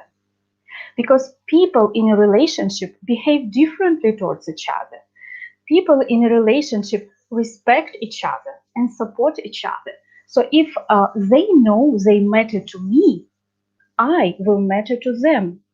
If they know I have genuine interest and curiosity in their lives, they will find it harder to ignore my efforts, my tasks, and my work. Now I would like to cover this one, knowing my students personally, as soon as possible, as early as the first lesson, because this is from where our relationship will grow. I love using those icebreakers, graphic organizers, where you have the place for a picture, which they should maybe just paste or draw a self-portrait. I do work with adults. Adults love drawing self-portraits. And then some information to fill in about their maybe like favorite books, favorite computer games, and something like that. And I will use this information later to establish rapport among my students as well. Not only me to them, but them among each other. Next, I know my students' levels of English. Now, this might seem to you like a little too obvious, because of course, every teacher knows the importance of accurate student placement into a group according to his level. But also as a teacher, I know we don't always have that luxury of having these perfectly homogeneous groups. For example, at a university where I teach, I know it's never going to be the case. I'm always going to have multi-level groups. And so if I want every student to progress, I need to know exactly what every student knows. And then I need to implement some special instruments to manage such groups. And I need to be aware that this is always going to be like the weak spot, the spot where my motivation can leak from my classroom. So I need to solve a lot of problems. Like, do weaker students struggle too much academically? Do they feel depressed, nervous, afraid to speak? Do the stronger ones feel bored, for example? How do I pair them up for activities? The strong with the weak with the weak. And the answer will vary in every single case because it depends on the personalities of a certain group. And it is my task as a teacher to constantly look for solutions. I know my students' learning styles. Yeah, it's a common knowledge already that people learn in different ways. But how many learning styles are there exactly? The very first and basic theory of learning styles assumes that people had only three main channels of perceptual modality. In other words, the ways information is extracted from the environment. Then there was the fourth point added with writing, reading learners. Actually, if you go on the net and search for learning styles, you will come across different classifications. But the most recent research boils down all those ways to as many as 8 learning styles. And they include visual, oral, verbal, physical, logical, social, solitary, naturalistic. I'm not going to tell you in detail about each of them. And also, I don't think I'm qualified enough to exactly understand what my students' personal learning styles are, especially in a big group. But I must say that students just love doing those tests when they try to identify who they are. I always turn it in a whole classroom activity. And even if I'm not sure we have identified our learning styles correctly, there is one thing I can do for sure. I can make sure that my activities include different activities to appeal to different types of learners. For example, I will have some diagrams and graphic organizers to tend to visual learners. Or I will have some exercises where students will have to classify and group information for logical learners. I will have role plays for verbal learners, and so on and so forth. My students relate to each other. Why do I need that? Well, because I want to teach in a community of learners rather than teaching just a group of miscellaneous people randomly placed together physically in one space. Because in a community, again, people have relationships with all the good things coming of it that we have talked about earlier. In a community, people support each other and help each other. In a community, they feel less shy to make mistakes, so they feel less shy to speak up. They work towards common goals, and they feel safer, which brings me to my next point. My students feel safe in my classroom. Now, talking of safety, I'd like to underline that safe is the opposite of stressed out here, not dangerous, because high levels of stress inhibit the performance and just kill motivation. So I need to understand what the sources of stress can be in a classroom. And number one is I cannot do what the teacher asks me to because I don't know how to do it.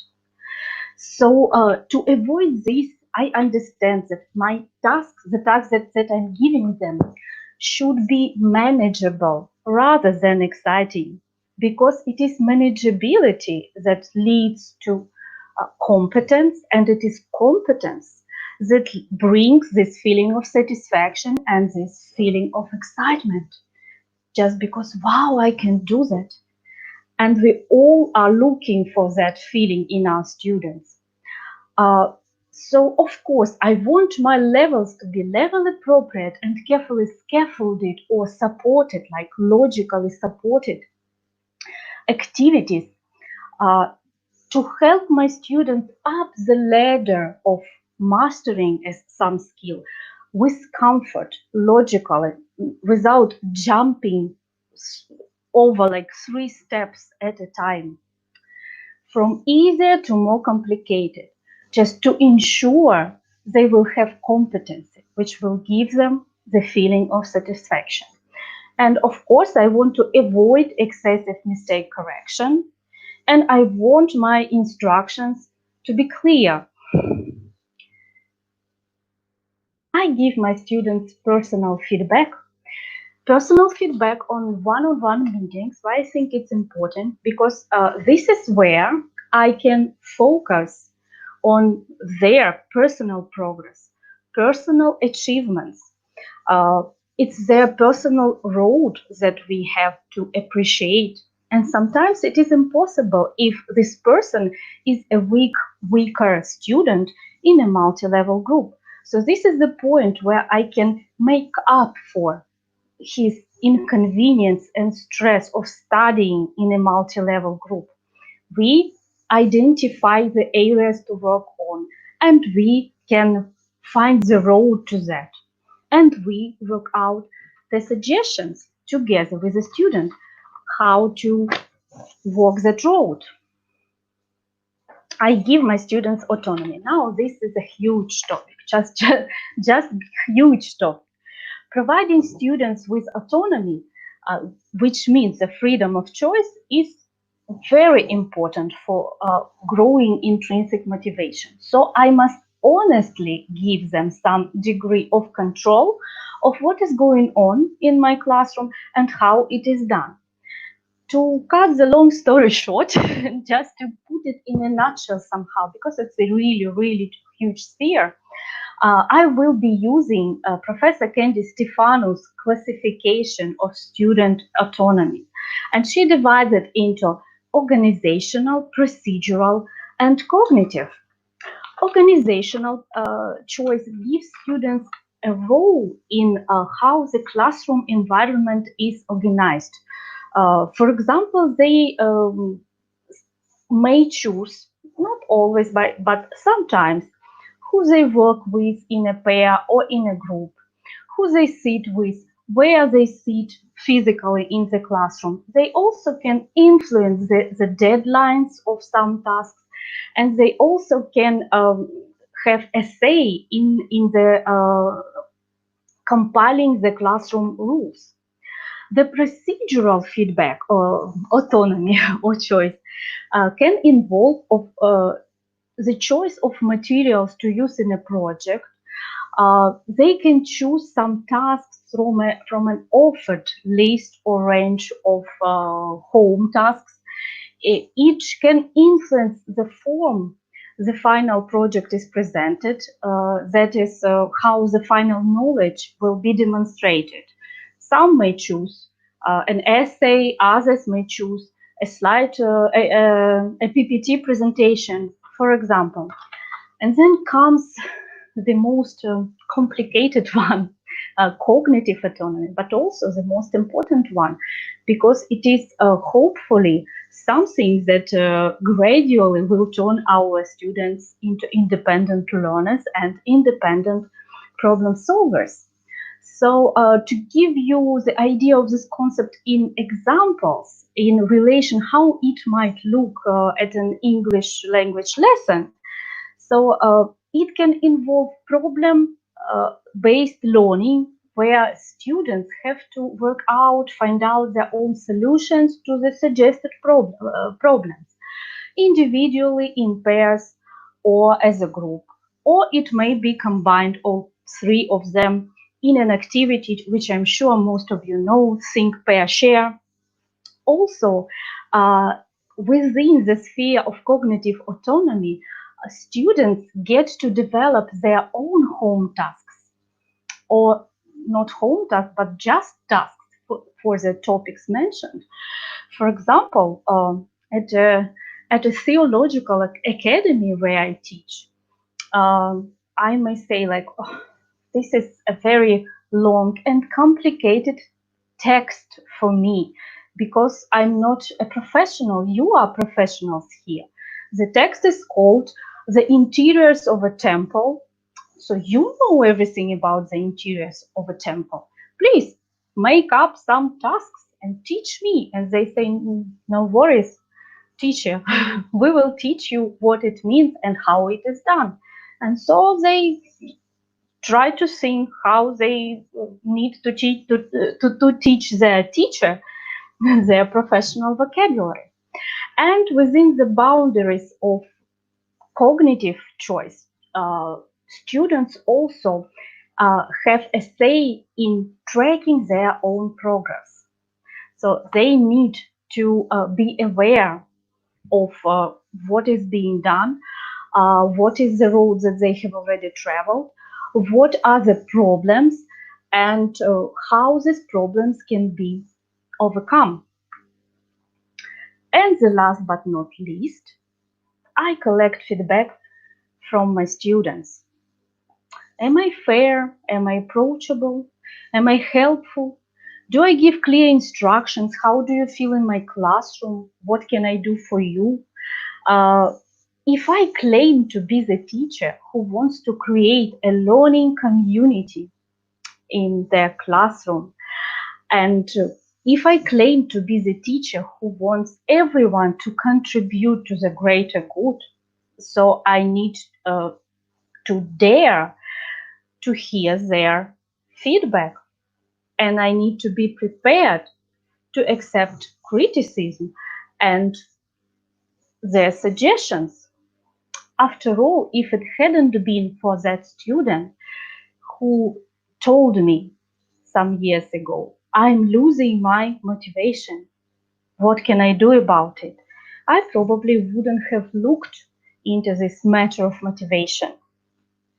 So here is the whole learning motivation checklist, and now you know what is exactly hidden behind each of the entries. I would like to finish my presentation. First of all, I would like to thank you for your attention. And I would like to finish my presentation with the following thought. We can infinitely improve our teaching skills, and we can infinitely work on improving our qualifications. But as Dr.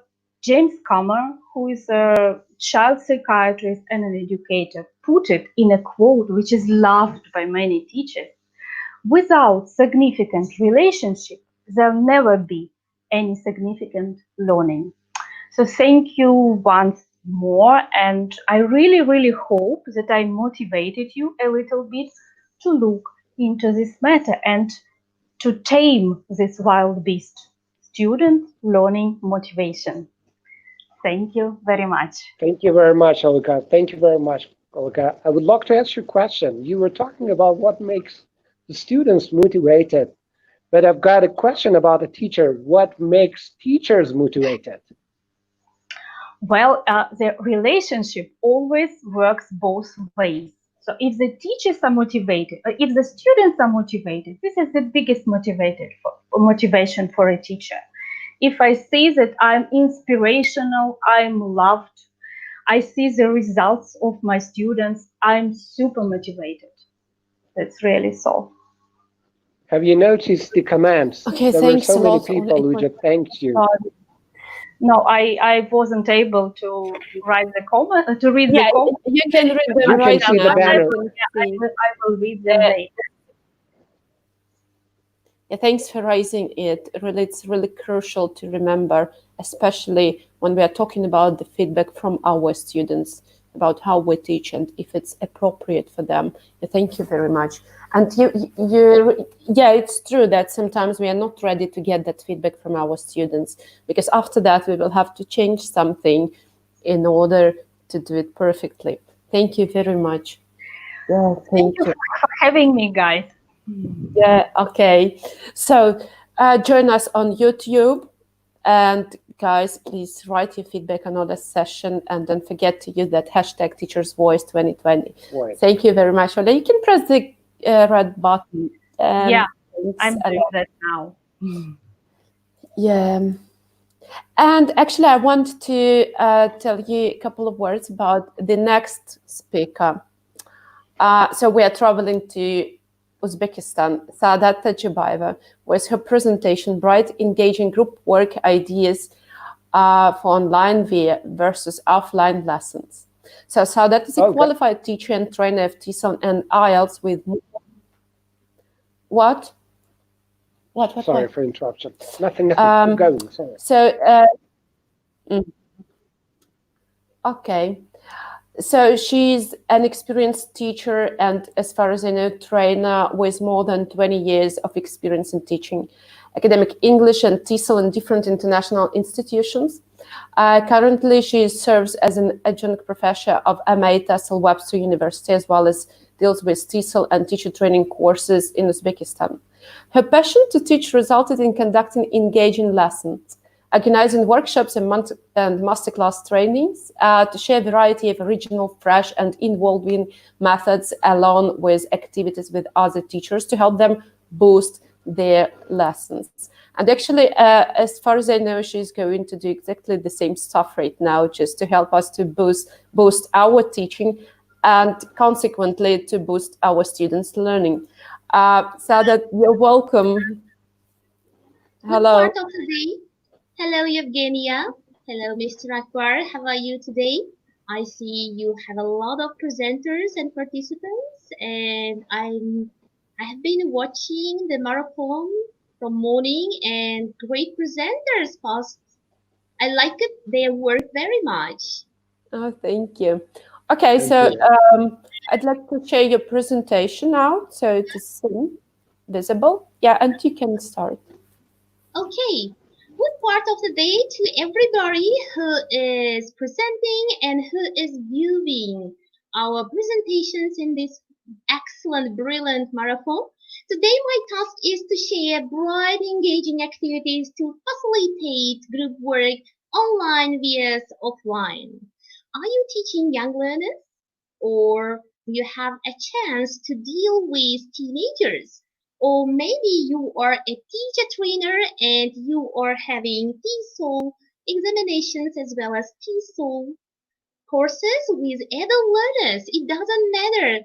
My activities, these broad engaging activities, can help you to facilitate group work. It doesn't matter if it is offline or online. Do you think that these activities are the part of your lesson? Or do you think that even online sessions should be enriched with all the interesting activities? In this case, my presentation is a must-watch for you. Now, here we go. Let's begin. Let's begin with the first activity. Grouping activity 1. It is all about making compliments, apologies, and complaints. Are you tired of grouping your students according to the colors or numbers? Oh, don't worry. Now this is a new method for grouping your students to work along the lesson. Encourage your students to come earlier and tell them that the person who comes earlier to the lesson will help you to make grouping. And these people who came earlier to the lesson will make to two of their group mates compliments, apologies, and even complaints. It can encourage a very friendly atmosphere from the beginning of the lesson, and their mood will be 100% guaranteed, of course.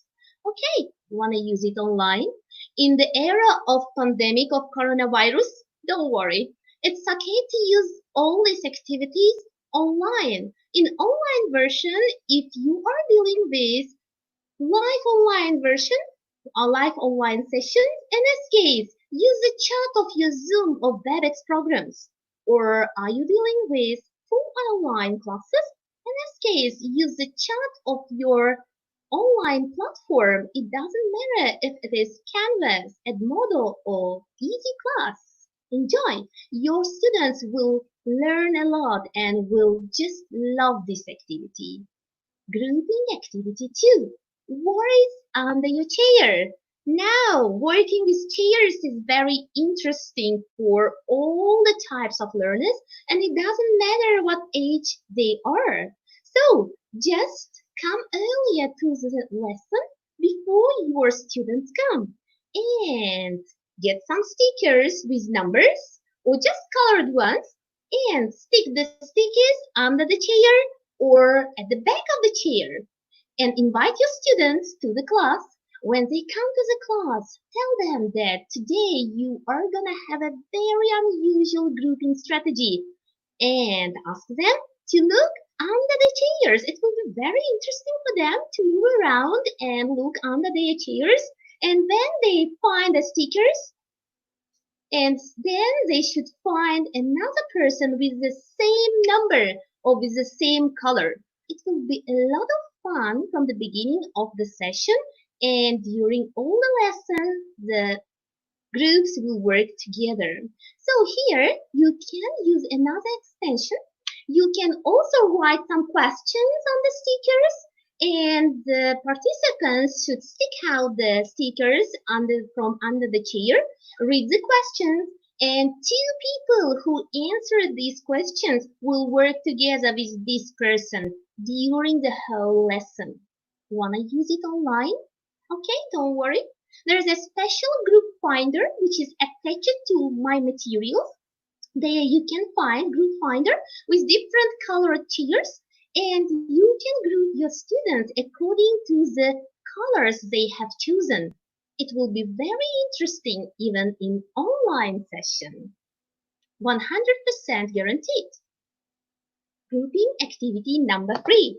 Here you can use a very simple toy spinner like this, or you can make it like DIY yourself or ask your children to help like I did it, right? You will use the spinner with the names of your group members, right? Your students. And actually it will be better to use double spinner and ask the person who is volunteer to spin the spinner. When they spin, the person whose name is on the spinner appears on the spinner first will work with other people. If you make a double spinner and you will spin the second spinner and matching names, the people with the matching names will work together during the whole class. Okay, wanna use it online? Easy peasy, don't worry. There is a special app, which is called wheel-of-names.com. Just enter it, just adjust it according to your learners. Just write down the names of your learners on this spinner and spin it. It will work all for yourself. You will not do anything else. Just press a button and this spinner will choose your learners who will work together. It is very interesting app, or you can use another extension here. Instead of writing the names of your students, you can use this kind of spinner in any kind of activity. Maybe instead of names, here you will write the topic of today's lesson and some related words, and you will ask the translations, definitions, anything. You can adjust and modify it according to your sessions as well as to your learners. Enjoy using this baby tool not only with younger learners or teenagers, but also with adult learners in teacher training courses. 100% guaranteed that all the learners will learn a lot and will love this tool. Now, that's all with grouping activities. Now let's turn to more interesting activities which can be used during the session. Activity number 4, which is called Who is a Real King or Queen? Give chance to your students to feel like king or queen for a couple of minutes or for longer extended time. This activity is very interesting. You see my students on the screen? They are very happy to wear these crowns for a moment. So, what is the procedure? Prepare some crowns according to the topic of today's lesson. Prepare, of course, some stickers where you will write the related words or concepts and tell the students after grouping, of course, tell the students, tell the groups that they should choose one queen or king, which will stand in the center of the room, and others will go around the walls of the classroom and collect the stickers with appropriate words according to the word which is written on the crown. It will be very interesting activity. You see, adult learners are very happy to play this activity. Wanna use it online? Don't worry. It can be easily adapted for online tools. Use any graphics, or my advice, my recommendation is using MindMeister, which is mind mapping tool, which is very helpful to design like this tree, and you can place the kings and queens in the tree, and your students can easily share their screen with their group, with each other in Zoom or WebEx, it doesn't matter, and they will complete the concepts or related words according to the topic which is written on the crown. It will be very interesting activity to your students. Wanna use it? Please, don't be lazy. Make DIY of like this crown. Now, it's getting more and more interesting, right? Activity 5. Think, pair, and share. Now it's high time to think critically. Make your learners, give you the chance to your learners to think critically and give them some topic which is very actual, currently actual. Maybe it will be about the effects of coronavirus in post-pandemic era, right? So give them some time to work individually, to think about all these criteria and make notes. After some time, ask them to find their peers and share their opinions as well as examples with their peer.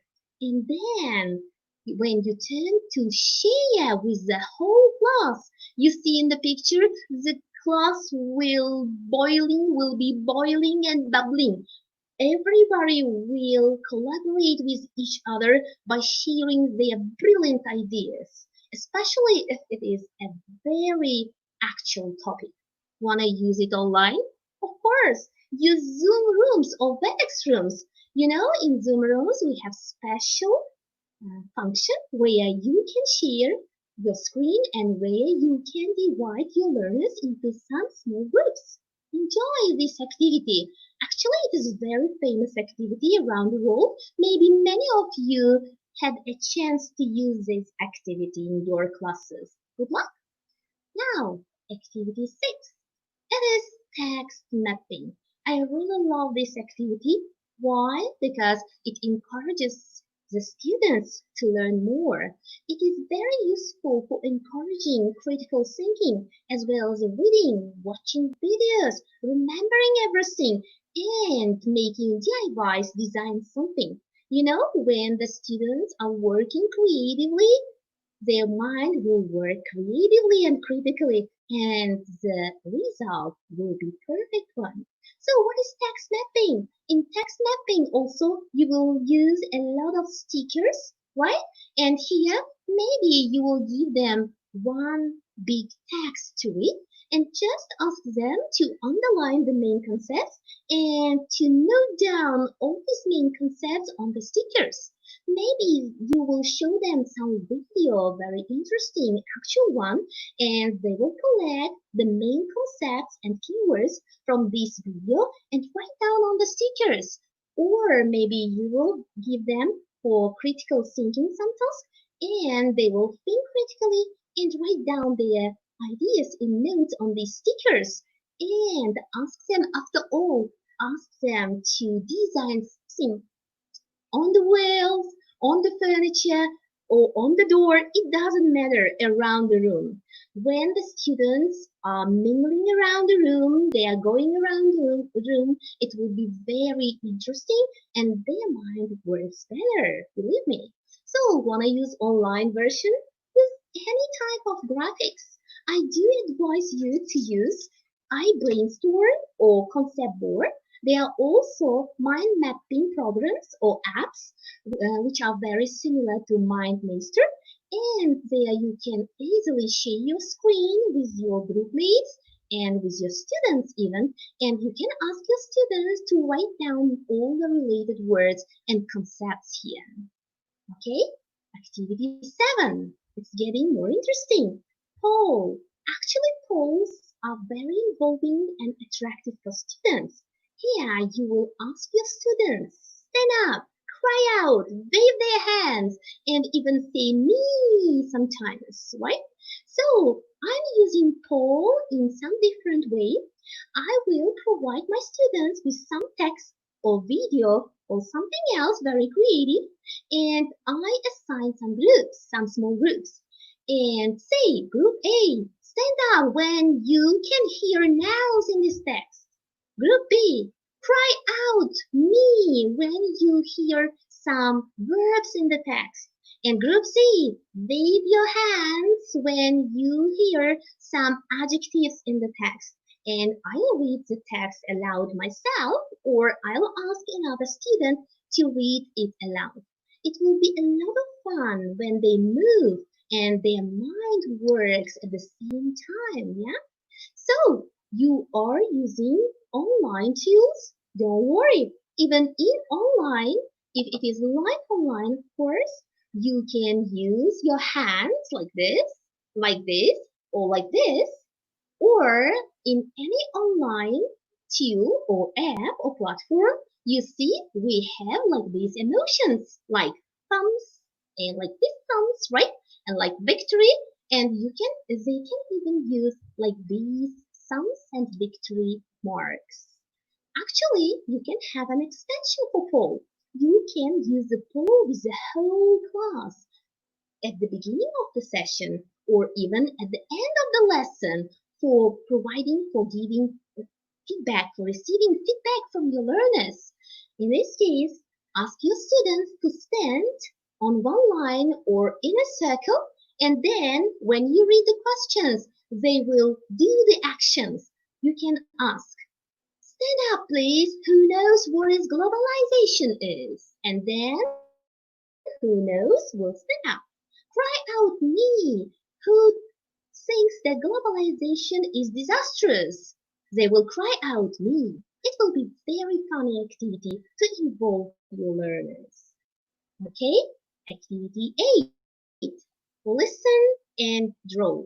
Believe me, even adult learners, alone young learners and teenagers like drawing a lot. And you can use drawing in different ways, but you should also incorporate some knowledge into it. Without knowledge, you can choose any topic with your learners ask them to group themselves with 3-4 people and ask these small groups to choose one person who is very good in describing the pictures. This person will describe the picture and others will draw the picture according to this person's speech. This activity will improve their speaking skills as well as their creativity. For example, you are teaching crime, give them some picture about the crime and ask this person who is the descriptor to describe the picture. And by describing it, this person will learn as well as will use a lot of words which are connected to this awful topic, crime. Want to use it online? Okay, use MC Paint in Google Slides and they will enjoy drawing it. You see, my students are also enjoying it. They are smiling in the picture. Now, activity 9. This is one of the most favorite activities I have, and my learners always just love this activity. This is called What is on your bag? Yeah? So, ask the students to choose stickers from the table, and on the sticker you should write the topic and ask them to stick the sticker here and ask them to adjust or to stick one big piece of paper on their back to write, of course. And after sticking all these stickers as well as all these back papers, you will ask the students to find some nouns, verbs, or other tenses or any topic you can use. Ask them to go to each participant and read the name on the sticker. For example, if it is written noun, on the back paper, all other participants will come to this person and write only nouns which are related to the topic of today. It will be a lot of fun for your learners, believe me. But, you know, our classes are very multicultural classes. In some cases, according to pragmatics and culture, we cannot know that in this culture, in their culture, in the culture of our students, is it allowed to touch each other or no? Want to use something different? In this case, please use some boards and they will not stick the paper on their back, but they will use some boards and just hold the board and other people will come and write down on it. Because as a teacher and instructors, facilitators, we should pay attention to the culture of our learners. Do you agree with me? I'm sure yes, right? So want to use it online in this case? So use Google Slides. Assign separate Google Slides one by one to each of your learners and ask them to write nouns, verbs, some tenses, or etc. It doesn't matter. Of course, according to your topic of today's lesson. And bang! Activity 10. This is the last activity today we're gonna talk about. This is auction game. You know, auctions are always very interesting for all the people, even English language learners. So here, prepare some like these cards and some dollars to give to your students. Of course, the dollars are artificial ones before the session starts. And tell your students that you are going to organize some auction game with them. In this case, the game of Jeopardy, I'm sure you are familiar with this game, will help you to work with the questions. You see in Jeopardy on the screen, there are 100, 200, and 300 for each question. Ask your students to have some groups first.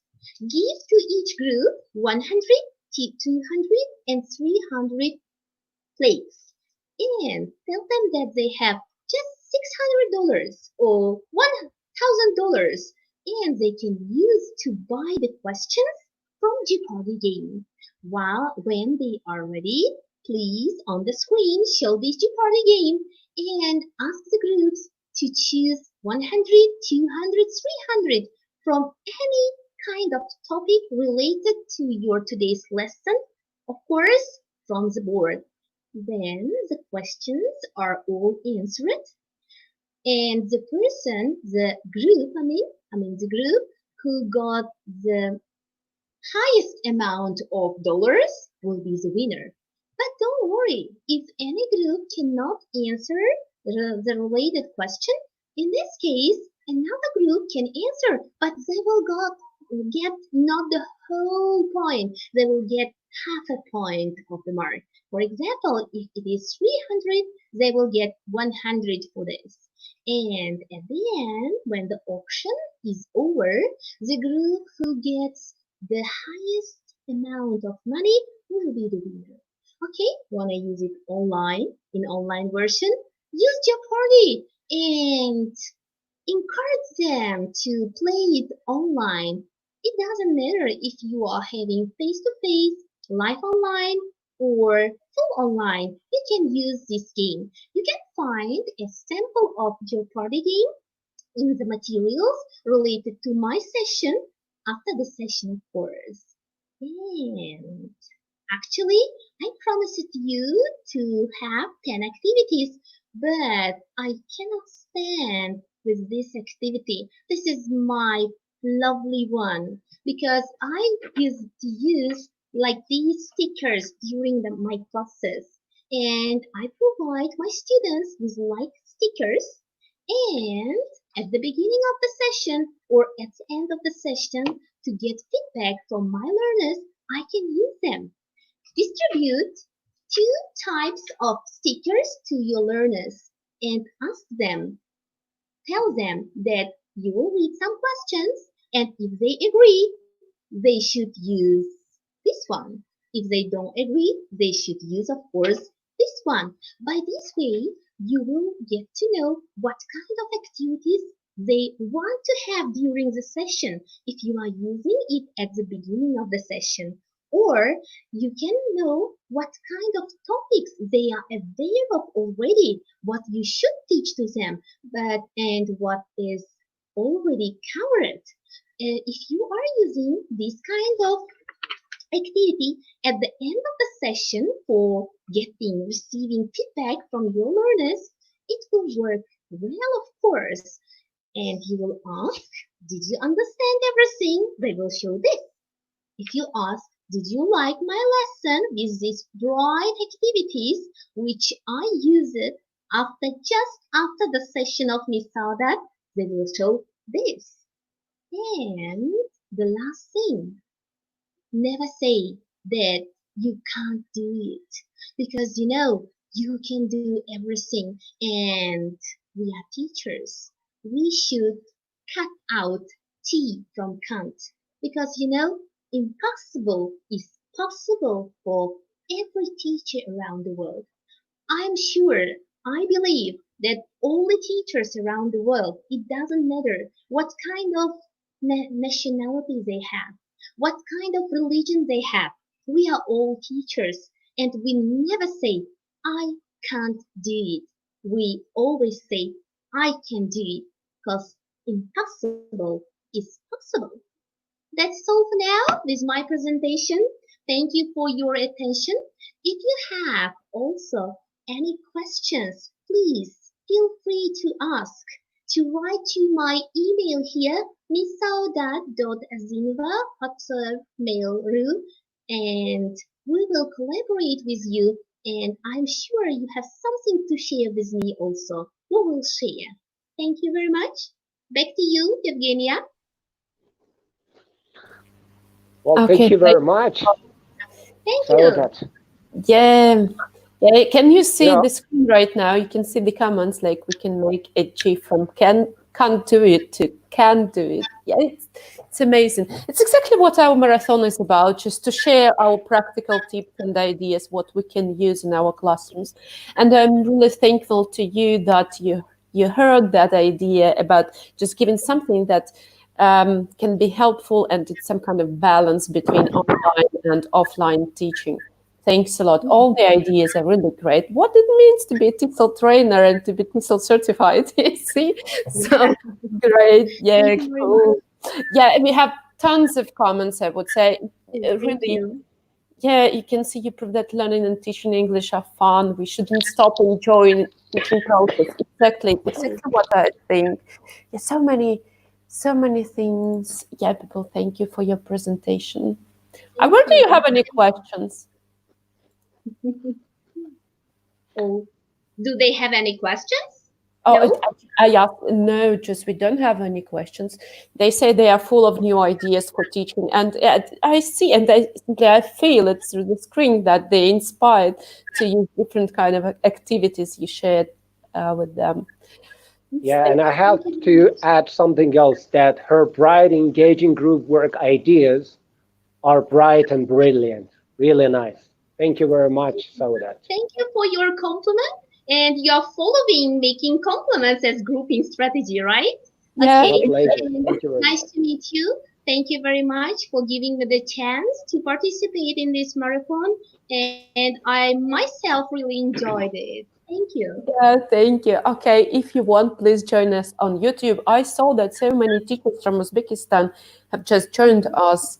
Yeah, hello guys. We're really happy you're with us. Thanks a bunch. Yeah, great. Thank you. Okay, so Akbar, who's the next person? John, sorry, before going to the next, I would like to ask you something. Also, my teachers, lovely teachers. Have you ever seen a teacher in a Ferrari? Is that possible to see a teacher driving a Ferrari? Who has seen?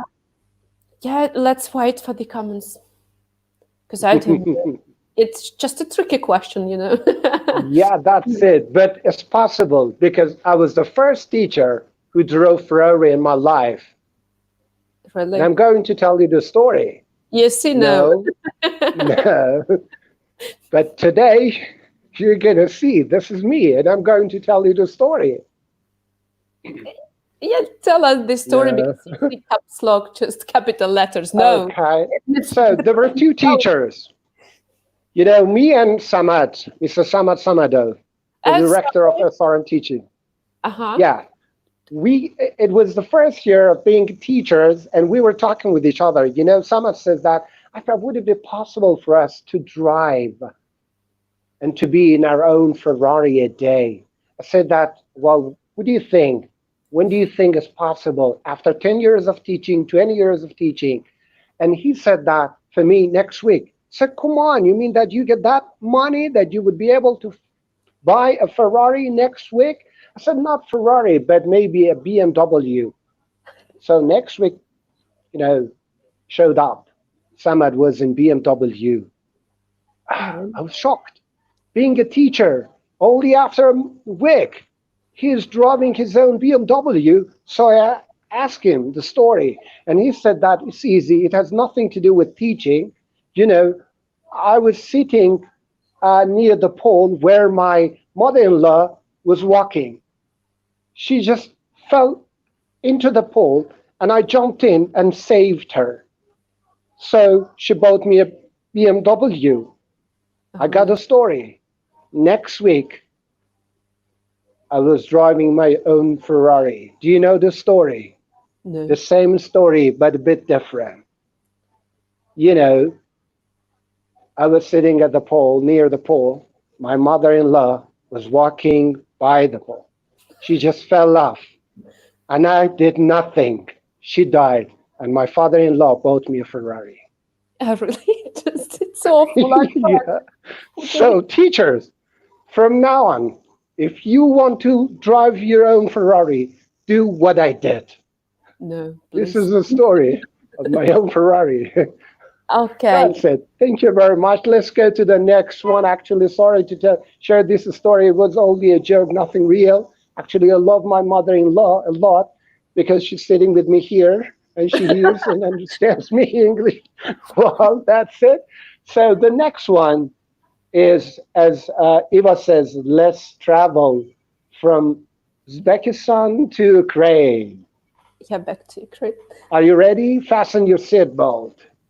She's the founder. Yeah. of Mrs. Buchuk, English for Young Learner Learning Center. She has been teaching English for more than 15 years. You know, she works as teacher trainer of the School of Tomorrow. This is a beautiful name, School of Tomorrow program.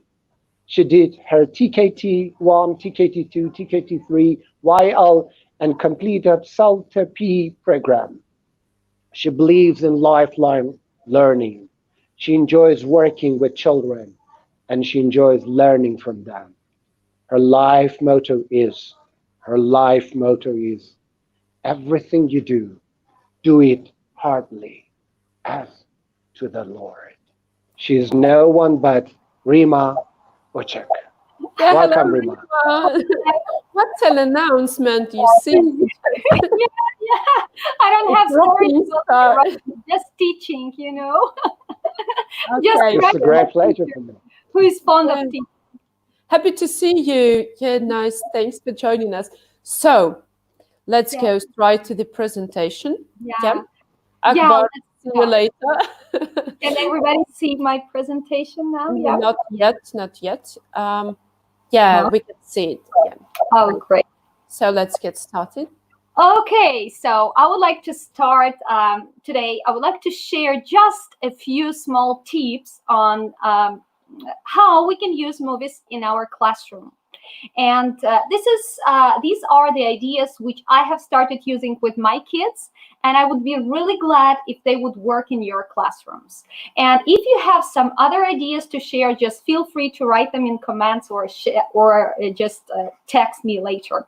So, movies. Everybody loves watching movies, and I'm not an exception. And our kids are not exception. They love watching movies, and recent studies show that kids, they spend a lot of time online. We know that. We don't need any studies for that, yeah?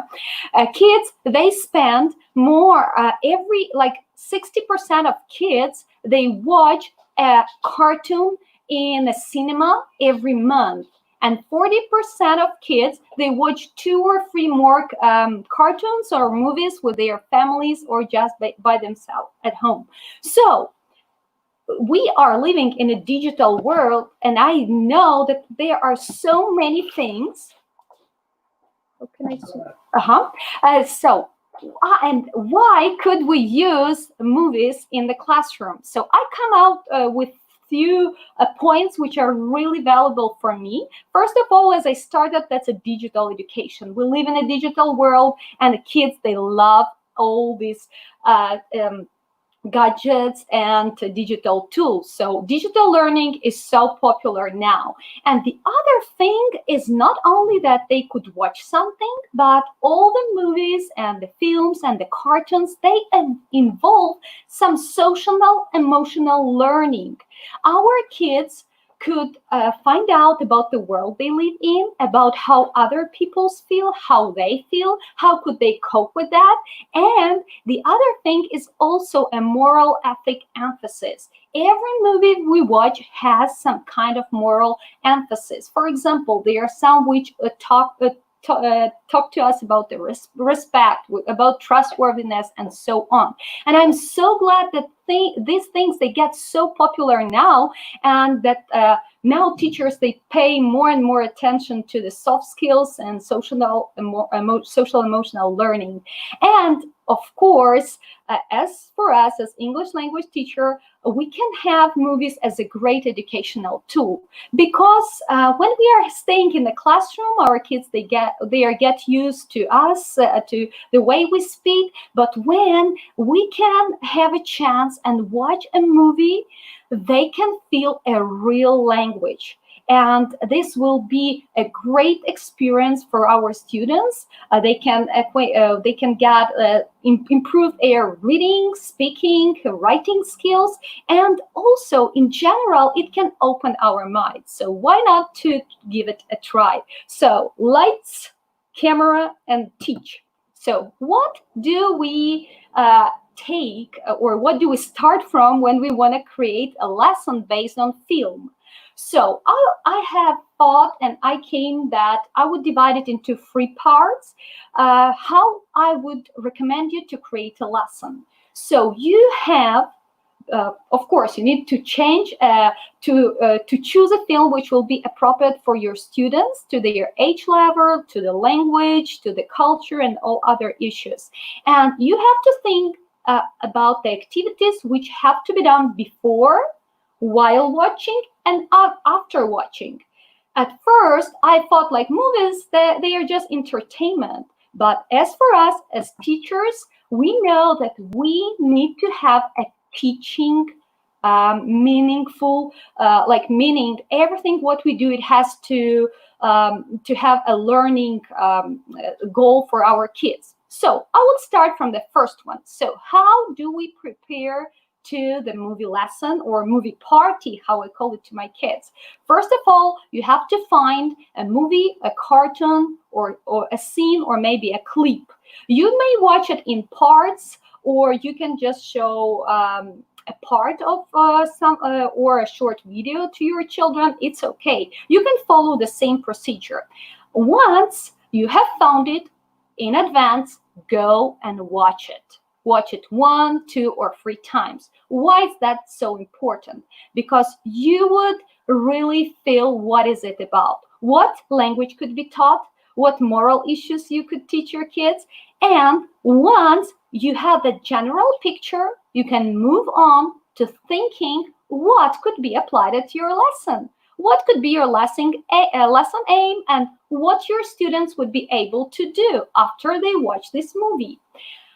After you have created the goal of the lesson, you can move on to the keywords and start thinking how many words you would choose that you would like your kids to learn from it.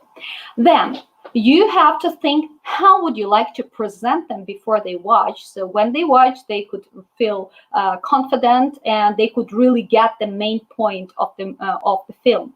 Afterwards, you need to think, what will they be doing while watching? Because our kids, they need to know why and what they are doing at each step of the lesson. Once they know why they're doing that, once they are challenged, they could start working on that.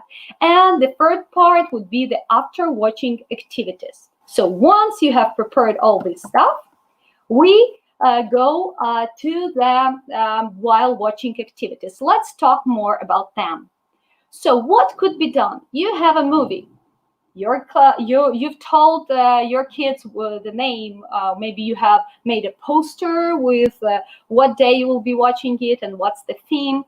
First of all, they could predict from the name. Often names are chosen in such a way that you could talk, or they could find out what is that word meaning. For example, I will share with you a lesson plan of Inside Out cartoon.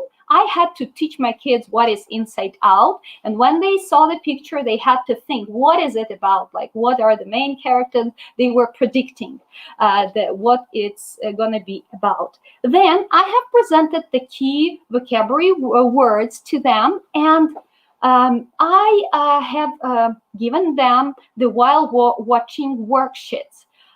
So what would I like to tell about while watching worksheets? So once they know the words, you give them the while watching worksheets, and their goal is to keep children focused, not only on the picture, but on the whole picture of the cartoon or movie, or maybe to get some, what could they find out about the characters, the main characters. So this would need really good note-keeping skills, which we can develop in our kids. So I would divide this while watching activities into 3 groups. So the first one, it will be a general ones.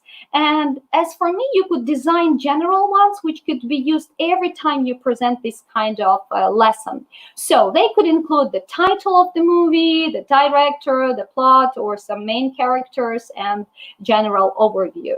You could create some general questions that could ask them what they have been watching about. And the third one is my favorite. That could be some specific based on the certain cartoon or movie details. For example, when we were watching Inside Out, they had to find out about each character and write down, like, what did they find out about this or that character. And it's okay to stop and give them some time to write down and have some teaching moments while they're watching. So we have watched the movie. They have filled out their worksheets while watching. What could be done afterwards? It could be done the same day. You can start a small, brief discussion, talking with your kids and finding out, like, what did they understand? What was it about? And I like starting it from the whole group, then having some activities for whole class. Then maybe I would give them some deeper activities or some more creative things to do so that they could do it in groups or in pairs. For example, they could create a character, or they could create some kind of poster, or they could have a deeper discussion in small groups. And the last thing, and usually I would give them as a homework, is some kind of individual section. It's the part what they could apply to themselves. Like, it could be, what is their view to this situation, like which was in that movie, for example. What do they think about? How is that connected to their life? It's something kind of that kind of questions. And of course, if your kids are elder, I don't remember if I mentioned, I'm working with a primary school, so we watch movies with a 3rd and 4th graders, at like 9 and 10-year-olds. But if you have teens or adults, you can adapt it for them. So they could write a report that would be really good, review, a film review. You could show them some good examples, and then they could write their review. But what is very important, that we should watch how our kids are participating in groups, in the class activities, and individually, so we could analyze how it worked with our classroom and what could be used. So what extra activities do I use with my kids? By the way, the pictures you see, these are my kids, and these are some photos from our parties that we had. When we were watching Inside Out, you can see some colors. We were making different colors from Skittles, and we were talking about colors, about how are they related to emotions. And afterwards, we've started watching the movie. And we have also have a tradition, like often my kids, they know that it's a thematic party. For example, we could have a mixed up party. You could see this girl's hair, like different colors, and they were wearing different color socks. And later I would relate that to the cartoon and say why we did it this way and how it's in our life, like what is being different, what different emotions are, or something like that. So you can think how you would call that. The other thing you could do is create some invitation or tickets, make it like a real cinema, so your kids would be excited. Oh, we're having a cinema night today with our class. And of course, some snacks. I don't know how it works with your kids, but whenever I say that we're going to have a movie party, say popcorn. Yes, of course, we have movie parties with popcorn. And now the last party we had was online, and we were having some snacks at everybody at his place. So the other thing I would also involve to some of the parties are games, especially online games which involve their gadgets. And I like creating Kahoots. Once they have watched the movie or a cartoon, I create a Kahoot, and they quickly can compete. They love competing and answer some easy questions. And the other thing I use at the lessons is because of the Paul Harvey, by the way, he's going to present today, it's acting out. So you can find a script of the cartoon, and you can print out really interesting parts, and you can act it out with your kids. And I'm so inspired and waiting till my kids come to this classroom and we can act out some of our movies that we were watching. And you can use your imagination, just be creative. We have heard so many great ideas today, and all of them could be used for while listening and after listening part. The other tips I would like to share, because that was not that well with me when I used. I'm not that professional, but I have really hard for that, and I would like to improve. So one of the tip I would share with you, it's watch it. Because sometimes I have been to some lessons where teachers, they saw, okay, that's a good video to show to my kids, but they haven't seen the end part. So watch it really well and make sure it fits your age group of your kids. It's okay to split the lesson into different parts. I told it before, so you can create like series of lesson. I will share one lesson based on Inside Out and some ideas which I use, but you can split it into several parts. I've told it before that we can stop for teachable moments. It's like a lesson, so you have to feel free to act like a teacher. Feel like whenever you see that they get like they're not that concentrated, you can stop, have some rest, make a break, continue. So feel free to adopt it the way it works with your kids. And the very also one of the important things, it has to be interested for them, not only to you. So make sure the thing which you are showing them won't be boring, because teens and other kids, their taste might differ from others. And of course, analyze what are you showing. Once you have shown something, just see what could be used next time, do it better for the next time. How I came up with it. Once I have been to the cinema, they were showing Inside Out cartoon, and I really enjoyed because it was talking about emotions, but I did not know how to make a lesson on that, because I thought that movies, these are just fun and no learning. They will relax, they won't listen to it. And I think in a year when this cartoon was in our cinemas, I think in a year I have created the lesson, and it's so good to do this lesson later. If this cartoon is so popular now, don't do the lesson right now. Especially, I mean, like if you are living where English is not their mother tongue, because they will start speaking their native language, like using their L1. And this was, and that was really nice, how we have started using Inside Out. And recently, we didn't have a chance to meet at the classroom, though I miss my kids so much. We were watching the cartoon online, and it was called Over the Hedge. It's quite old one, but we could talk about friendship, about true friends. We could talk about healthy and junk food. And here on the screen, you can see a list of the words which I were presenting to them. And also one of the tests they had to find out who is who, which character's name is who, and they had to write down what they have found out about them. I have created Kahoot based on that. And I was in my classroom with popcorn and on my beanbag, and they were sitting at home and having their snacks. And later they sent me a picture of their snacks. And next lesson, after watching this movie, they were sharing whether their snacks were healthy or not. So that's all. I think that you would give it a try, and you will enjoy watching movies with your kids. And by the way, the last thing I would like to mention is that now, when we cannot meet with our kids and we have to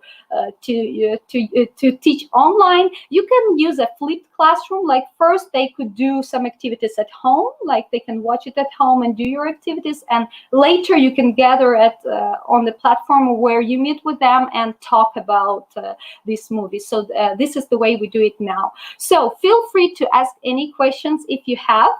You can find me on Instagram or Facebook. Just type in Rima Buchuk and I'll be glad to meet you and answer your questions. So thank you so much, Eva, for this great day.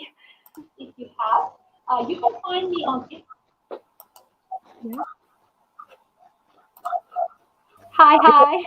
Hi, thanks a lot. That's awesome. It was really nice. I liked the session a lot. It was so really amazing. Actually, I knew about that idea, how to use movies, because we had our live stream on Instagram. And it was the reason why I asked you to share this idea. Yeah, really nice. Rima, we have one question. Yes, please. Yeah, so Miss Natalia asks, do you watch movies during the lesson or send it as the homework? And how much time does it take? We were watching movies at the spring. Usually we watch them at the spring or autumn break. So kids, they don't go to school and they love coming to our school. And I'm not a kind of public school. We're a language school. So we give an additional language to our kids. So they come here for 3 hours, like approximately 3 or 4 hours. And we did it as a whole, like, for one time. Like we were watching movie for one time. I didn't split it into 2 parts because the break would be really big.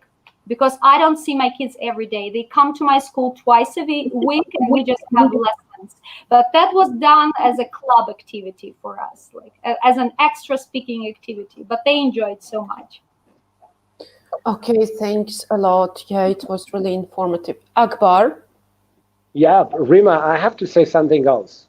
You may be only a teacher to the world, but to your students, you are a hero. And to me, you are a movie star. Believe me, you are. Don't you think so, Eva? Yeah, I do agree, because I know Rima. Yeah, fully energetic. Thanks. Yeah, okay, thank you, Rima. Just if you have time, if you want, join us on YouTube.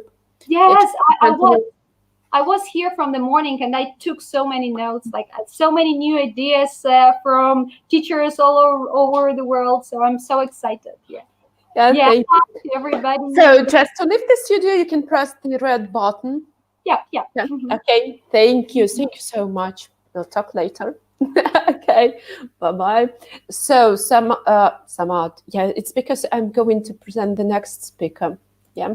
So the next person who's going to deliver his speech is BMW driver. Remember that. BMW driver. And I wanted to say something and you interrupted me. I'm sorry, because I just mentioned the story. Yeah. So this actually, as I said before, we are traveling today, and now we have to travel to Azerbaijan. The next speaker is a TESOL certified English language teacher, as well as an IELTS instructor. He has been teaching for more than 20 years. He motivates and empowers teachers and students to reach the next level. He believes that being multitasking performer helps him to stay flexible in his classrooms, which are full of different cultures, personalities, and learning styles. So let me invite our friend and the founder of SR Teaching and Learning, Samad Samadov. Hello, how are you? And my lovely brother. Hello, everyone. How are you doing? Can you hear me? One more thing, the true picture of a teacher. Yeah, we can hear you. Can you hear me? We can hear you and we can see you. Okay. And you can see me? Yeah. So should I share your presentation? And can you see my presentation? Yeah, can you just, thank you. And please press that button like to hide the bar. I'll do whatever you wish, whatever you order, I will do. Okay, thank you. So thank you very much again, and good evening, probably good morning for some, good afternoon for the rest. Thank you very much again for joining this really amazing marathon. I've been watching since almost the beginning, and I've really learned a lot. I've always been lucky, generally, to be surrounded by a large circle of fantastic trainers. So, and of course, in my teaching experience, I've met teachers that really inspired me a lot to think, not just only think about the ways of teaching, but also about the ways of implementing them in our real classes. So Akbar, Eva, by the way, you are the ones that really inspired me a lot. So to be honest, after meeting several years ago Hugh Delap, who, one of the co-authors of different books on teaching lexically, probably most of you have heard about him. I somehow started, looking through the activities and tasks that I've been using so far, just over again, and I kind of decided try to work a little bit more in teaching vocabulary.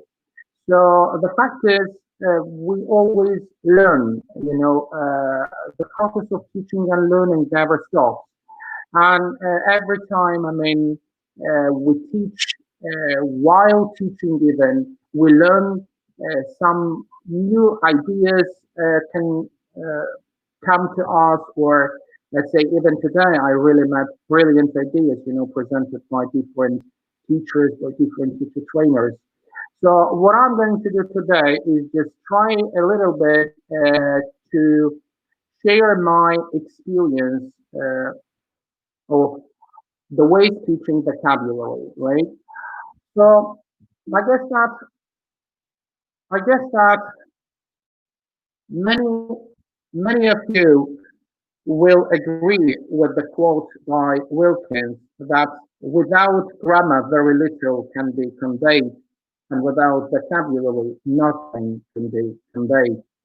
So yeah, it might be arguable somehow, but the real thing is that vocabulary is really the most essential part of teaching and learning of any language. And today, within this about 20 minutes, we're going just to look through some, let's say, some tasks that might help you in your real classes.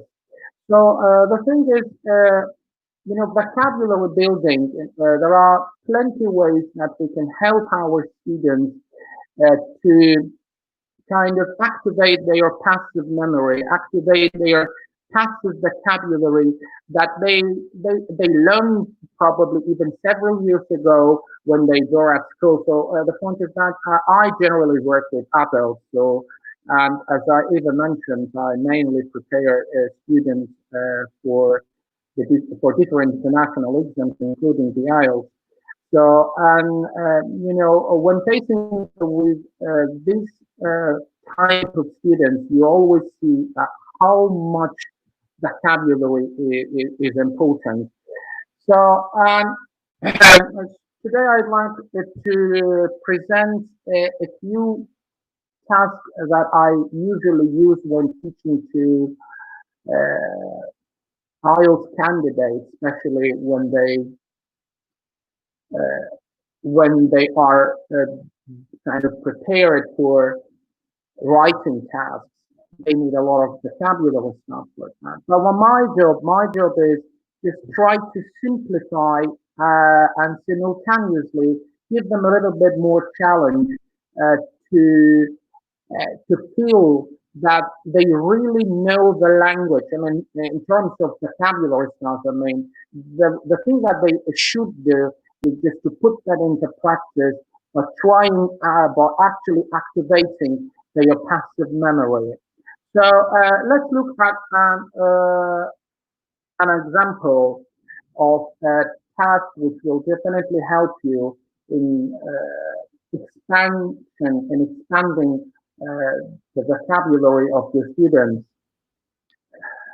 So what I do is, okay, let's get started, and let's look at the very, very simple and very, very short sentence, which contains only 4 words, like pollution, 1, is, so every single word, is counted, so that's why A, that's the 3rd word, and problem. So there are 4 words in the simple and short sentence. Pollution is a problem. My job is try again to nudge my students a little bit further for them to remember the words in their vocabulary, so to put and to somehow develop the sentence to make it a bit wider, right? So, and of course, the questions that we are planning to ask that will, the questions should be structured in a way that will help you elicit the words that you intend to hear. Let's say one of the questions might be, what kind of pollution might be a problem? What kind of pollution might be a problem? So again, you try to elicit some words. So I could say different ones, right? So let's say as an example, it could be air pollution is a problem. So next step, again, you are going, now you've got 5 words, right? So never forget that, let's say in terms of writing task of files, writing task 2 of files, well, surely you know about it, that you need to write at least 200 words. So this brainstorming is really very crucial to think about, you bring the idea and then you have to widen, you have to extend, you have to somehow expand your idea, putting some more words into your sentence, because again, you need appropriate number of words. All right, so air pollution is, if you notice here, I try to elicit nouns. Over here, I try to elicit some adjectives. And they can give you different adjectives like huge, big, enormous, you try again to simplify by somehow directing them to find the proper words. And in this case, of course, you will definitely ask them to think about adjectives. And let's say it could be that air pollution is a serious problem. Now we've got 6 words. The next thing, the question that I can ask them is, air pollution is a serious problem where? And they will think about the words related to places. And it could be in big cities, right? How many words do we have already here? So 1, 2, 3, 4, 5, 6, 7, 8, 9. So we started with only 4 words, and now we've got 9 words, right? Let's move on. And then, what are the real reasons of air pollution? Like, what causes air pollution? The question might be asked for eliciting, the next pair of words. And that will be from cars. Air pollution from cars is a serious problem in big cities. Now we've got 11 words. The next one they can think about, you can help them think about some conjunctive words, and they can, if they can even revise their grammar knowledge, like it could be, although, in spite of the fact, although air pollution from cars is a serious problem in big cities, it is still underestimated by many corporations. So totally, now there are more than 20, so there are 22 words in the sentence. So we started with a very simple sentence, having only 4 words, and we ended up with 22 words, which is really a very good technique. I mean, I've been using that for many years, which really, apart from that, it somehow also gives, this self-confidence that they can make sentences. They can make complex sentences using their short ideas, which is really very, very useful, especially when writing academic tasks. So the next type of exercises could be about word families, which I also find pretty effective. So what I do, I try to have one sentence. Let's say in this example, we have the difference between our opinions on the subject is obvious, right? And then I ask my students to change, kind of reformulate the sentence using different parts of speech this time, but having the same, I mean, keeping the same meaning. And from the example, we can see our opinions differ. We use here verb this time. Our opinions differ on this subject, or our opinions seem different on this subject. And now adjective comes out. We think differently on this subject, and now adverb. And after giving this example, surely you will ask them to do some exercises because they definitely need to practice. So the first one, they will choose from the table. The first one will be, I mean, to find will be easier for them. And if we look at this sentence, some private schools are quite selective about the students they admit. Now they've got the sentence, some private schools are quite selective about the students they admit. And then you can, if you wish, you can divide your students into pairs or groups and ask them, for example, group A, make sentence with noun like selection. Group B, use selectively. And group C, use select, if you wish. If you do not have enough number of students, you can even you can even use it when teaching one-to-one. That's no problem. Anyway, and the versions might be absolutely different, right? So I mean, like one group that produce the sentence with noun in the way like the selection of the students in private schools.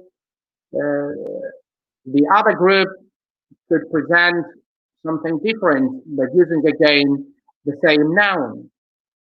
So this type of exercises are definitely helpful for brainstorming again, for activating their passive memory. So surely we should work on with these exercises, especially with intermediate level students, intermediate class. But if we work with some lower level students, we can somehow simplify the type of exercise. I mean, the words probably. But anyway, they both would be kind of acceptable for all levels, probably except beginners. When we talk about a bit lower levels, we can use, let's say, really simple but effective and useful type of exercises. So we call it verb wheel. I'm sure that most of you know this type of exercise, but anyway, for those who I've never tried it. They can even create their own wheel of different verbs when, for example, they want to teach some particular verbs, and they can make up to 15 or 16 or could be 18 sentences, but exactly following the way that you see on the screen. Like if you see the first verb, that's the wheel, let's say so-called wheel, and you have here options of verbs. So, and the first one, so you can see the first verb as an example, right? By the way, what about the instruction? Complete the square by finding the verb missing from each sentence. The first letter of each word is the same as the last letter of the word before, which really, simplify to find the correct verb. So let's start. The first one is start. Let's start. Let's go. Let's do the first one. So, and for the second sentence, students know that the verb will start with to, and it has only 4 letters, 1, 2, 3, 4, and then he or she goes to look through the verbs that start with to and have 4 letters only. So they exclude this blank, and now they have 3 again. In terms of struggling, I mean, probably they can have some. The vocabulary might be lacked. That's why putting this verb into the will again simplify the way that they will find the correct verb, right? Okay, so then let's say again in this case, and then they put that into the sentence.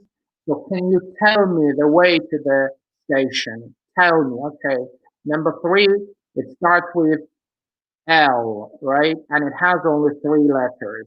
Okay, we've got only one word here with L, and it's definitely left. So again, I'm not trying to confuse my students. I'm trying to help them. I'm trying to give them the type of exercises that they can really deal with, right? I'm talking about a bit lower level students, right? To have them feel really confident, because that is the thing about motivation as well. If they from the scratches they start struggling with doing different kinds of exercises, that's for sure that they will become demotivated. So our job is also think about the ways how can we motivate our students when we work with different vocabulary stuff. Another type of exercises would be about guessing, so-called what is it? Guessing the subject probably, and it also gives them the chance to brainstorm, right? To remember again the words that they had in their previous learning. It shone brightly all day and made the room very warm.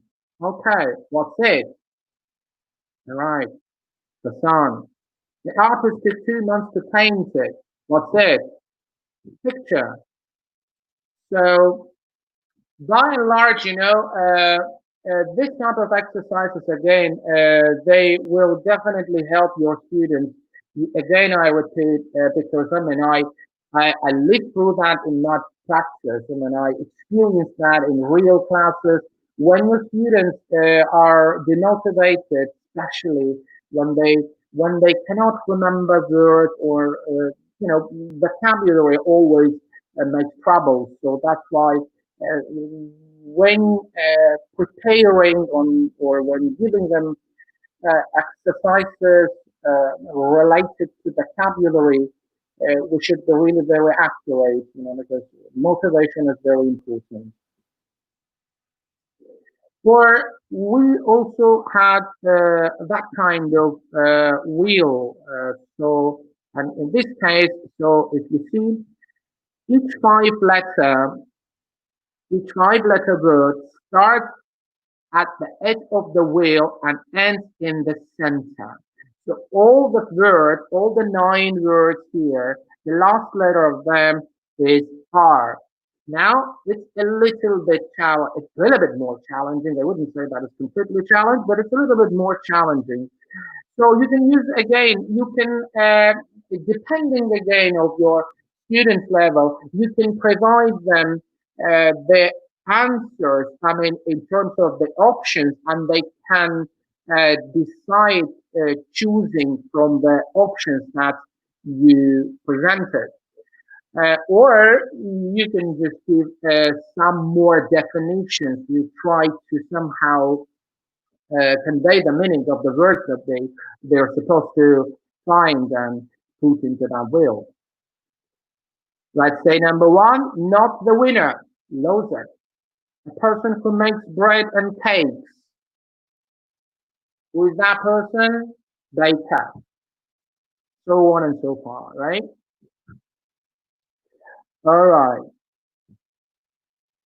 The next thing is about a word ladder. A word ladder. Let's look at the instruction. Change the top word into the word at the bottom. Use the clues to help you. Each time you change one letter only in the previous word. We change only one letter in the previous word. Sometimes you might not know the word, but you can guess what it is possible, and it's checked, of course, if you wish, with your vocabulary, with your dictionary, right? So let's say the first word is rise, right? So we need to change only one letter to guess the next word. And there is a clue. Fruit ready to be eaten. What's that? That's ripe. Now we have R-I-P-E. Ripe. All right, so my next word, again, almost the same, but I should change only one letter. Take string. What's that? Rope. One of the parts in a play taken by an actor. So the previous one was rope. I need to change one letter. And what's going to be? Yes, rope. So, now we can continue if you wish. Either at the two ends of the Earth's axis. What's that? Cold. White in the face, pale, and so on, right?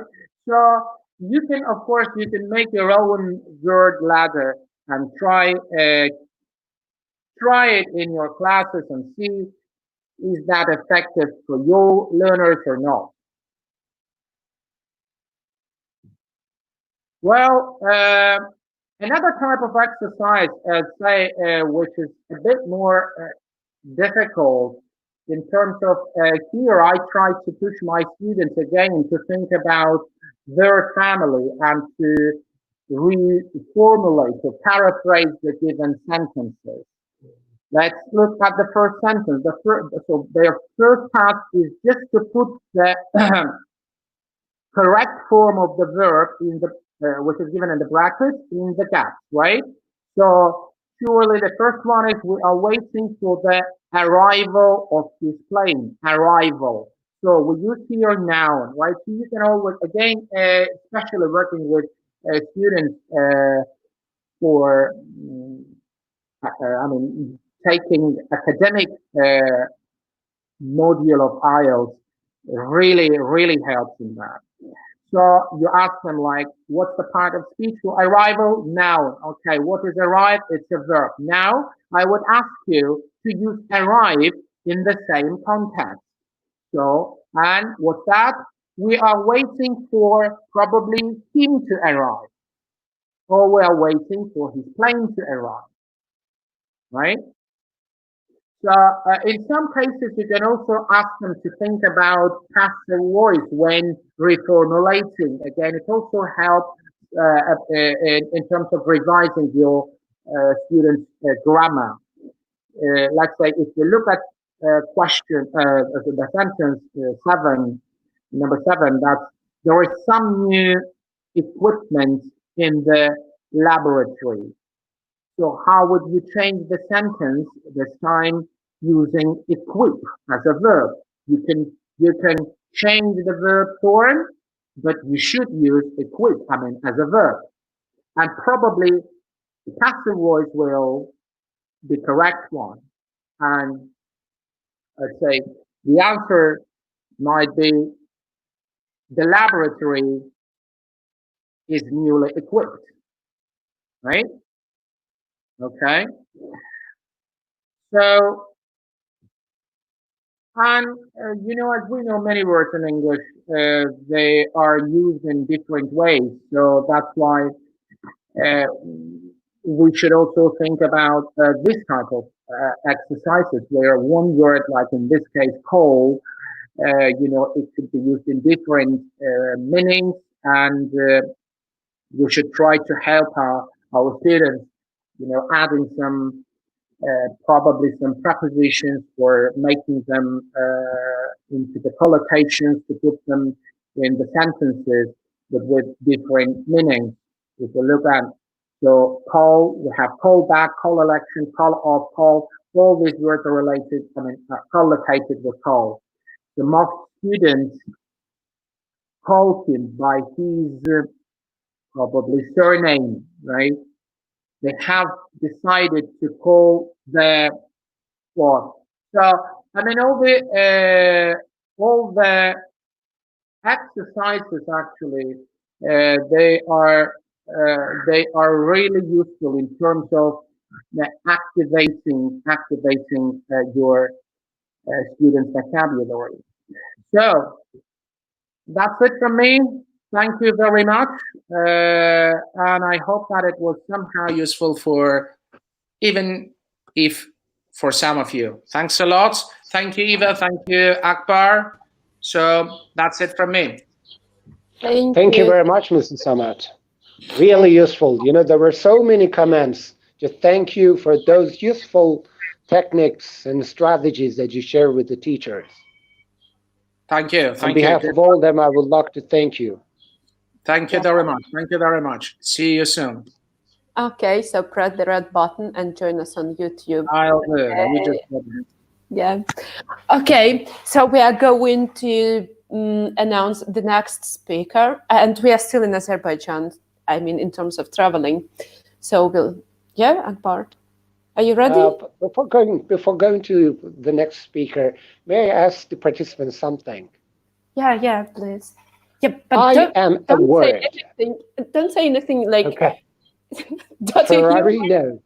I'm an English word. If you pronounce me rightly, it will be wrong. Listen, I'm a word, an English word. If you pronounce me rightly, it will be wrong. If you pronounce me wrong, it is right. What word am I?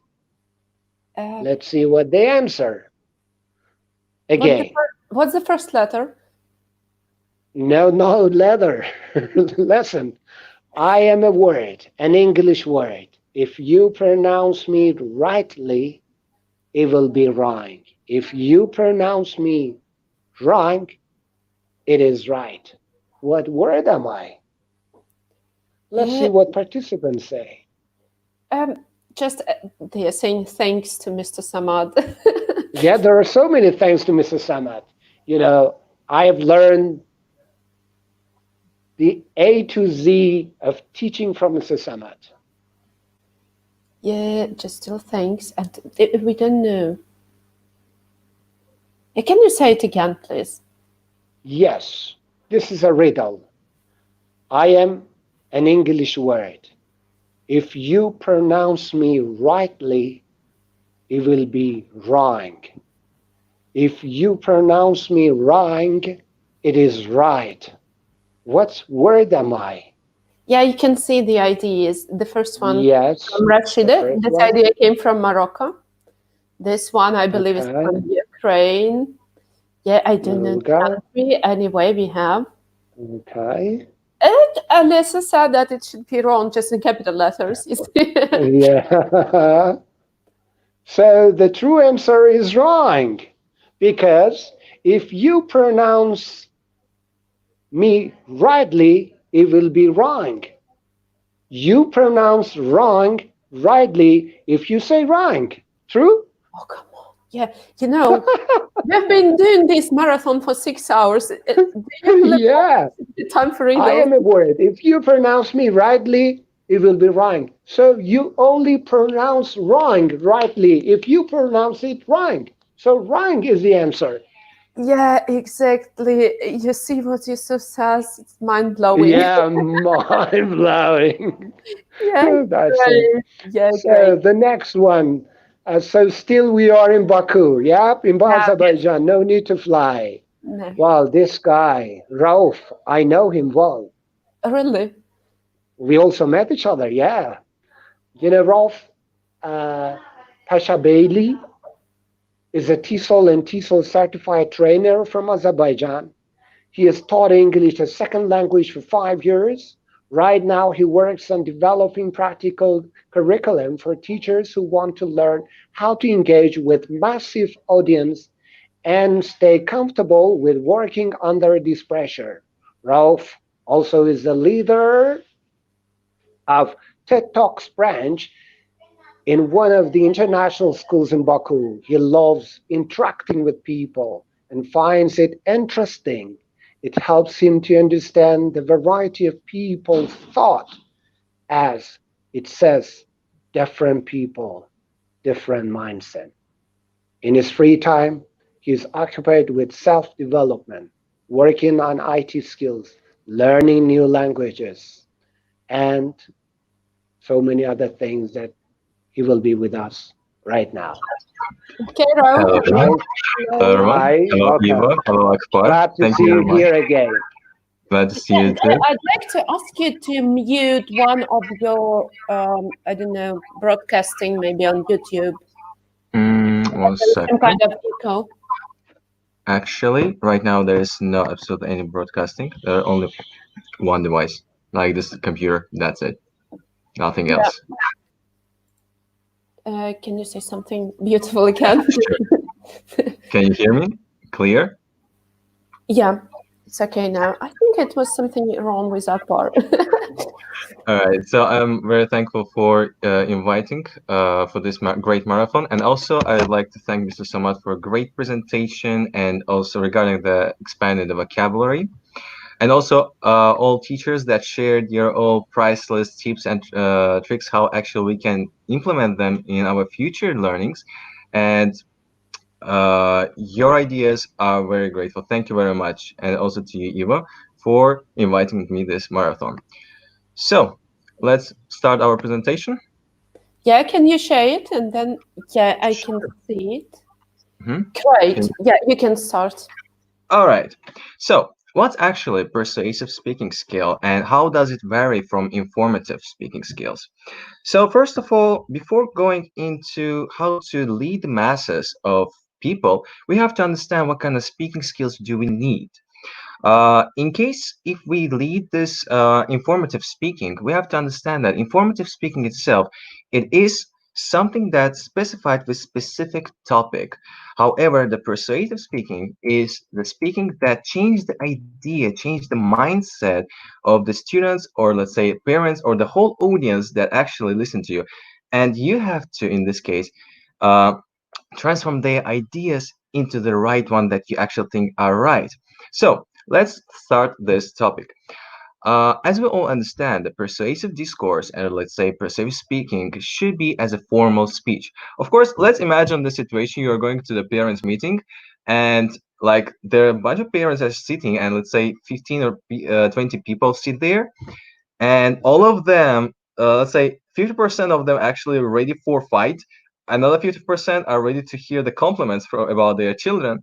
And if you come up to the stage and you'll say like, hello guys, I'm so happy to see you, it won't work definitely, because they will see, is this a teacher that actually talks with the let's say people that let's say not youngsters, but they're actually people that own respect.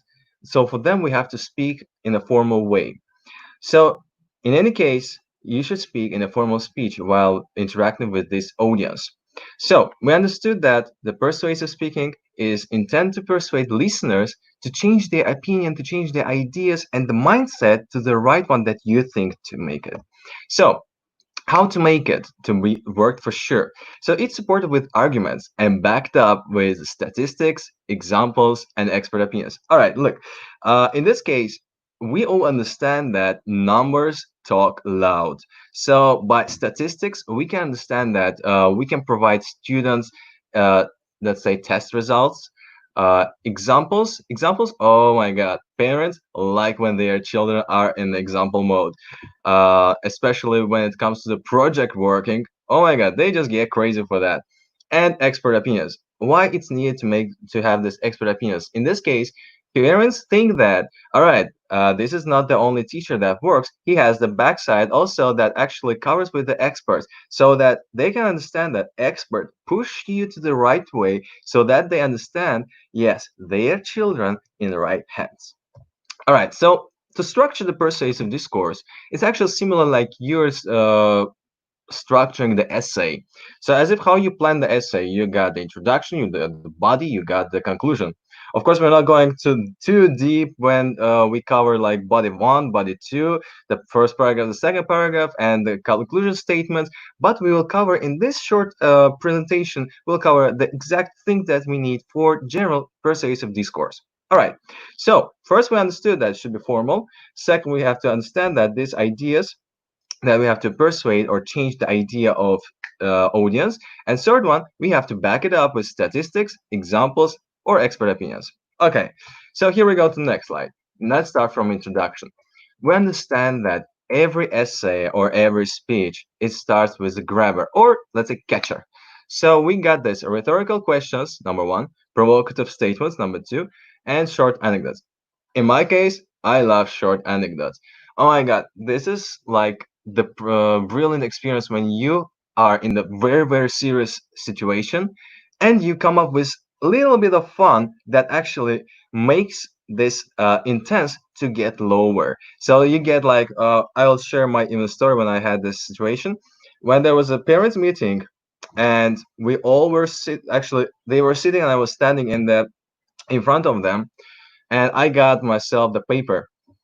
So what I did, I just took the paper and I said, all right, I will start reading like this.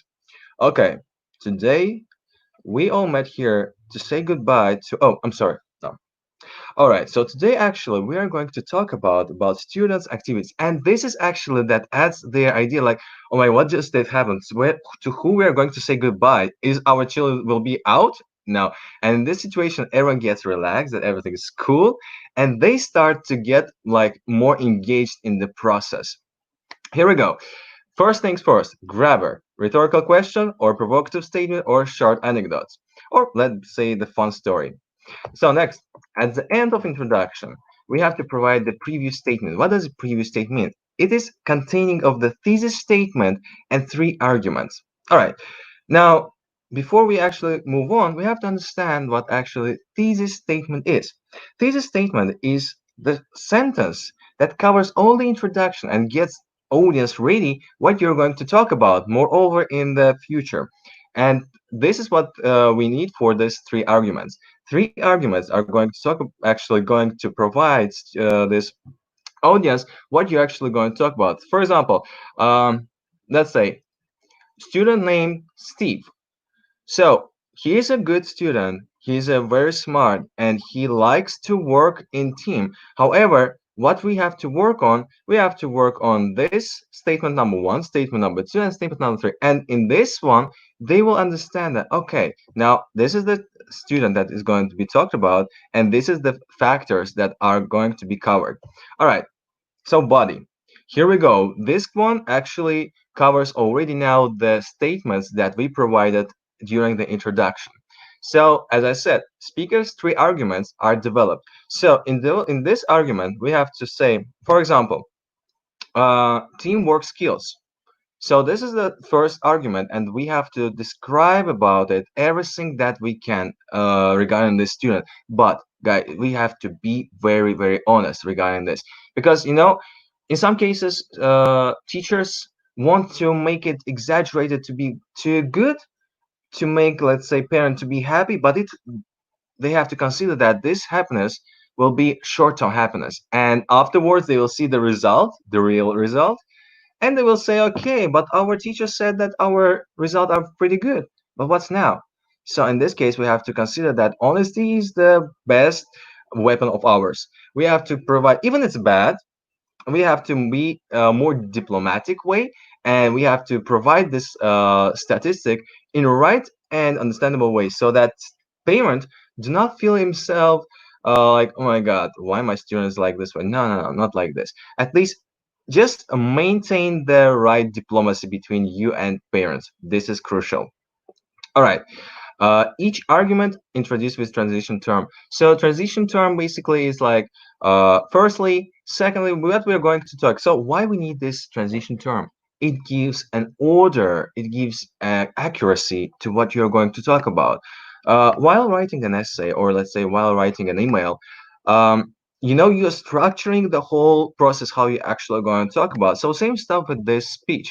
You talk about everything that should be one by one. Like you cannot go like chaotic, like one there, one argument here, one argument. In some cases, even you have to make, connection between all of these arguments, so that parents can feel, this slight movement of your speech. Like you don't go like straightforward changing the topic. No, just slide forward. You just go throughout this what you want to say. Okay. So third one, backing up. The backup is always needed for us as teachers. Believe me. In this case, we use again this statistics, expert opinion, example. However, in each of these paragraphs, or let's say in each of these body part, let's say we need to have at least two types of these evidences. So evidence number one may be statistics, or let's say example, or let's say it can be expert opinion and example. Just play with it as you want, but at least include two of them. Why do we need it? We need it to show, teach again, parents that their children in my hands, and they actually shouldn't be sad that they choose us as a teachers. So even for the great expectation, let's say we have to give, let's say by statistics two evidences, by expert opinion two evidences, and by example two. For example, let's say statistics. It can be test results by 2 semesters. It's great. Like when you do the end of term, you can actually already get to the statistics point. You can get to the expert opinion. For example, the opinion of HOD, the head of department. They can provide the opinion about this student exactly and how they were maintaining their progress during out this period. Okay, an example. Again, as I said, parents really love it when their students, when their let's say son or daughter in example mode.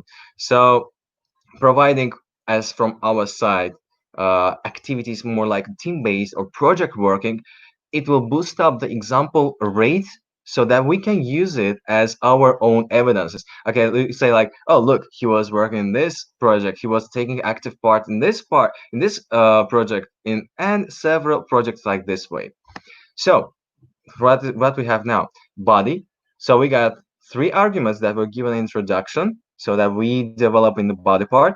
Each argument introduced with a transition term, first, second, third, and backing up with arguments with at least 2 of following evidences: statistics, expert opinion, and third, example. This is actually crucial. Okay, let's go next. When you actually get to the conclusion, you have to make your audience to get ready for that. You're already finishing your speech.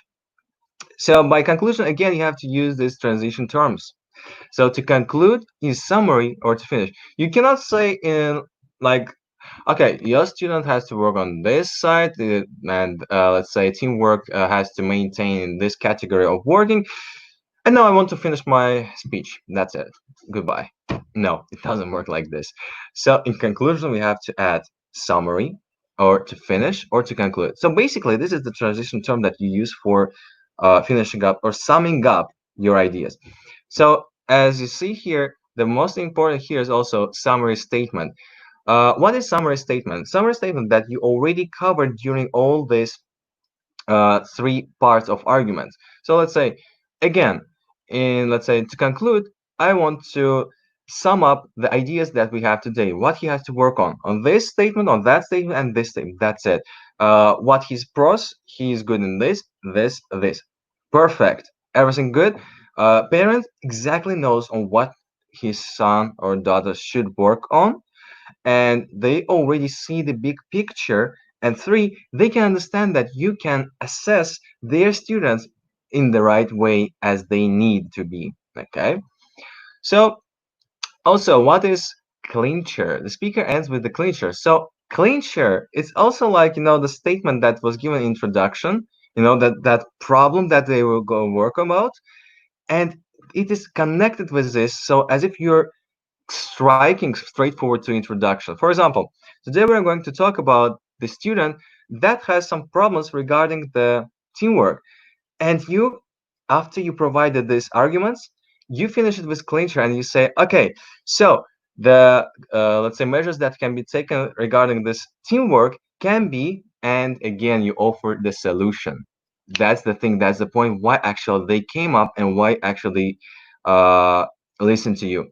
They listen to you in order to get the solution for their son or daughter so that they can move on to better progress, to maintain their results in the, let's say, straightforward line. That's actually what they want, that's what they seek.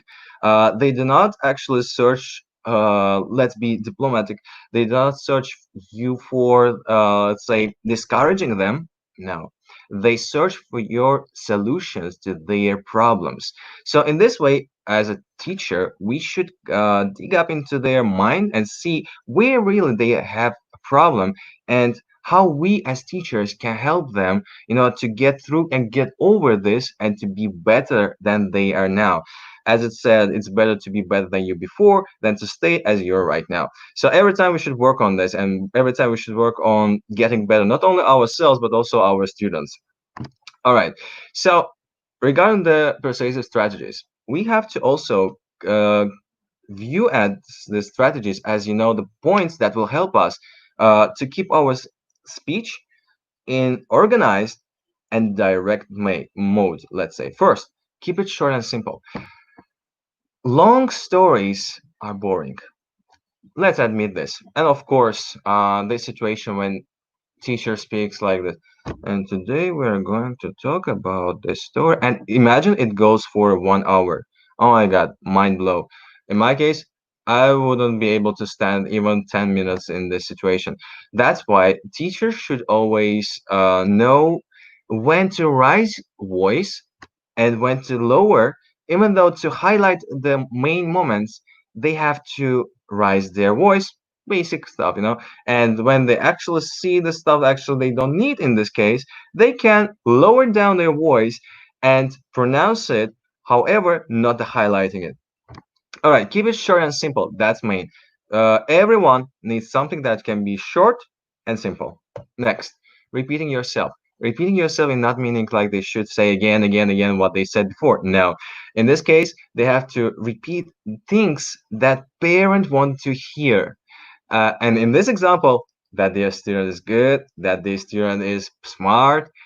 This is the thing that motivates a parent to think, okay, that's good. This teacher is good because he sees this part. But of course, you shouldn't be always like, your teacher is good, even though he got 2, even though he got the lowest mark, but he is a good student. No, it shouldn't work like this. You have to keep the balance between saying good things and also criticizing it. It shouldn't be like 100% criticizing and 100% of, let's say, saying good things and blessings. This is the thing that you have to keep in harmony. And also using transition terms. This is crucial because parents should know what should be first, what should be second, what should be third, worked on, and also provided as from us as teachers. But it shouldn't be like chaotic, like one there, one there. Okay, your student is, I'm sorry, what's the name of your student? Okay, I forgot. No, mind, he is bad at teamwork. No, not like this. First, second, third. All right, let's go next. Asking questions, rhetorical and direct. Does your student enjoy learning in our school? Probably yes, that's why you're here. Basically, this is how it works like in overall question. The questions play the crucial role. Why? Because they see that you are eliciting the knowledge from them so that they can understand their students also are going through the same process of questioning. Because teacher always gives a question at the end to get the feedback, to get the understanding that yes, student understand today's lesson. In order to know if student knows today's lesson, at least got anything, teacher must ask questions, right? So let it be rhetorical, let it be directed, ask questions. And of course, we got to get over these few don'ts that we have to just avoid as possible. And what they are: don't read your speech. When you go to the speech, when you go public, you shouldn't like keep your eye only on your paper and sometimes going out and look at the audience. Not like this. You should just relax and deep breath in, deep breath out. Don't think about anything that your audience may think.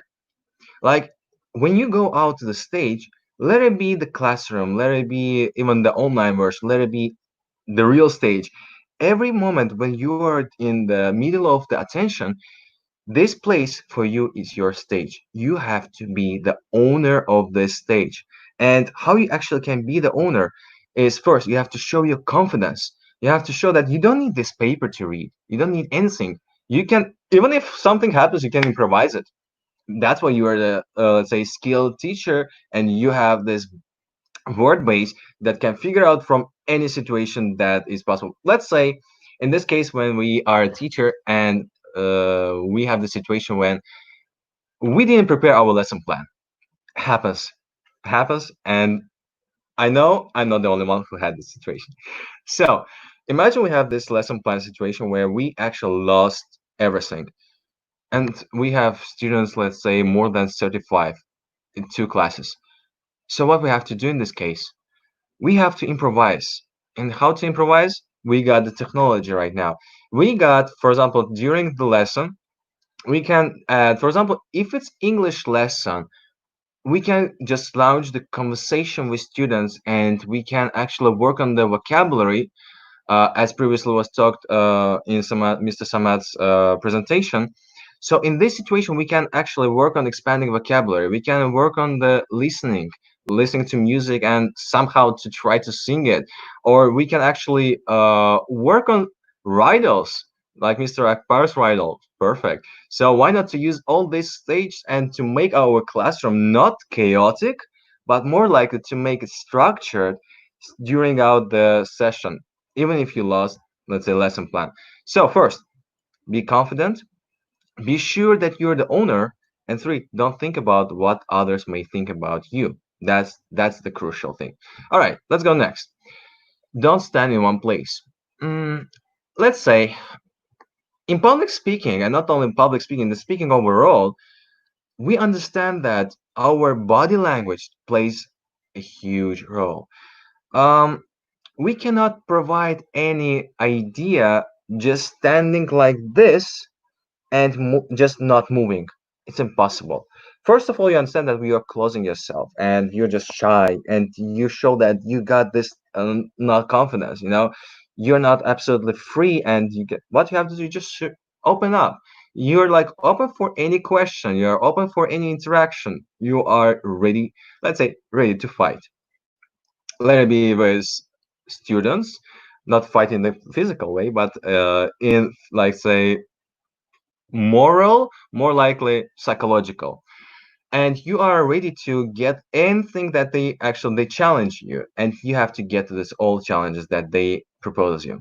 All right. So don't stand in one place. You should move, but don't move in the first forward, the fast way.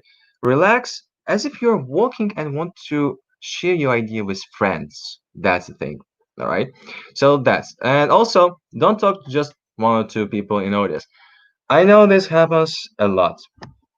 During this moment, when you go to the classroom and you're not ready for this momentum of improvisation, you choose two people, or let's say three people, who are most active, and you actually ask them the questions that in order to keep the lesson in balance, right?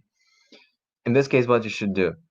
Okay, you ask one student that knows something, and the second one, actually, you have to ask from the student that even doesn't know anything. You actually have to provide it, and you have to get him up to the level of the student that they actually going to. In most classes, actually, in most schools, they got the system of leveling. So all students with the same level, they sit together. Okay, even if they are different, but it will not be like advanced and elementary, of course. It will be with slight difference.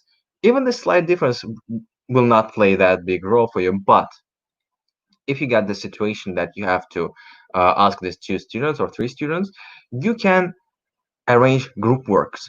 You can arrange the two or three groups, let's say, and to these groups you have to add this person as a monitor, not as the main work, as a monitor. He has to just look around how the students work in order to keep the balance in the classroom. Okay, so not the active workers, but monitors. We have to get the whole class to work. This is what we should get to. And the last one, actually, what will be, do not avoid making eye contact. One of the reasons that people feel like this person is not confident is when the person doesn't look straight forward to the eye. I'm not saying staring like this way, it will not help. Strangers will think, let's say parents, strangers, like students, they will think, why teacher looks at me like this way? It's very strange. I feel discomfort. No, it's not like this way. In most cases, you have to just when you refer the question, you have to relax. You have to just get to the process as if it is smooth and light, and you go through this like with open mind, and you're free to take any challenge. So with these few don'ts, we already got it, and basically to get the whole classroom in engaging, you have to add these activities that will provide them the interest, and they will actually provide them the understanding of the materials. So in any case, let's actually sum up what we had today from today's presentation. In any case, you have to get the structure. You have to use mostly this order that will provide this first, second, third, and also providing this structure of introduction, body, and conclusion. And also one main thing, don't be slow and don't be too fast.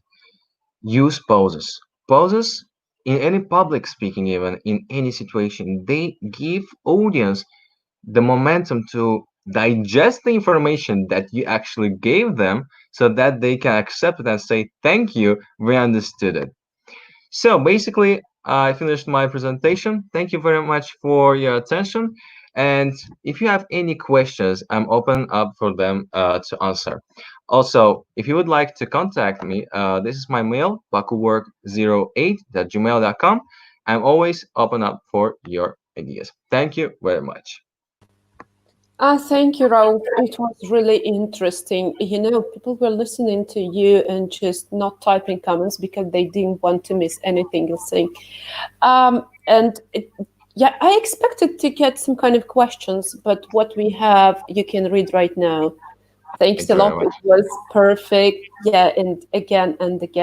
Yeah, people agreed with you just that making eye contact is always a perfect way to communicate, not to communicate, but to establish some kind of rapport. Great. Actually, Akbar mentioned before that you got your TESOL trainer certificate. Yes. I have an idea. Where did you study for TESOL trainer? I studied with Mr. Samad.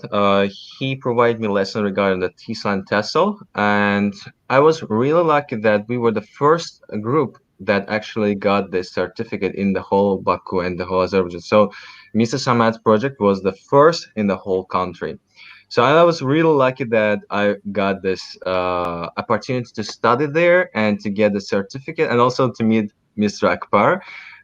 Because we had different trainings there, and we had a lot of information regarding the teaching, how to teach English, how to establish the contact with students, and how to provide the lessons. So actually, that was the starting point where I got the huge and very good amount of information that was really helpful for me in this So, case.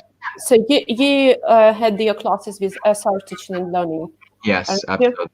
Yeah, so it was that first group, I don't remember, in December or no, Yes. December. Actually, it wasn't. Yeah, when Ramon Medriana came from Philippines. Yeah. He was your trainer. Great job. Yeah, I'd like to join you one day there as well. So thanks a lot. Thank you very much again. It was really useful. You're joining us on YouTube, and we have our next speaker. All right. Thank you very much. Thank Well, you. I'm leaving the studio. Good luck. Yeah. Okay. Yeah, and I'm sorry. I'd like to introduce another speaker. Yeah, Aziza. She is from Morocco. She's a qualified English language teacher with more than 15 years of experience. Her considerable expertise was gained and enriched through her serious work in different private primary classrooms in Rabat, Casablanca. She got her BA degree, and she has been nominated as one of the examiners of Cambridge tests for the 3 levels, like starters, movers, and flyers. Am I right? Yeah, great. As I said, I'd like to ask you to speak up a bit, okay? Okay. Thank you, Eva. Hello, everyone. It's great to be here. I am really happy to participate in this international webinar that gives the opportunity for teachers from all over the world to express their voice. Being an EFL primary school teacher from Morocco, I'd like to thank the staff and my colleagues in Ihsan School. Today's presentation is about English through video projects.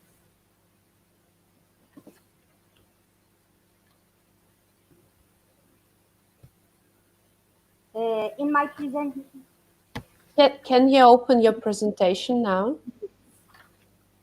Okay, please.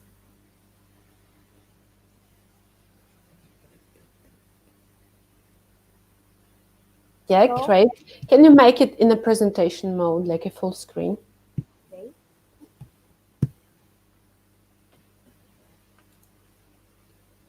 Can you see my presentation now? Yeah, we can see. And please just click that button, like to hide. Can you see it? Not the blue one, but next to it. Yeah, okay, let it be like that. Mm-hmm. So let's get started. Okay. In my presentation, I'll talk about multiple intelligences theory. After that, I will show you a video sample before concluding my presentation. Now, I start with a general introduction of the topic. You know, nowadays many teachers utilize multiple intelligences in their teaching philosophies and work to integrate Gardner's theory into the classroom. Learning more about the multiple intelligences can help you better understand students' strengths and weaknesses. Project-based learning as a new teaching method has a large benefits for our students. That is to say that human beings have very different kinds of intellectual strengths, and that these strengths are very important in how kids learn and how people represent things in their mind. Multiple Gardner developed a theory called the multiple intelligences theory. This theory confirms that there are different types of intelligences These intelligences are as follows. First, visual spatial intelligence. Here, students are good at visualizing things, or I can say students with this intelligence are good at visualizing things. For example, they are good at reading maps, chants, videos, and pictures. They are talented in interpreting pictures. They also enjoy drawing, painting, and the visual arts. Second, linguistic verbal intelligence.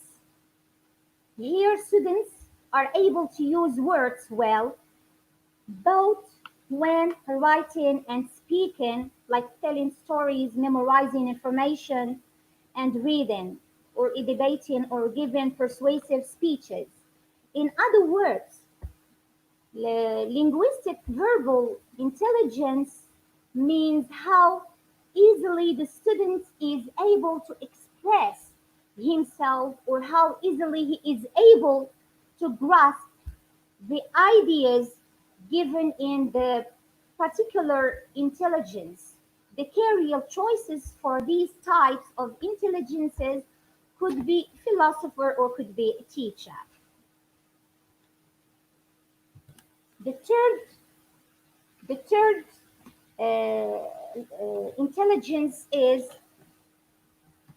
a logical mathematical intelligence. Here, students are good at reasoning, recognizing patterns, logically analyzing problems, like how to use numbers, relationships, and patterns, and analyzing and solving problems and mathematical operations and computations. To put it simply, logical mathematical intelligence is how fluently these students are able to solve the mathematical problems. The fourth intelligence is bodily kinesthetic intelligence.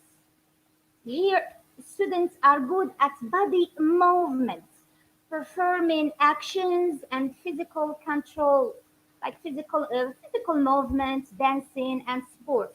In other terms, bodily kinesthetic means things which are related with sports.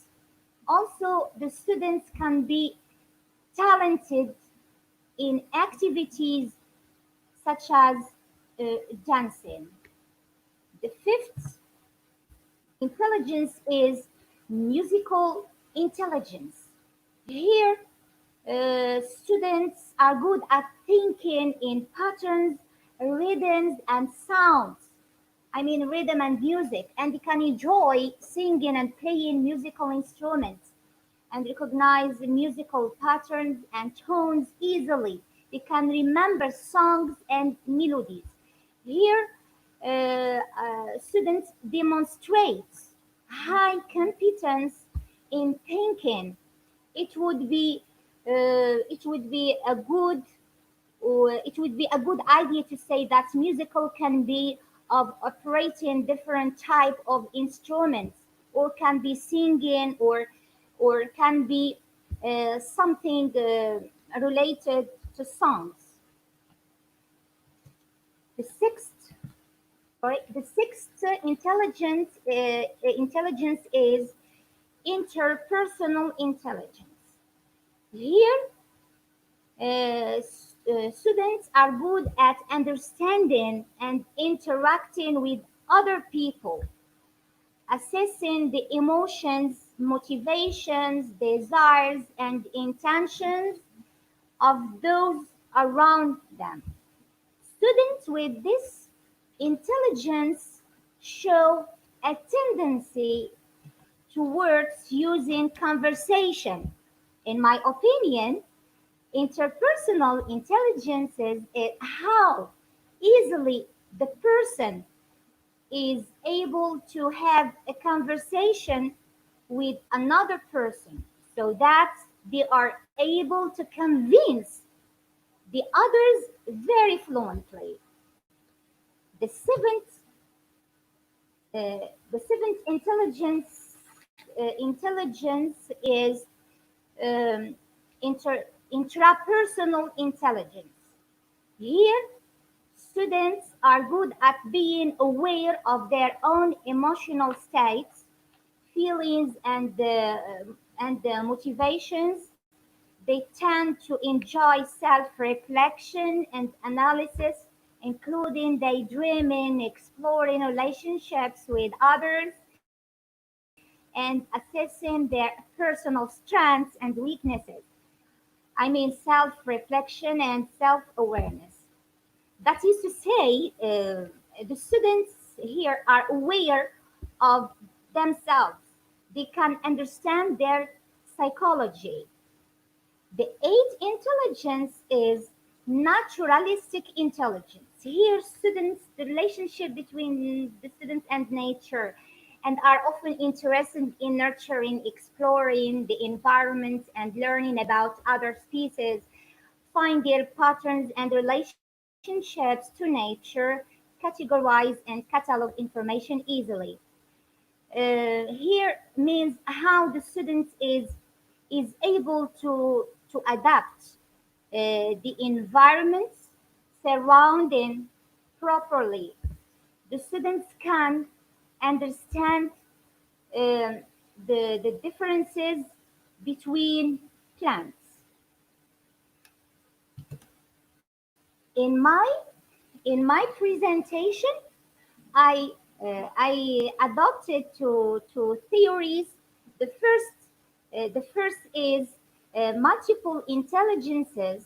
The second is the project-based learning, is known as PBL here.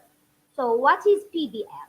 Is a teaching method. Here, students gain knowledge and skills by working for an extended period of time to investigate and respond to an authentic, engaging, and complex question, problem, or challenge. In PBL, teachers make learning come alive for students. In PBL unleashes a contagious creative energy among students and teachers. In PBL requires critical thinking, problem solving, collaboration, and various forms of communication. In PBL involves the use of higher order thinking skills and learn to work as a team. For for me, for me, PBL is a new opportunity for students to explore and develop their intelligences. Time, a project teachers should be aware of the overall learning objectives. Among these objectives, teachers must be mention key knowledge. Also, teacher must be aware of the designing the elements to meet the high standard of PBL. These elements are the video project must be challenging, public product that is made by the students in their social context. Their project must be subject to criticism. And we have reflection here means deep thinking. Student voice and choice means the project gives the students the chance to express their opinion. And we have authenticity here. That means the project should be should be done in their real situation. And the last one is sustained inquiry. Here means the project must guarantee. So now I have taken these two theories into consideration in designing video projects. These are the steps that I use with my pupils. Step 1. I give pupils a vocabulary bank to get familiar with the subjects. I define and I explain the keywords. Second, each student writes paragraphs, ideas, or make videos about the subject and send it via the platform. The third step is I correct the exercise and send it back to the students. For example, I correct spelling mistakes, pronunciation. Step 4, the pupil chooses the type of intelligence in which he feels more comfortable. The last step is the pupil makes a video using the intelligence of his choice. So now let me show you some samples of video projects before I close up my presentation.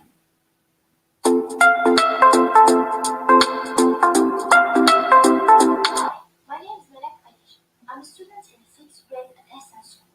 I'm 11 years old. I'm sure that you understand the current situation of coronavirus outbreak. This time is really hard. If we work together as one community, we can overcome this situation. I think the best way to keep safe from the virus is to stay at home. Also, you must frequently wash your hands with soap and water.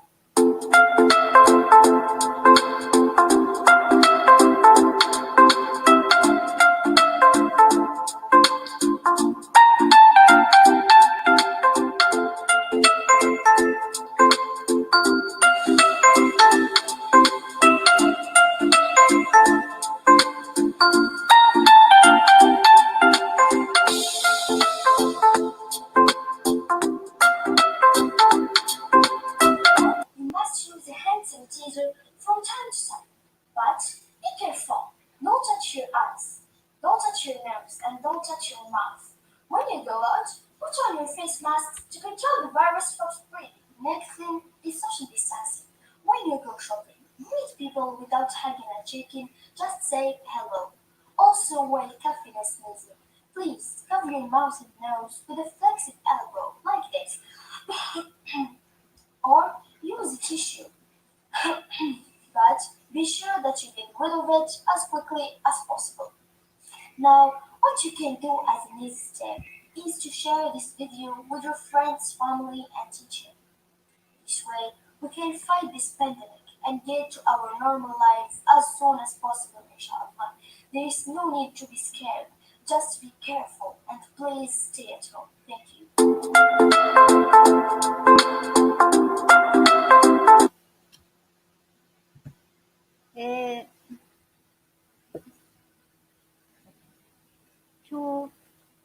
To conclude, the multiple intelligences model aligns with the project-based learning framework. The amalgamation of these two theoretical frameworks describes what students should be doing, learning and experiencing in a good project. Thank you very much for your attention. Okay, Aziza, thank you. It was nice. Actually, you sent me several videos of your students. And if you don't mind, I'd like to share those videos with our participants and we can just upload them into the folder. We're going to send them together with materials. Just what do you think about that? Is it possible? Okay. Yeah, okay, great, thank you. So this way we can just see how it was done by you. Thanks a lot. Yeah, thank you. If you want, you can join us on YouTube, and you can press that red button to leave the studio below the video. Yeah. I'd like to remind you that we still can use that hashtag Teachers Voice 2020. I've already checked Facebook and Instagram, and I saw lots of posts. Thanks a lot for your feedbacks. Yeah, and now I'd like to invite another person, Mr. Razam Olai. We are traveling to Iran right now. So what I'd like to say, I know Mr. Raza personally. He has been teaching English for 20 years, and he's mainly focused on teaching general English as well as an IELTS exam preparation. He has been running teacher training workshops and seminars for 5 years, working in Turkey, Iran, Azerbaijan, and where? Dubai. And in Dubai. Oh, sorry, just I forgot about that. Yeah, due to some technical issues, the presentation will be just in a different manner. So I'm going to share my screen. Okay, and Reza, please let me know when I should go to the next slide. Yes, thank you very much. Thank you very much. Yeah, okay, let me do it. Yeah, can you see it now? Okay, thank you very much. So can I start? Okay, thank you very much, Mrs. Eva Tatarova. Thank you very much. Hello, everyone, and welcome to the International Marathon for all English teachers around the world. And thank you very much, SR Teaching and Learning, for organizing such event for all teachers to share their experience and their knowledge. And thank you very much again, Mrs. Evgenia Tatarova, for being a really great help for me for joining due to some technical internet problem, and I really do appreciate. So due to the subject that we have here on the screen, we're going to talk about a technique that we need for tracking our students' learning process. Maybe it crossed your mind that a technique for tracking our students, learning, what is it and why do we need it for? Here, before we step forward, I want you to consider about, very small issue in your mind that it doesn't matter you are experienced teacher or you are in-service teacher or you're novice teacher. Here, we want to talk about something that we all need it as a teacher. We all, should care about it. And we are going to discuss about a technique which is really important. This technique is very important. So I want to begin my actually discussion about this important technique with a question for you all teachers. Have you ever thought about your lesson plan before you are going to start your teaching? So I mean that sometimes, due to our experience, we prepare our lesson plan, we prepare our materials, we prepare everything, and we are experienced teachers. But unfortunately, when we go in action into the class, when we deal with the students, we face something unpredictable, and that make us, a little anxious, or we get back, and we think more about what we have done before. But now we want to focus on that important issue that we are going to be really successful in our teaching, especially for the experienced teacher and novice teachers. For here, a technique that we're going to discuss, we're not going to teach vocabulary. We are not going to teach any system in English teaching. We're not going to focus on lexis. We're not going to focus on other skills that we need. The only thing that we are going to focus is about our learning process. The learning process is very important, especially for all teachers, but not only for children, not only for teenagers, but even for adults. You really need it as a teacher to consider about it deeply and find a way how to bring your lessons in more productive actions in the class. So here we are going to talk about that important issue and subject. Eva, could you please go to the next slide, please? Next slide, please.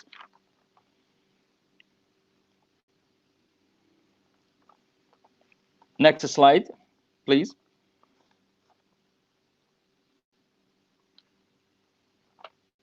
Okay, so the only thing before teaching, we want to notice about something important, something which is really, really vital. I call it vital for all the teachers to consider more about their teaching and about their learning and about their students. The only thing that we want to consider is about the learning process technique. Learning process technique.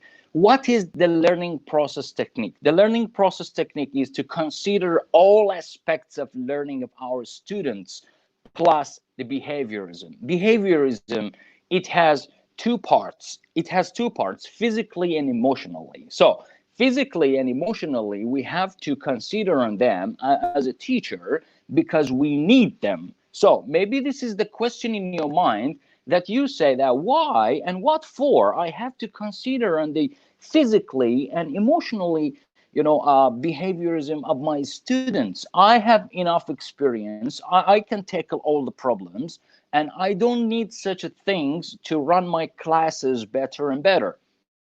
But now, the only thing that we have to consider, there is a deep understanding between students and teacher. So as a teacher, I have to find a key to open that lock, okay, of the deep understanding between my students and I as a teacher.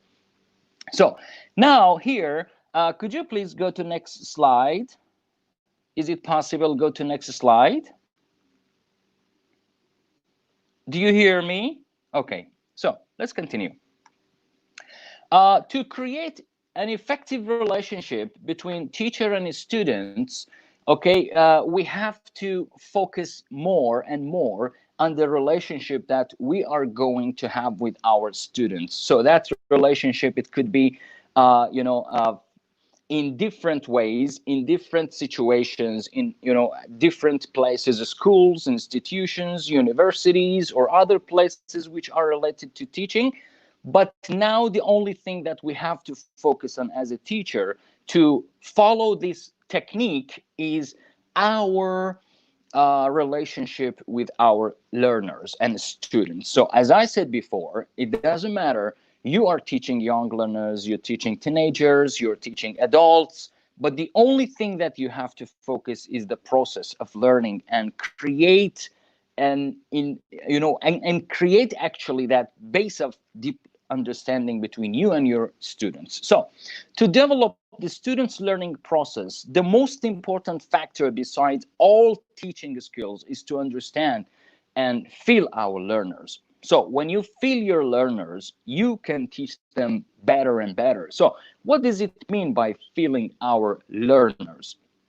So maybe it has different definitions, but the definition that we are going to talk about it in this part, okay, to use this technique in our classes, which this technique is really, really practical for you teachers to use in your classes, and then you will see the result and the positive feedback and the positive outcome of this technique in your classes. So the technique is focusing on the process and feeling our learners, okay? How we feel our learners, and why do we need to feel to actually to understand and feel our learners? Do we think that feeling is going to change the atmosphere of our class, and is it practical for our classes, for our lessons, and students are going to like it or no? But here we want to discuss about it more and more in details about feeling our learners. So the first step is that we have to consider about the behaviorism of our students.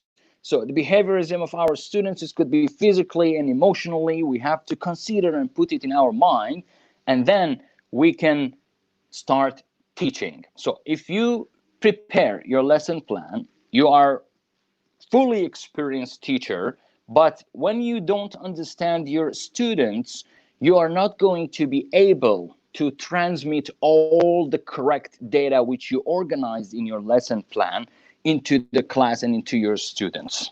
So why we want to bring this technique here, okay, for you teachers to share, because we have very important factor. We are going to focus about it, which is, you know, the relationship of the teacher and the students. The relationship of teacher and students, it has advantages for all of us as a teacher.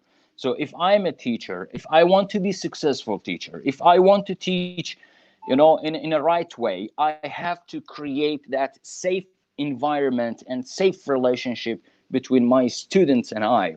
So why these relationship is important? Okay, because here we're going to mention some of the advantages of this relationship. So number one, we are going to empower the learning motivation. If I feel my learners, I'm going to create, you know, that motivation inside my students, and they are going to be more and more interested in what I'm teaching them.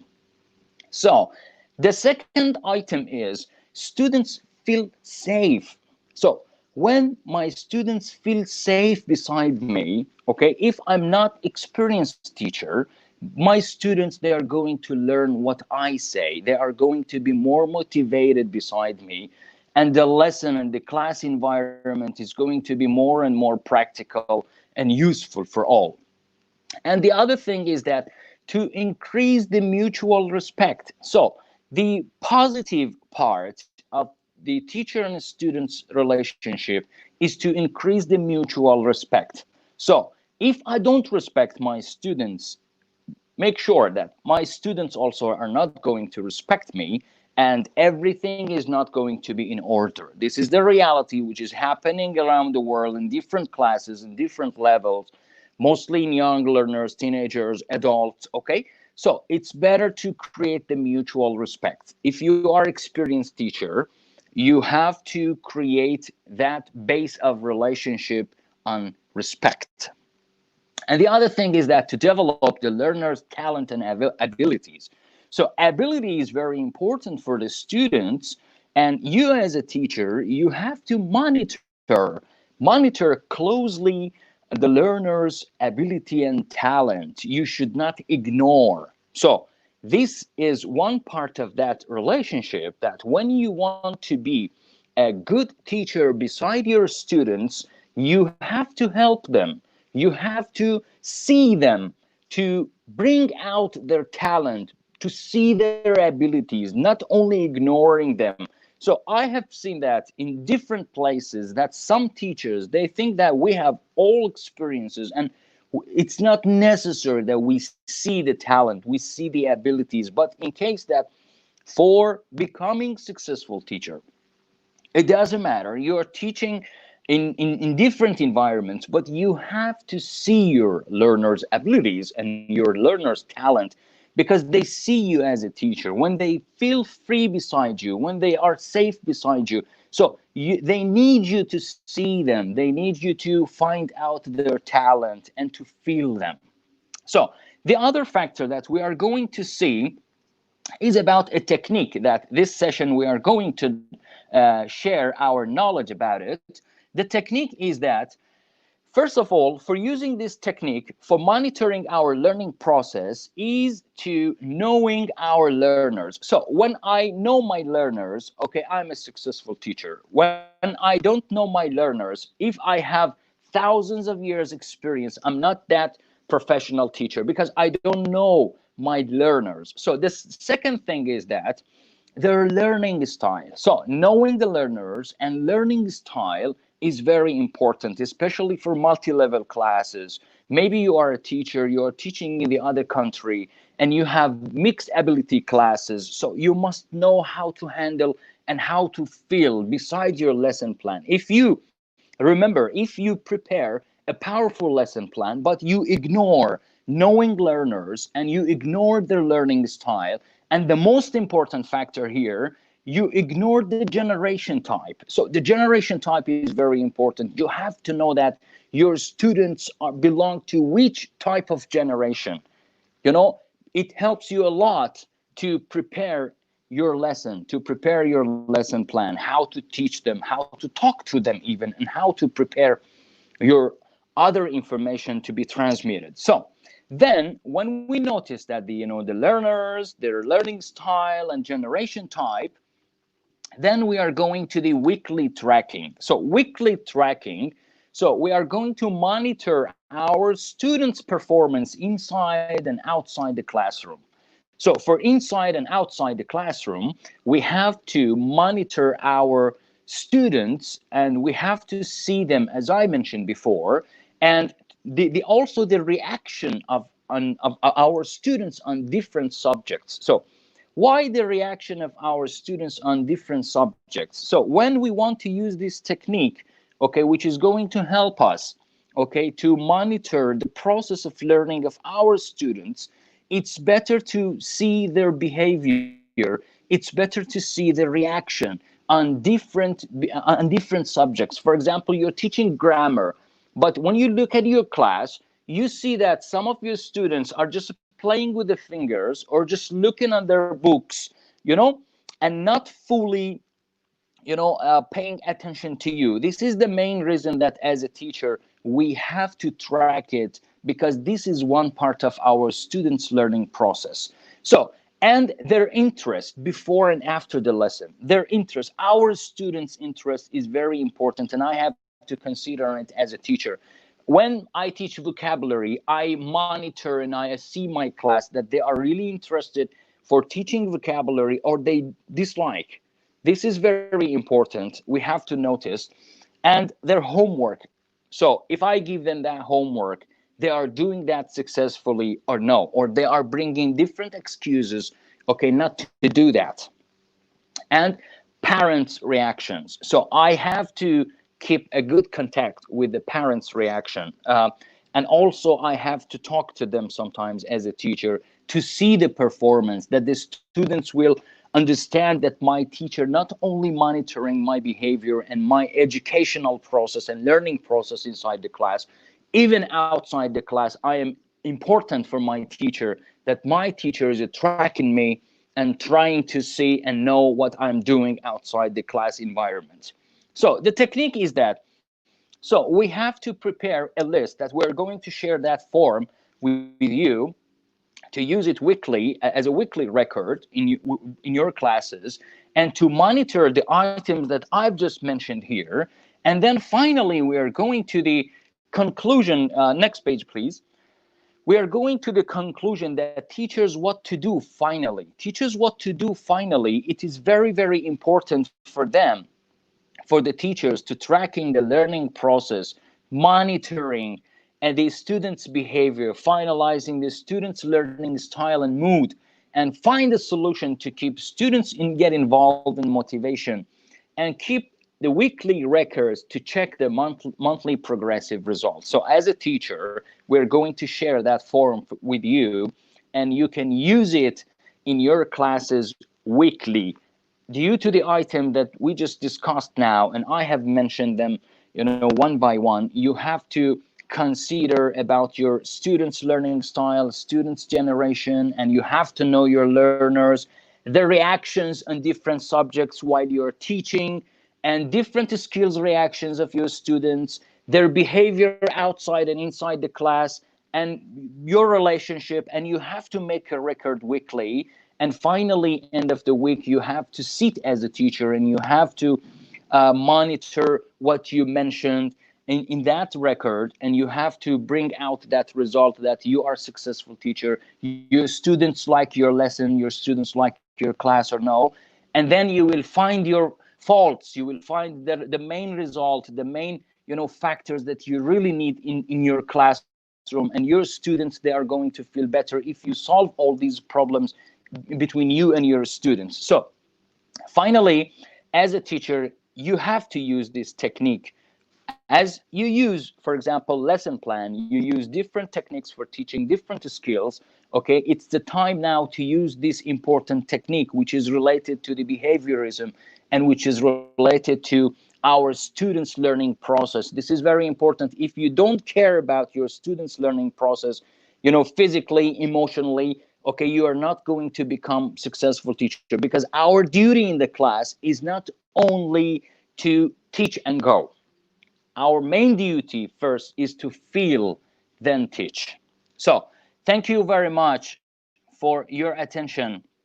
And thank you very much again, SR Teaching and Learning, for providing such a effective event for all teachers to share their knowledge. And thank you very much again, Mrs. Evgenia Tatarova, for everything. Thank you so much. Thank you. Since I was sharing my screen, at least I was trying to share my screen, I saw then there was some kind of trouble and the screen was freezing. Yeah. And I couldn't see any comments. And yeah, so let's go through. Yeah, as you can see, Elvira, hello, I'm really glad you're with us. So she said that teacher-student relationship is the first, what teacher should do after entering the room. It's crucial. Yeah, I completely agree. Thanks a lot. Yeah, you can see, thanks a bunch. You have just demonstrated a good example of lesson planning. And also, hello from Ukraine. Suma, hello. Just hello, Ukraine. Yeah, we have teachers from so many countries today. Yeah, thanks, Raza. And just, I'd like to ask you, if you want to continue watching the marathon, please join us on YouTube. Yeah, sure. To leave this room, sure. press the red button there. And yeah, I'd like to invite our next speaker. You know, be a bit. Thank you very much. Yeah, thank you, Rosa. Bye bye. Thank you. Bye bye. Thank you. And I'd like to announce another person, another speaker, and I'm really happy that this person is going to present exactly this idea. I'm sure you know about whole brain teaching, and I'm fond of it. Yeah, I'm so sorry, just how many hours have we doing that? And yes, now I'd like to tell you that the next speaker, Alina Dinik from Ukraine, she's going to talk about brain-based approach in teaching English to primary learners. It's really great opportunity to listen, to learn from this speaker, because before we had some kind of rehearsal and we discussed lots of interesting questions, and I'm sure today she's going to share lots of nice ideas. So Alina studied at Nizhny Novgorod State University at the Faculty of Foreign Languages, where she got a bachelor's degree. She graduated from Kyiv National Linguistic University. Also, she worked in Kozak Gymnasium as a teacher of foreign languages. She has TKT-YL Band 4, please pay attention. Also, she got CELT-P qualification, and in September 2019, she took part in an educational trip to Finland, where she learned the positive experience of Finnish colleagues. Yeah, it sounds really captivating. Alina, thank you for being with us. Hello, how are you? I'm fine, thank you. So I'm very appreciated to be here today with us, and I'm very happy to share some of my experience with the teachers all around the world. So, and I'm going to speak about brain-based approach in teaching English to primary learners. Especially, I'm going to pay attention not to primaries who are learning English like the second, third, fourth year. I'll pay attention to the children who are learning like English from zero level. Yeah, so it's their first experience in learning English. And before starting learning English and before starting teaching English, I usually communicate with parents, because it's very difficult to organize brain-based learning when brain doesn't have all opportunities to learn. And I always say parents, so if you want your children to learn good, so you should do everything for them. So the first thing is that they should sleep really well. So yeah, Alina, I'm so sorry. Can I ask you to make your presentation in a presentation mode? Like again? A full. Make it as a presentation. Yeah, really? Yeah. No, it's not moving. Okay, so I'll try to do that once again, but I see that like full. No, I'm sorry to say that, but yeah, now I can see some slides. You see that, but and if I do it like this, not yes. Yeah, it's okay. Okay. Now it's okay. Yeah. Okay. So sorry, some technical problems maybe. Okay. So we should have some conditions before starting working. Children should have. They should sleep really well. They should eat healthy food. They should have some physical exercises, some physical activities, not only at school, but at home. It's also very important because when the brain, when I say brain, I mean the child. So it is at school and it seems that everything is okay. I, as a teacher, do everything for him or her, but then they come home and parents don't pay attention to their physical health, to their food, to their activities, so I cannot teach them very good.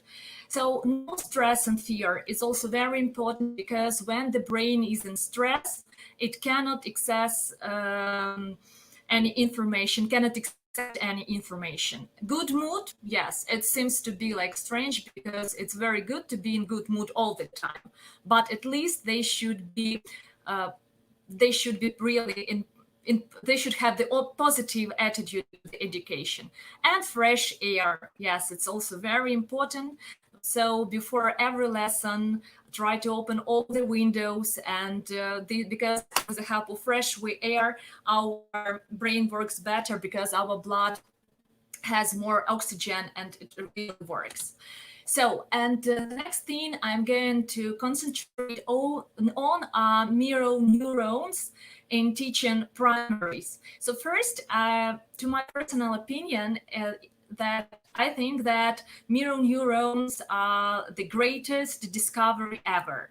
Because nowadays, knowledge about mirror neurons is used not only in teaching, it is used in marketing, it is used in advertisements, it is used in many principles how to manipulate people. So it can be a really dangerous knowledge, but we as teachers can use mirror neurons in teaching primaries. So what we should know about that?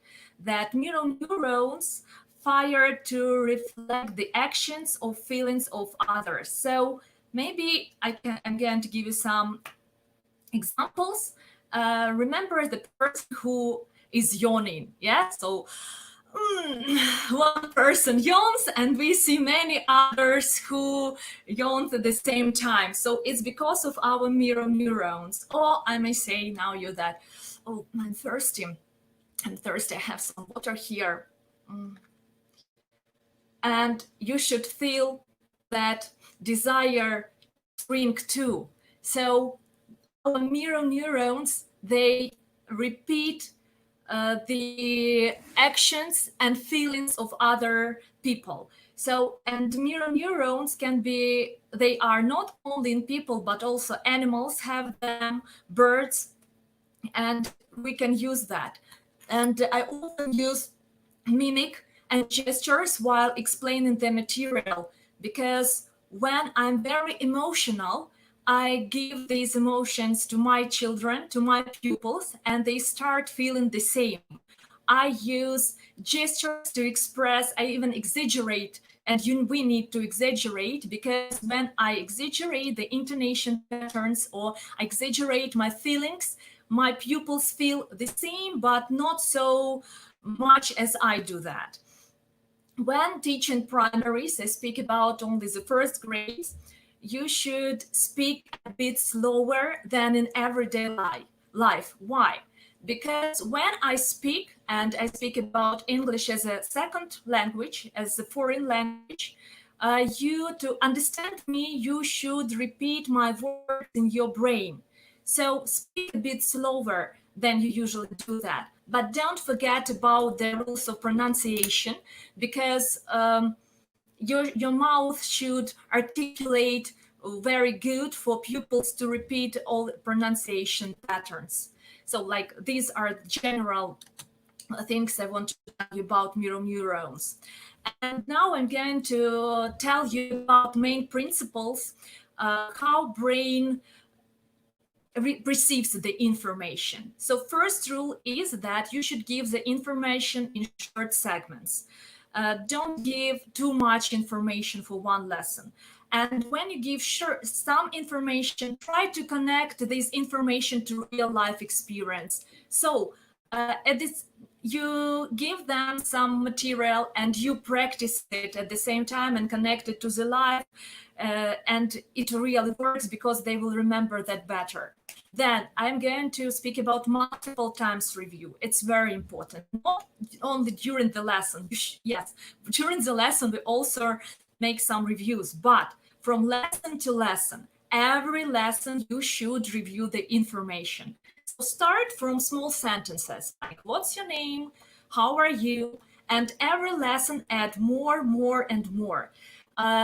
Learn some scheme sentences like what's your favorite day, what's your favorite color, what's your favorite toy, what's your favorite season, and they will answer my favorite toy, my favorite season, my favorite animal is that, and that.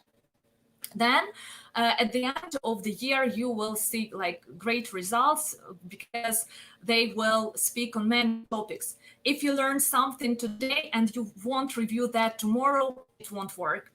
Then develop emotional connection to the activities. What I mean? That when pupils come to the classroom and they feel enthusiastic, they know that everything is okay here, they are safe, so they will work really much better. Also, I like to develop some emotional connections to some activities like reading. When we read, we never read at the desks. They know that we have reading corner, so we can read on the floor, we can read on the sofas, because it's convenient for us, it's very good for us. We like reading because we have emotional feelings. Then move during the lesson. It's very important because while moving, our blood moves faster and then our brain gets more oxygen and it works better. So movements are very important for children. More we move, better we learn. And also teaching each other boosts the memory. Give them opportunity to teach each other. It works really great. Next thing, I'm going to give you some practical tips from my experience, how to teach reading from zero and what I did previous year and what I'm doing now. So first thing, I never give letters in alphabetical order. So we never start with A, B, C, D. When I started learning 10 years ago, I came to the classroom and I gave pupils A, then we taught B, C, D. Yes, they knew the alphabet. They sent me A, B, C, D, E, F, G, but no one could read. No one knew the letters like separately. And then I started thinking of that. Oh, something was wrong there. So I learned more information. I tried to learn brain-based strategies. And then I understood that it won't work. So it's better to start with, I call them stick letters. So Z, N, M, L, I, you may choose any letter. I usually start with letter Z. And yes, one more thing, I don't teach them letters. How are they called? I say only sound. I teach them sound. Why? Because when I say, for example, guys, this is letter H, and it is, when we read it like, imagine, for the brain of primaries, it's very difficult. H, H, only I, but the brain-based approach is not for all these things. So we say Z, N, I, L, M, and we start reading from the second lesson. So first we learn Z, and then it depends on the language for the native language, because in Ukrainian we know M and it sounds the same like in English, M, so you may take even 2 letters for one lesson, because M is not something new for them. And we read like is, im, mi, zim, So it shouldn't have any sense, but it really works because they practice. Then I don't only teach the sound, I teach the sound, but not only pronounce that, I also write. How? I take semolina and a colored plate, and with the help of finger, we draw these letters, because I don't want to make my children, my primary learners, write all these letters one by one, 15 minutes of the lesson. It's really boring, and they won't have any desire to learn English. Then I, while reading, I want to speak more about reading. I make my pupils follow with the finger while reading. Use a finger. No, you may use some teachers use rulers, others use some cards to follow. But why to use finger is very important, because when we read, we move the finger. And when I read and when I move, my brain works better. So more movements you have, more activities with reading you do, better they will remember. Also, we read like the whole word from the very first lesson. We start learning colors. I write red with red color, yellow with yellow color, orange with orange color, and I just say red, red, and we read red, blue, yellow. In 3 lessons, I type these colors in black, and yes, they read them.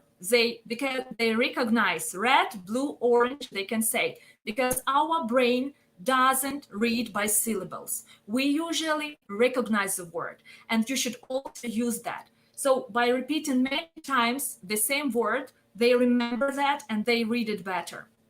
And when they remember the word, learning letters further, you may see that we start learning, for example, L, and they say, oh, I know it's L, because we have that in blue. Yeah, so remember that, and they read better. We also repeat many times all together, and to make it interesting, I suggest them using different voices. For example, let's read like zombies. They adore that. Oh, I read like zombie. Or read like cats, and they read, say, now I am going to read. So something like that. Or read like fairies. Or let's read like monsters, something like that. So they read with different voices, but they read and they also remember it better, because reading is fun. Reading is on the floor. Reading is when it's convenient for me, when I feel comfortable. And reading is not punishment, because, very often I communicate to parents and they say, oh, he hates reading. I hate reading. And he hates reading too. I say, oh, when they play your mobile phone, what do you say to them? Go to the room and read.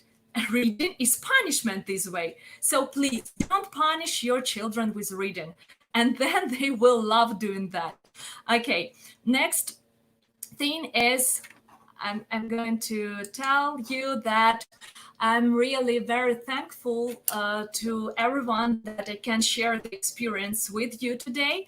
And I'm sure that if you follow these small but very important pieces of advice, your reading and your reading lessons will be really very creative, really very interesting, and your children, your primaries will read in 3 months. So it is checked, and I'm sure you will also cope with that. So thank you for your attention, and hope to see you soon. Thank you very much. Thank you very much, Iryna. I really enjoyed your presentation. Well, let's see if somebody has questions or no while they're thanking you. So maybe I'm a bit nervous, so sorry for that. Wonderful words.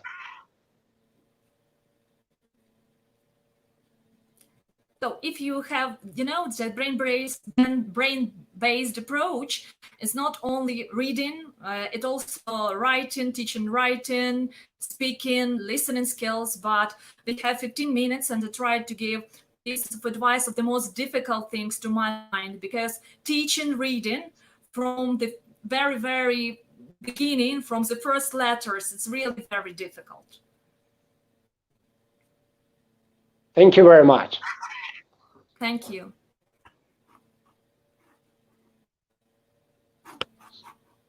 So let's go to the next presentation. But before that, I would like to ask you another question, dear teachers.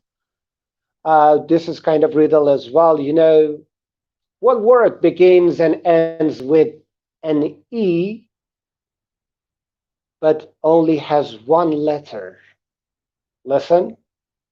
What word begins and ends with an E, but has only one letter? What is that word? Let me see the answers in chatting box. If I appreciate if you just put them on the brand show, in the banner show. Yeah, just we are waiting, Akbar, and actually I'm thinking about your idea. Can you say it again? Just the word should be started with... What word begins and ends with an E, but only has one letter? E. Just E. If it's one letter. Is that a word? Is that a word? Yeah. You can see here the idea, I. But it has three letters. I has three letters. This one, what do you think about this? No. You know, it begins and ends with E. Yeah, it has the only same idea, one Iryna letter. says I. Why not? Because I has three letters. I said that it has only a letter. Actually, it's a bit confusing, you know. No, exactly. that's not confusing. I and I. Just I is letter and I I'm is... going to give you kind of hint. Focus on letter. Letter. It begins with an E and ends with an E, but has only one letter. You know, the first idea I have is, because you said letter and then association with envelope, it starts with E. Oh, that's it. Yeah. You said that word. It is envelope. But what about What is inside? letter? One letter inside. Yeah. Great. Yeah, one letter inside the envelope. Only one. Yeah. Yeah, Great. that's it. So envelope begins and ends with an E, and there is only one letter inside. Yeah, actually, you're right. Yeah. Okay, so what? Thank you very much. About the next person who's going The to... next presentation actually is very well knowledgeable and well-known teacher, again from Ukraine. She studied at Nizhyn Google State University at the Faculty of Foreign Language, where she got a bachelor degree in 2010, and in 2011 she graduated from Kyiv National Linguistic University. She got her master degree in philology. In 2013 she worked in Kozak's gymnasium #1. No, sorry, you are talking about Iryna. She was before, and now we are waiting for Lesia. So go. Iryna. We talked about Lesia. We are talking about Lesia, and I want to present Lesia. Yeah, because this is the session I'm really interested in. You know what? I'm a bit old-fashioned teacher. So can you help me to introduce the right person? Yeah, and I'm a bit old-fashioned because, you know, I do believe in our methodology. I do believe in our principled eclecticism, where we use different methods and techniques, and we know why we use them, of course. At the same time, when I came across this idea, like mixing coaching techniques and teaching techniques, it was something new. And yeah, I'm looking forward to this presentation because it will be devoted to strong questions. What are they? What should be done with the strong questions? As Lesia says, it's coaching techniques for advanced teaching. So, and I do wish to share some information about Lesia. So Lesia is a TESOL certified teacher. She has been teaching students of all ages for over 10 years. She grew up in a family of teachers, which inspired her to take on a tutoring role and to set up the Indigo Educational Center. Being an open-minded person, she believes in the power of speak-up moment. She is sure that even if you are not entirely confident with what you are saying, it's always better to say it. Your ideas grow a lot more if you just say what's in your head. So I'd like to invite Lesia. Lesia, hello, how are you? Thanks for joining us. Oh my God, such a pleasure. Alisa, hi, welcome. I'm so sorry, I made a big mistake then. Sorry. Yeah, well, it happens because, you know, it's 7:30 and we started at 12 at midday, so it's it's okay. It's so normal. You changed their place. Yeah, actually, you were not totally, yeah, I mean that some parts of your speech about me as Alina, yeah, you were right, because I also graduated from Kyiv National Linguistic University. So actually the same university, so that's true. I mean that at first I even didn't realize that you were not speaking about me. But thanks for the support. Okay, Lesia, I want to give you a floor. Good luck. Thank you guys. Okay, so I'm really happy to see everyone. Unfortunately, I can't see, but I know because I've been also looking on the stream on YouTube. So I've been teaching for more than 10 years, and as Yeva has mentioned, I'm from the family of teachers. My mom is a teacher, my grandmother, and even to my great-grandmothers, they also were teachers. And I've been teaching for more than 10 years, and along with teaching, I gave a birth to 3 beautiful girls. Why I'm telling you this? Because for me, I would like to share my personal experience. So for me, it was really difficult to combine teaching, work, being a mother, and just lots of other stuff in my head. So that's why I just, as long as I remember myself, I've been looking for some tips, ideas, techniques that can help me to master my teaching skills, to make me earn more, and to make my life easier. I just do want to be a happy person, because I'm sure that I'm just convinced that only happy teachers can make their students happy, because we may not teach what we can't do. So because of that, I decided to enter Ericsson International University of Coaching. You know that coaching is part of coaching. It's a little bit about sport.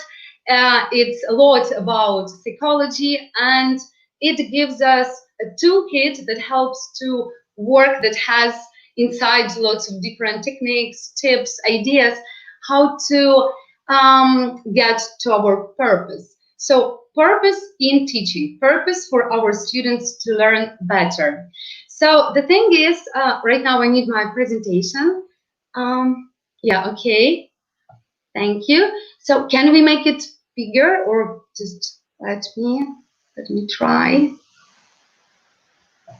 Okay, so strong questions.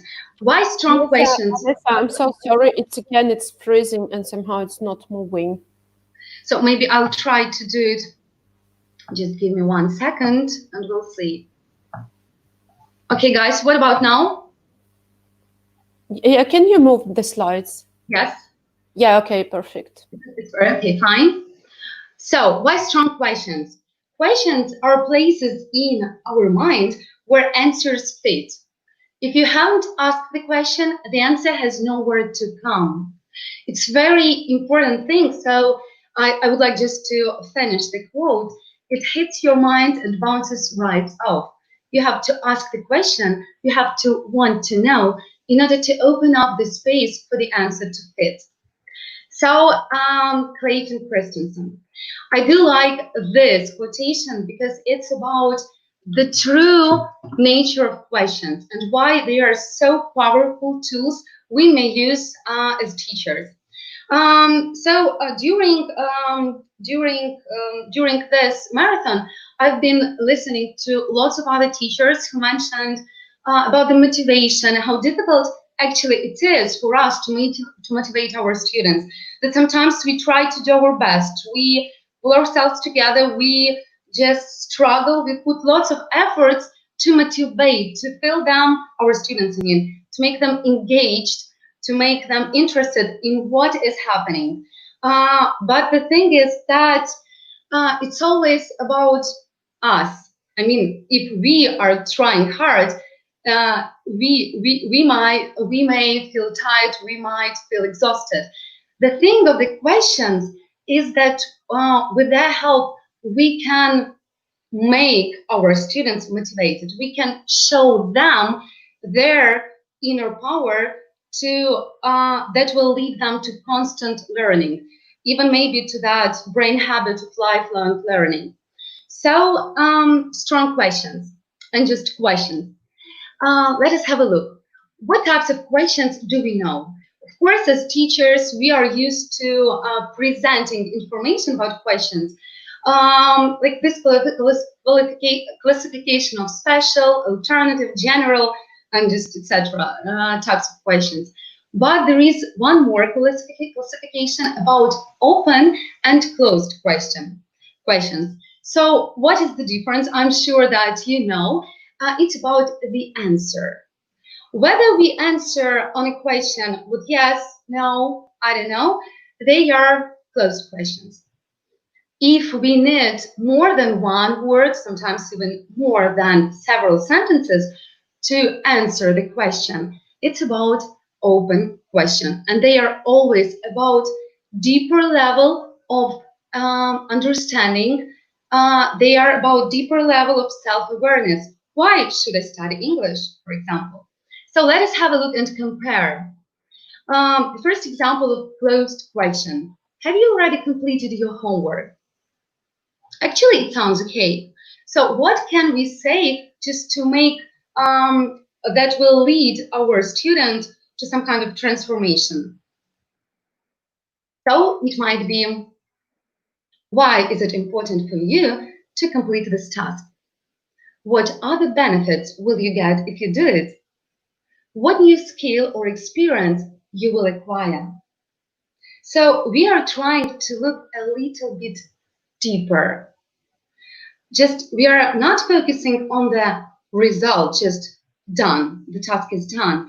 We are trying to show our students what he will get if he or she does this task. I remember Eva was our trainer on TESOL course, and I remember her favorite, like every time when you want your students to do something, they must have a reason why they should do it. Okay, so, and it's more than about being just interested in the activity. So strong questions and powerful questions, they are amazing technique that should be used with senior students, I mean teenagers, adolescents, and of course adults. Okay, so another example of closed question, and we will compare it to the open one. Are you ready to study every day? So if we ask, are you ready to study every day? We want our student to work hard. For example, sometimes we come up with a situation when our students are not ready for the lesson, so they are not ready with a home task, and it's not the first time. But this problem will disappear if they have the reason which is bigger than just the home task for this moment, for that lesson. So we can ask, what if we imagine that it's 2022 and you already speak English fluently? How do you feel? How has your life changed? So we are interested in details. We would like, let's imagine that we can just pop into a time machine and see how is it going, how do we live there when we already acquire knowledge, information, self-confidence, and we can speak English fluently. So we need to visualize. Actually, visualization is also a great tool, but we are not going to focus on it today. So in any case, these kinds of questions, they help us to extend our vision of why should we do this or that thing. So how has your life changed? And after that, how much time are you ready to spend on studying to make it happen? What would you like to do to make your dreams come to fruition? Are you ready for the success that is just waiting for you? Okay, so these are just examples, but actually we can work with them in different ways. So language learning seems to be like a sport. So why? Because let us compare. For example, we choose a sport, just a type of sport, just a game, and we have to learn rules. We have to drill some movements. We need to acquire some new skills, to practice a lot, because we dream about the moment when our body will move subconsciously. It will already, our body will already know how to move, how to act, to just play amazingly. So the same is about language.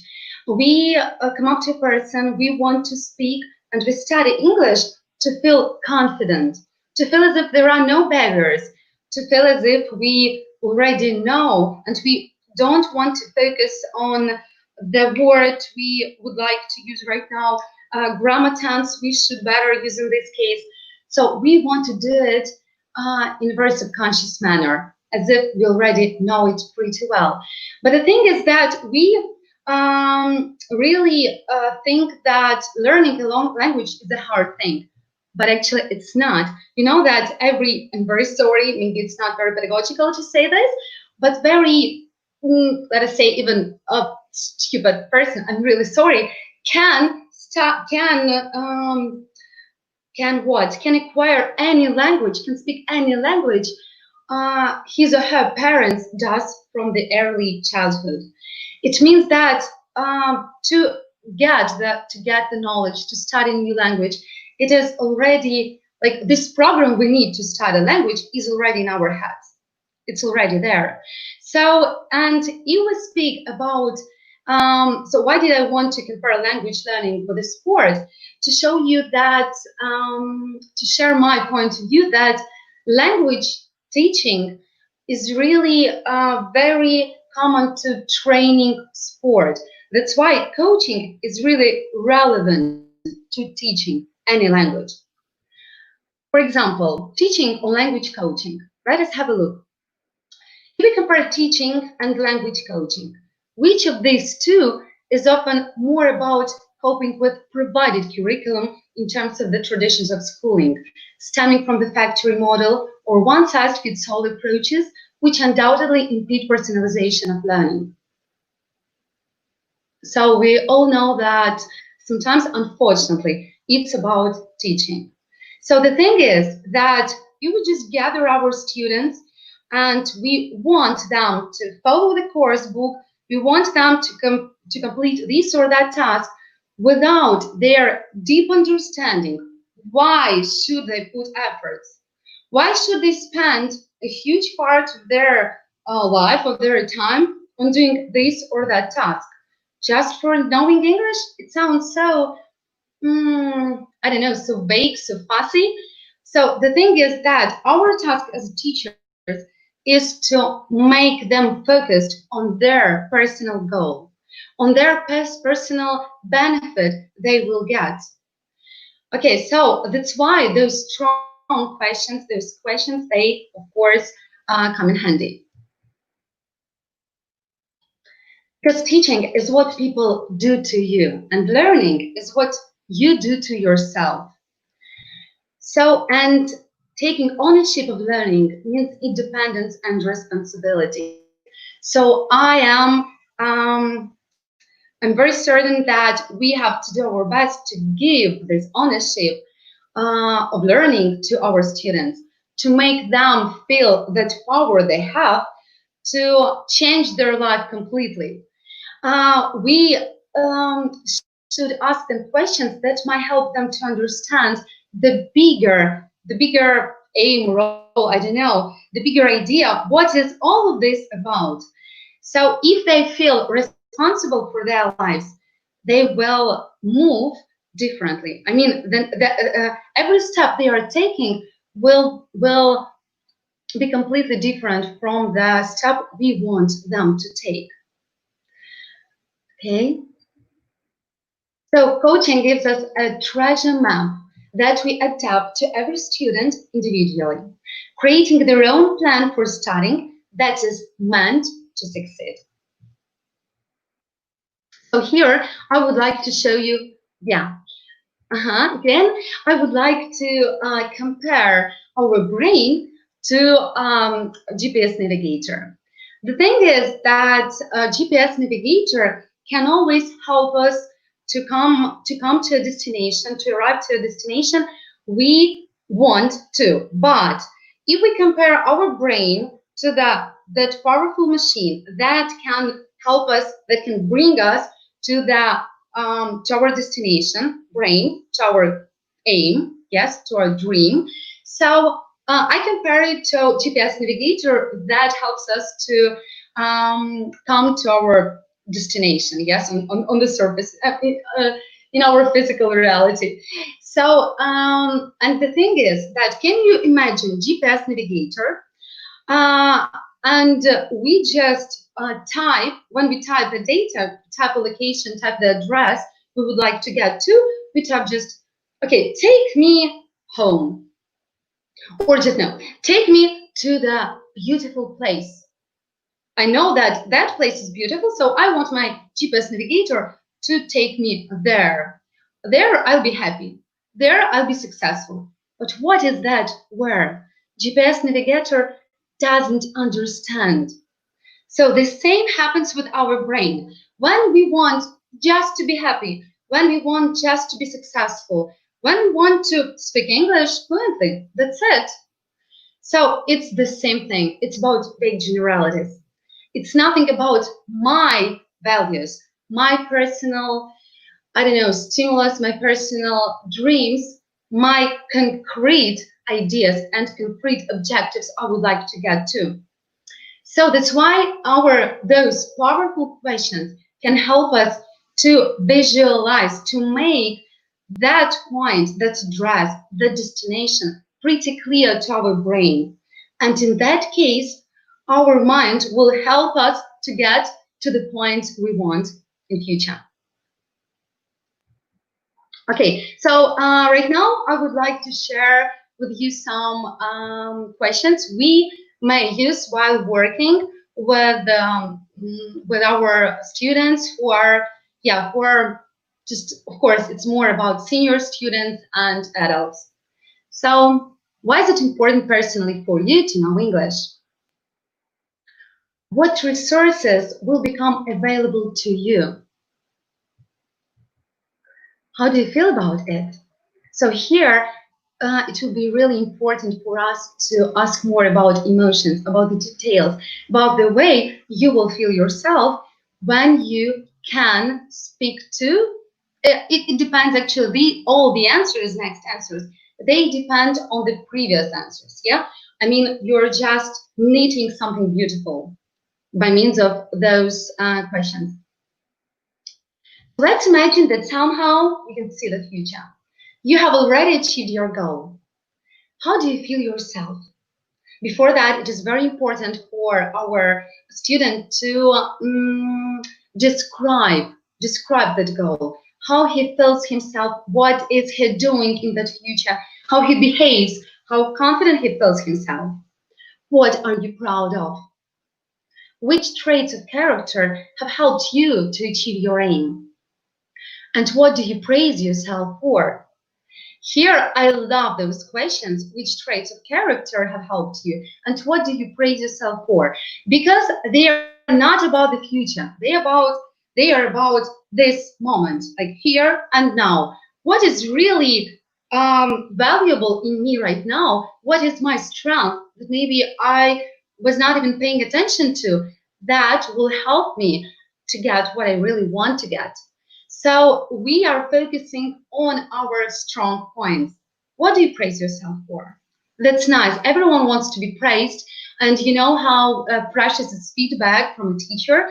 But let us imagine that every time we ourselves can give us a feedback, that we ourselves can praise us for everything, for even attempt, Maybe, of course, sometimes we can fail, sometimes not everything can be perfect as we dreamt about, but still we should praise ourselves for even those attempts that we actually have tried to do something. So, and if we are able to show our students that that idea of like you can praise yourself every time.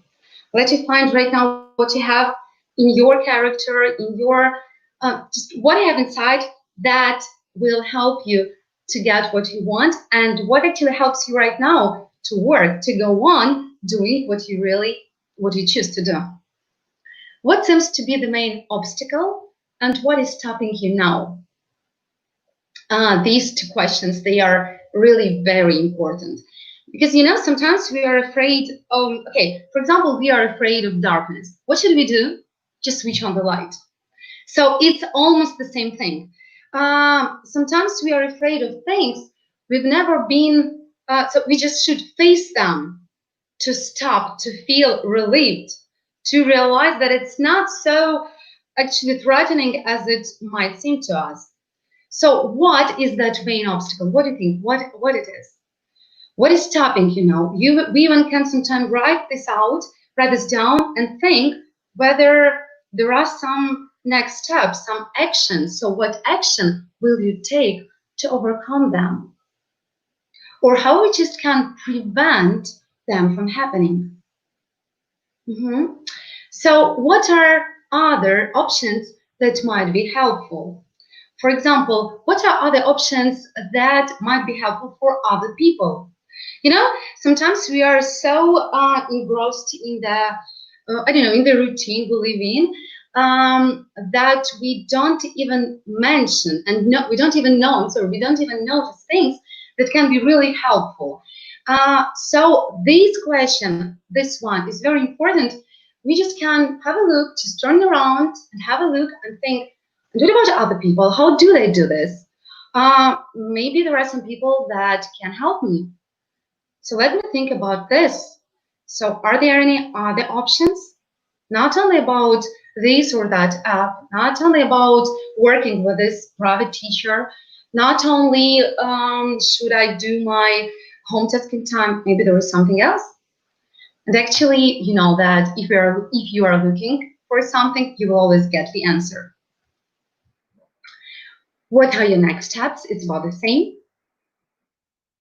And what will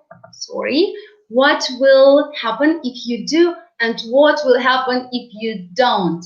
This one is a very provocative question, but I love it. Why? Because it helps us to, to have a fresh eye onto the situation and to think whether it is like to feel that, you know, pain, what will happen if I don't achieve this or that thing. So it can help to give a boost to our motivation, to feel us even more determined to do our best to get to the point. Okay, so I do hope that you like those questions, and I do hope that they were helpful for you. So next up.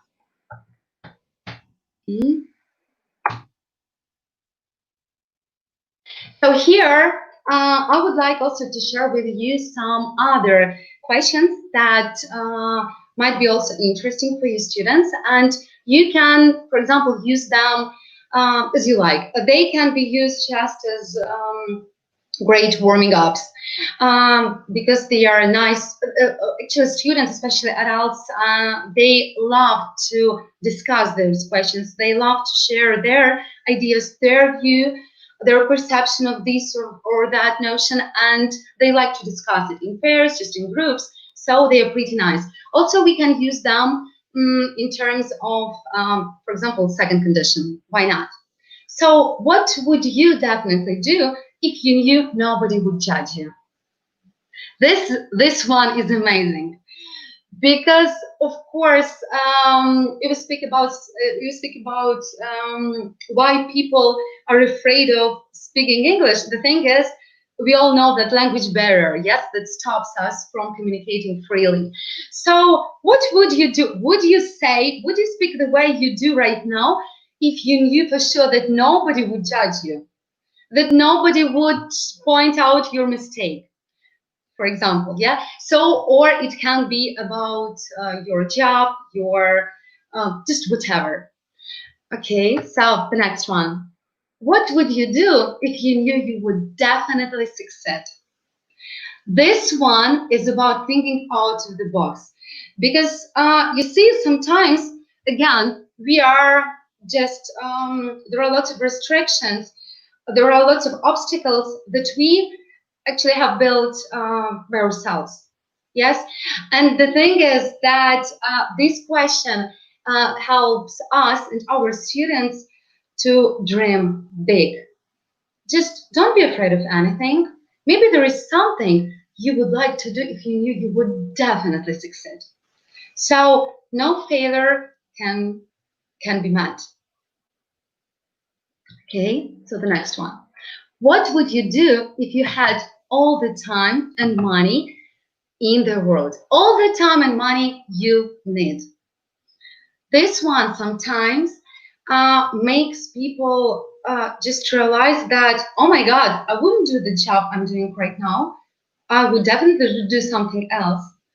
A lot of times I've seen how people, while answering this question, they were thinking about something about art or about their creative part of the personality. So they sometimes say that they would like to paint a picture or just become an artist or sing a lot. So this one is also really nice. Okay. And if your main obstacle did not exist, how would your life look like? You see why I love this one a lot? Because when we answer this question, we realize that lots of things we dream about, we can do them right now. Like we think that maybe one day I will do it. Maybe one day I will go there, or maybe one day I will just write a book, or I don't know, whatever. It can be whatever you like. So we think that either we lack of time, or we just need to study more. Okay, I don't know, like those excuses, maybe they are not excuses. They are just things that stop us from being ourselves, like true us, yeah, like to show our true personality. So this question sometimes helps us to realize that, oh my God, actually nothing stops me from doing this or that thing even right now. Okay.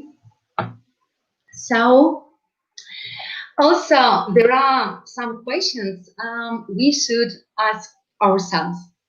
I mean ourselves as teachers.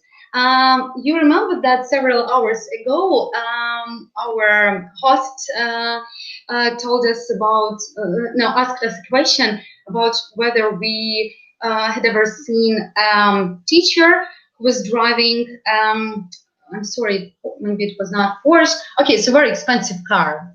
So the thing is that, no, unfortunately, yeah, there are not so many teachers. Maybe because not all teachers dream about such an expensive car. But the thing is that, of course, sometimes we are in this rat race. We are so busy with our teaching plans, with our self-development, improvement, new course, and blah, blah, blah, so that we forget about ourselves. And again, we can help our children, our students, to be happy only if we help ourselves to be happy.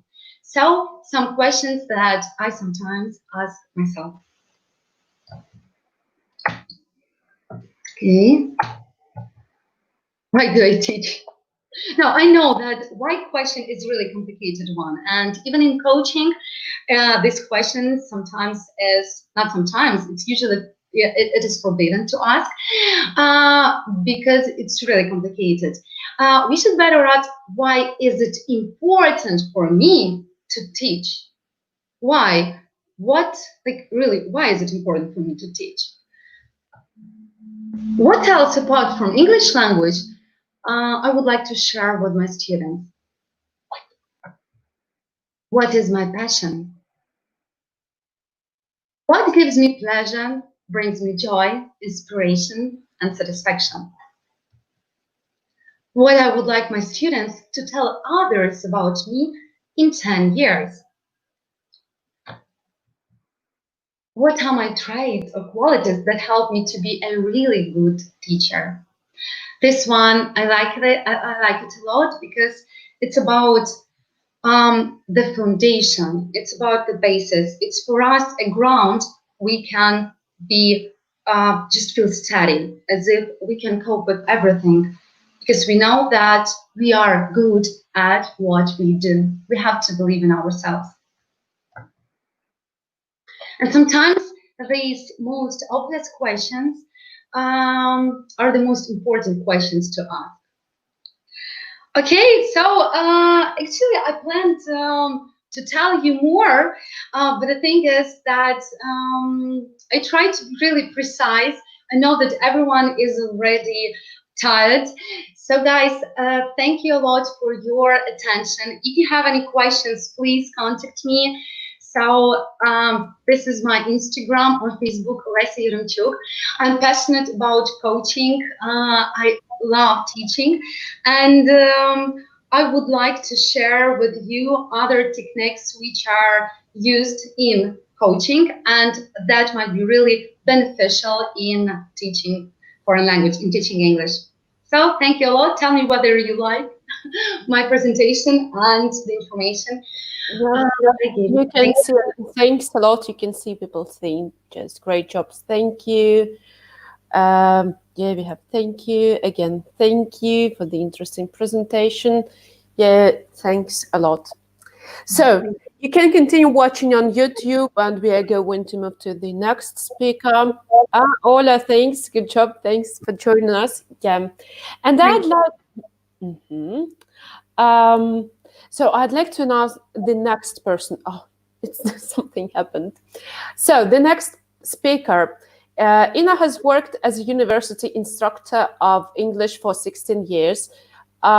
She holds a degree of Candidate of Science in Pedagogy, and after teaching online for 5 years, she's currently shifting to a solopreneur career as an online tutor for adults.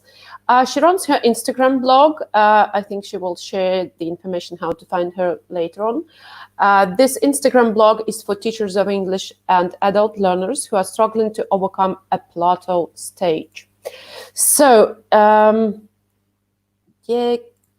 Hello, how are you? Just I know you've been waiting yeah, well, some time just to join us. Yeah. Okay. So just let me know when I can share the screen. I mean your presentation. Is it okay? All right. Yeah, let's dive in straight away. Okay. Yeah. So, since we had some kind of technical issues before, can you just move your slides, just a couple of slides for me to check if it works perfectly? Yeah, it's okay. Yeah, it works. Yeah. Okay, go back. Great. Okay. So good luck. Thank you very much. First of all, thank you very much for introducing me. And without further ado, let's dive in and start my presentation. So I'd like to remind you the topic. It goes like lesson materials when less is more. I should say that it's particularly challenging for me to present after so many speakers and after so many wonderful presentations that our viewers have seen today. But I hope that everyone is in the right mood to take in a bit more, because after all, this is the reason why we are all here today. We want to be a bit better, right? So we want to become better teachers than we were yesterday. And actually, when we choose all events that, like when we choose events for our professional development, when we choose to do some courses, to develop ourselves, and our choices speak volumes about our idea of a good teacher. So, and it is important to ask this question, as Lesia mentioned in the previous presentation as well. So what makes a good teacher? And throughout my career that spans more than 15 years, I've been asking myself this question as well. And at different points, I would come up with different answers to this question. However, there was one thing that remained unchanged. And it was this idea that a good teacher is somebody who who's loaded with lots of resources and materials for each single task, for each single activity. And it wasn't, so it sort of worked when I was teaching my college students who had English as their major.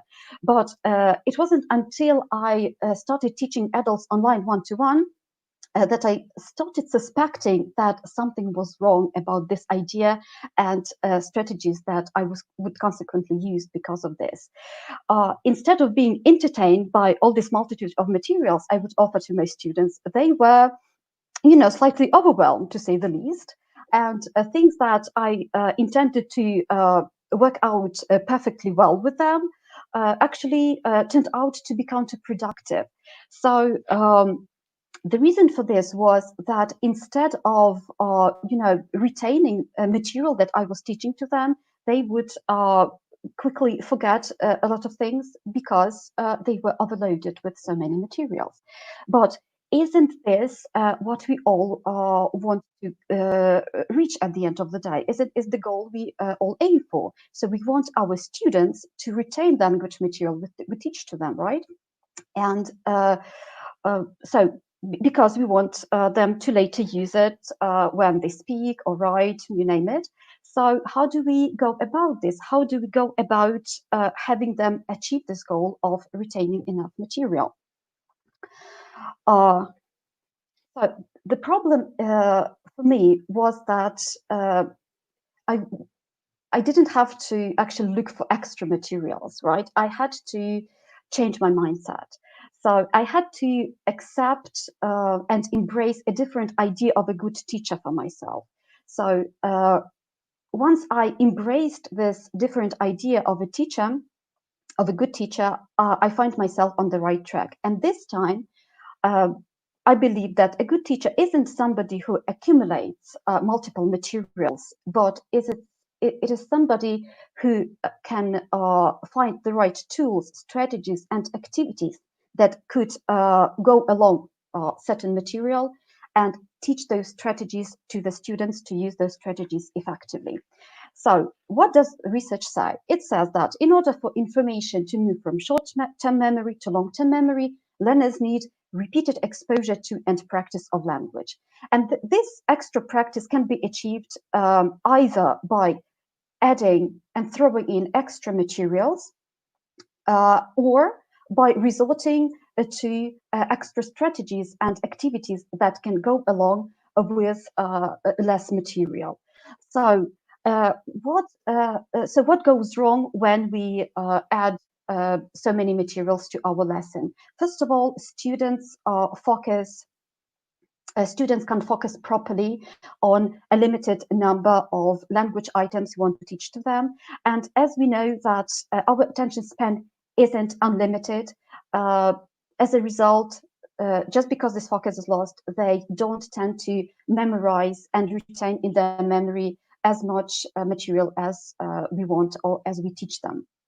Another thing is that extra materials that we want to add to the course book, for example, can contain language items like vocabulary items or grammar structures that are not familiar to our students. And so we have this additional need to pre-teach this material or otherwise they get confused.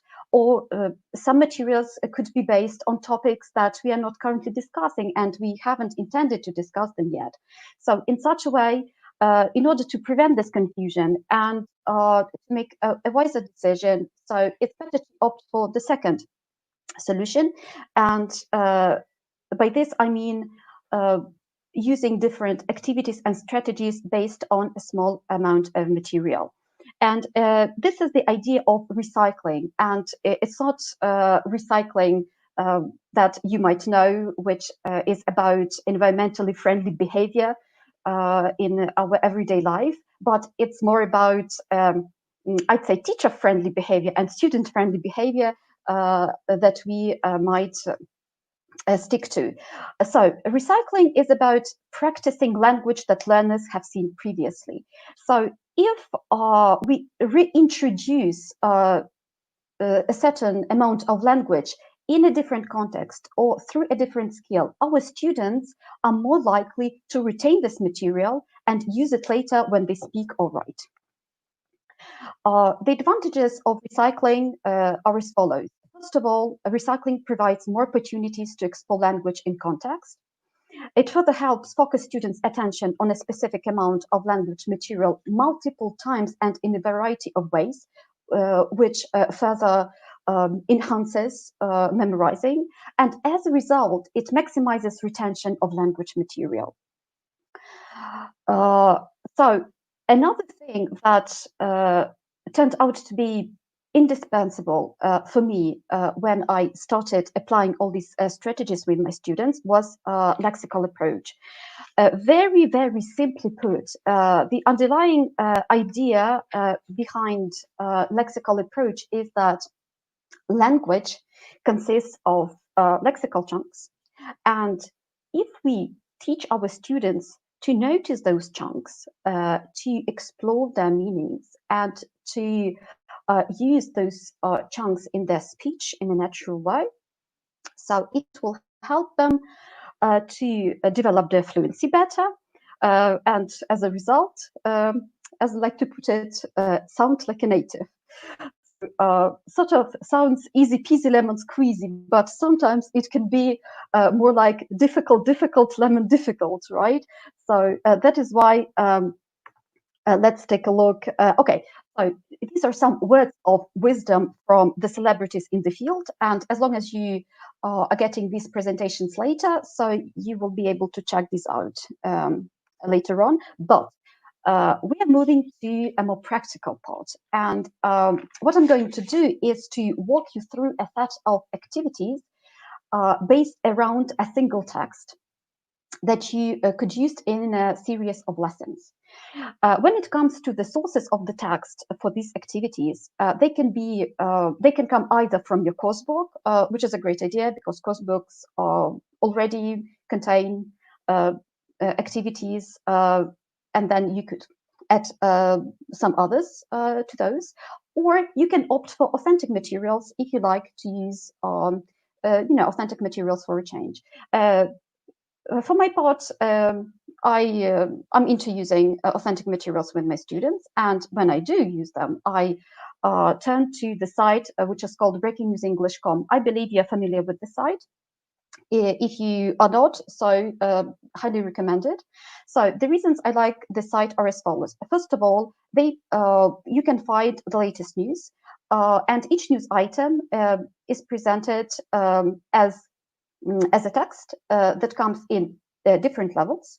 It is accompanied by the audio, and it is also accompanied by a number of exercises. The thing is, I don't use all of those exercises because I don't like all of them, frankly speaking, but I select a few of exercises provided on this site, and I design some of my own, of which I'm going to say further. So normally, before reading, course books offer a number of tasks, like to pre-teach vocabulary, or let's say to predict what the text is going to be about. But why not do something else for a change? For example, a chunk dictation. Chunk dictation is something my students love doing. So what I do before the lesson, I select 10 up to 10 chunks from the text, and I use them for dictation. After we are done with the dictation, so I show the students the original ideas, the original chunks, sorry. So, and they can compare what they have written with the original to check for mistakes and so on. Actually, if you work in groups, so you before revealing the source material, as it were, you can have students discuss the dictations in groups or in pairs. Obviously, next step is to explore the meaning, and you can ask students to speculate about the topic of the text based on the chunks, so what the text might be about once they seek some expressions out of it. After you reveal the title of the text, and so you can ask your students to use the chunks they had in the dictation in sentences, and to make up sentences that they think they might come across in the text. So, so once your students do this, so you can keep track of the emerging language in order to correct or lexicalize it a bit later. And I'm going to get back to this term quite soon. So obviously, when they proceed to reading for gist, they can compare what they learn from the text with their initial ideas about its content. When they further read the text for specific information and do comprehension questions like true or false questions and open questions, it is important to keep track of the language they use, because very often students go for the easiest way, they opt for the easiest solution, and when they answer the question, they they fall back on the language they already know, they feel convenient with, all right? So, but your task here as a teacher, if you want to apply lexical approach, is to relexicalize the answers. So what you want to do is to have your students use the key phrases from the text, maybe some of those collocations that you used before, as a dictation. So each time you refer them back to the text. So if they answer the question correctly, that's great, but offer them and encourage them to paraphrase their answer in such a way that they use the language of the text. So obviously, after questions that are directly connected to the text, we can move on to questions that are loosely connected on the to the text, sort of discussion questions that refer to this topic. So normally they can be found in course books. They also can be found on the site Breaking News English. But if you want more discussion questions, so the site like ESL discussionquestions.com, it can always come in handy. Next batch of questions are those connected to the language, and these are the questions you will have to design yourself, and I designed such questions myself as well. However, if you use course books that are based on lexical approach, like outcomes, for example, so such questions are normally present there. So what sort of questions are those? So they either include key phrases from the text, or they are designed in such a way that students have to, or they are encouraged or made to use those key phrases from the text in their answers. Next type of questions are questions about the language.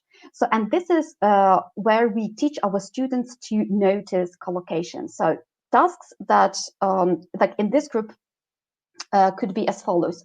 Find collocations of a certain kind. For example, adjective plus noun, or verb plus noun, okay? And then, so if you, for example, if you know the exact number of collocations of this kind in the text, you can set up a competition if you work in a group. For example, who will be the first to find like 7 collocations, adjective plus noun, for instance. And so on. So once the collocations have been found, so what do you do with them? You explore them, right? You explore the potential of this collocation. For example, if you have something like a rich businessman, for example, okay? So what are some other ways to say it? So what are some other adjectives could be used to talk about rich businessman? Perhaps it's a wealthy businessman or a well-to-do businessman, okay? So, and then we can use the word rich to talk about people. But we can also use the adjective rich to talk about foods. For example, the foods are rich in vitamins. So in such a way, we see that even though wealthy and rich are synonyms, but they are not always interchangeable. And this is the awareness that needs, like the teachers should help learners to grow. Then you can ask them to find structures that express a certain concept. For example, a sentence with the structure for a plan or regret, or assumptions, and so on. And this moves, segues us into the second group of questions that can be used to introduce, review, or check certain grammar topics. And you can choose a sentence with present perfect, for example, and ask, why is present perfect used in this sentence? Okay, so what is the idea? So what role does it play, right? And likewise, you can do likewise with any other grammar topic. Okay, so now it's time to ask students to do something about this language. First of all, we can explore sentence patterns and ask students to choose 2-3 sentences whose structure they like and use these patterns to compose their own sentences in such a way. So it's sort of a scaffolding activity, and we're going to get back to this a bit later. So in such a way, they will practice, nice structures, nice sentence patterns. Then reverse translation. This is a great task. I used to do this a lot with my students at university. So basically, they choose several sentences from the text and they translate them into their mother tongue. And after a while, they get back to those and they translate them back into English. And then they compare this translation with the original sentence. Another way you could go about this task is that you choose the sentences yourself, like a teacher chooses and translate the sentences into their mother tongue. And then you highlight some parts of the sentence that will signal students that they have to pay special attention while translating these ideas, because it will involve some key phrases from the text. Another thing that we could do with key phrases, so we could write a short summary of the text. We could ask students to retell the text, or we could ask them make a new story using key phrases from the text. What about homework or independent work? So as I mentioned, I like Breaking News English for the fact that they also have audio versions of the text. So very often I ask my students to listen to this text and do shadowing at home, or listen to this text and choose a certain part of this text to be used as a dictation. I design or ask them if they are familiar with such sort of tasks and the tool Quizlet, to design a flashcard sets that are aimed at working with collocations and recalling key patterns. So it's not about a word and translation, but let's say, so one side is contains a collocation, one side of a flashcard, and another side of a flashcard contains the same collocation. It's just we only see so you only leave the initial letters, okay? And then you add a little hint.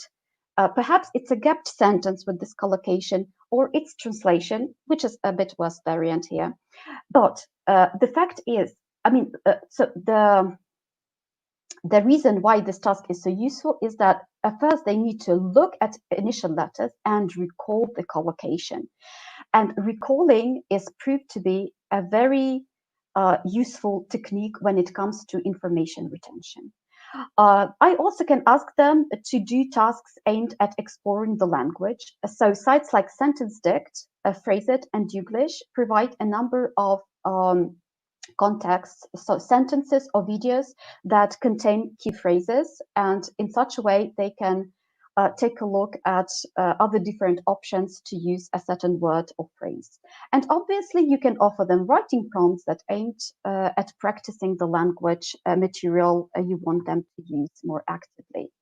So later on, during later lessons, you can get back to this material again. So for example, if my students had to listen and do shadowing at home, so I can offer them the same text, but in the form of a gapped text or gapped sentences.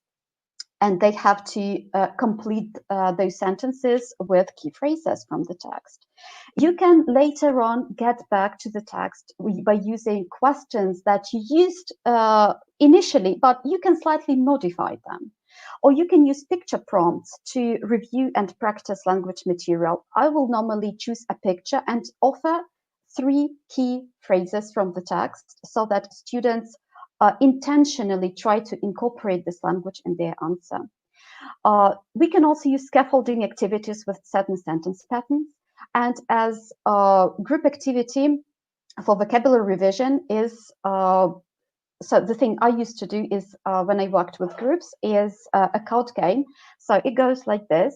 Each student gets an equal number of cards with key phrases on them, and you offer them a topic for discussion. And once they start discussing it, their goal is, so when they speak, to use these key phrases that have on their cards. Once they use the phrase, they put the card on the table, and the person to get rid of the cards, who is the first to get rid of the cards, wins, obviously. Okay, so another thing that is important to remember when we embark on such strategies is that each time you introduce new material, it is important to make connections between new material and learned material in such a way, showing our students the power of language, the power of English to present or to the ability actually to paraphrase, the opportunity to present the same idea in different ways. So thank you very much for bearing with me for this 15 or 20 minutes. I hope that you found something useful for you. So let's make wise choices that will be both beneficial to you as a teacher and to your students. And let's stay in touch. Okay, thank you very much for your presentation. Yeah, actually, I'm also fond of lexical approach, you know, and do you remember at the very beginning I showed you the book that I'm still studying? Just I go to that book from time to time. Yeah, thanks a lot. And I want to say, I want to show you the comments. Can you see them now? Yeah. Now I can. For information, thanks. Yeah, thanks a lot. Yeah, so many comments. Actually, can you see that? Heads off from Morocco. Okay, wow. That's impressive. Yeah, thanks a million. Yeah, that's impressive. And then I hand the topic. What do you think? What to do if a teacher is restricted by time, program, or school? Oh, yeah, that is a problem. As I said, let's say I only realized the potential of this approach when I started teaching one-to-one, and I could design, you know, lesson plans myself, and I wasn't restricted in time. I believe that if you're restricted in time, you can you can start by trying out some of those strategies and techniques and see which of them work best for you. Because it's a huge problem, and I guess it could be the topic for the whole conference. You know, this relationships between what we want to do as teachers and what we allowed to do, and how restricted we are by the curriculum we have to stick to. Yeah, I agree. Actually, guys, if you want to join the course on lexical approach and how to teach lexically at low levels, I'd like to remind you that we are going to launch this course just in 2 weeks, if I'm not mistaken. So it will be delivered on Zoom. So it will be interactive one. As I mentioned before, we are going to have 2 courses. The first one is the course with Lexical Lab Andrew Walkley, how to teach lexically at low levels. And the next course I will announce a bit later after the next speaker, whom I've been waiting for such a long time. Okay, thanks, Ina. Thanks for your presentation. Thank you. Yeah, and now I'd like to tell you about the next person who's going to let us know lots of wonderful things. So the next speaker, So the next speaker is Paul Harvey. He has been he has been a teacher of English for 37 years, for most of that time in the Middle East and North Africa. He has taught in government schools in Sudan and Saudi Arabia and was a director of a summer school in Oxford for 10 years. And I should tell you that I can continue just with long list of all the titles, but I think that it would be better for you just to invite him and to meet him. Okay, Paul. Paul, are you with us? Paul, can you hear me? Yeah, great.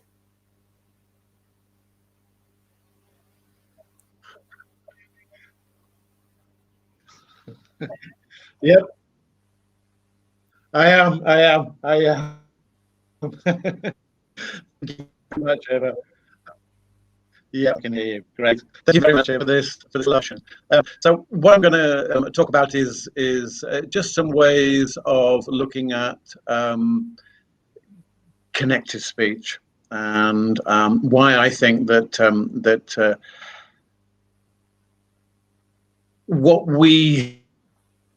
how we speak to our students is important, so that what we pass on to our students is good pronunciation. Teaching English has changed. One of the challenges that none native speakers have is the fact that the English is not there.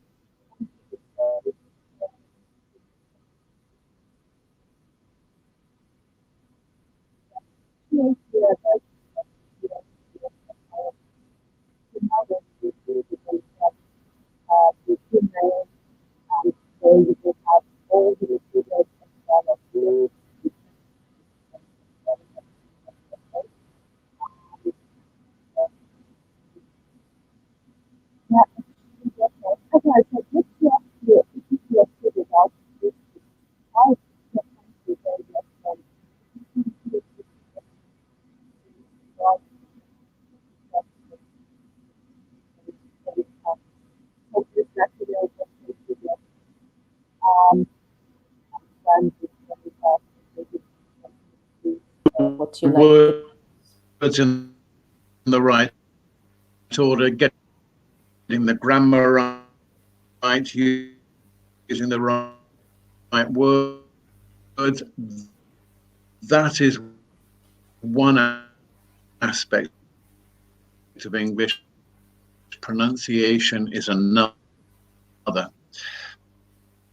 So, for example, what we should be trying to get our students to look at and hear is that not only is it present all over the language, but also can change the pronunciation of some very common words. So some common words here, very common words in English. More over there. There's some more over there. There's some more over there.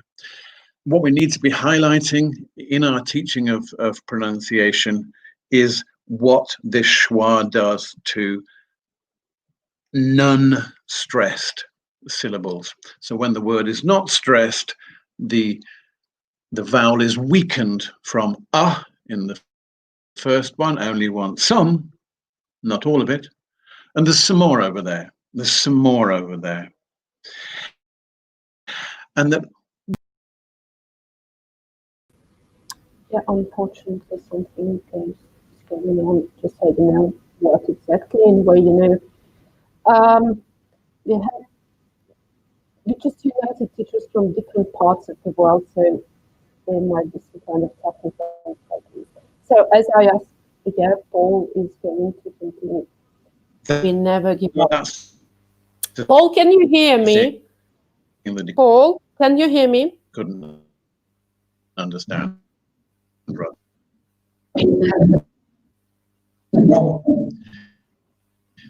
That's the thing. Yeah. Yeah, because we had some kind of troubles. Yeah. I can hear you. Can you hear me? Yeah, but Right now, yes, I can hear you. Right. Do I need to go back? Yeah, I think you can continue. Right. Where did you stop hearing me? What, should I go back or? Yeah, just you Okay, were right. talking about schwa. The second sentence there. So again, so what we should be teaching our students is that this schwa is such an important aspect of language. So that's the thing that he couldn't understand. And in the last one as well, we've got as and z. As he predicted, the weather. So schwa, that's one of the big aspects of connected speech, one of the things that makes our speech sound natural. Look at these. If we pronounce, if you look on the left,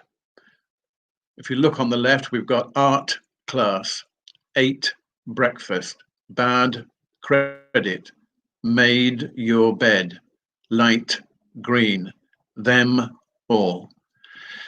That's what students see. And there's nothing particularly wrong with students saying, I went to my art class, or I ate breakfast, or he couldn't get anything from the bank because he had bad credit. Have you made your bed, etc. But actually, when we speak connected English, when our pronunciation is connected, what it actually sounds like is what's on the right. So art class sounds like the left. So ate breakfast. What happens in order to make this language sound natural is that the T changes into a P in order to make the pronunciation easy, in order to make it sound natural, in order to make it flow like a river flows. So we don't say bad credit, we say bad credit. And it sounds a bit like the G. We don't say, have you made your bed? We say, have you made your bed? Have you made your bed? Have you made your bed? And what it's sounding like is what's on the other side. Light green is quite difficult. It makes speech slow to have that T and then a G sound. So what we do when we speak is we change that T into a G. So what it's sounding like is like green, like green, like green.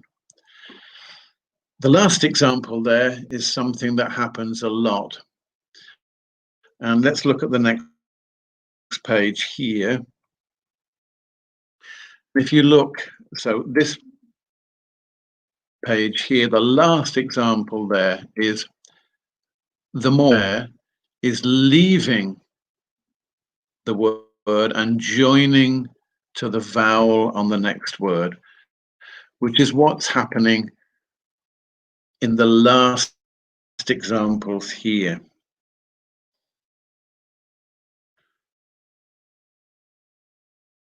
So think it over is slightly robotic. It's sounding like a robot. Check it out. It's a good idea, so think it over. It's a great idea. Go and look on the internet. Check it out. Now that's fine. Log on. Pick it up. But if we're trying to promote connected speech, what we're trying to do to our students is to say, no, that isn't what happens. In connected speech, what happens is it's thing, kit, tova. Thing, kit, tova.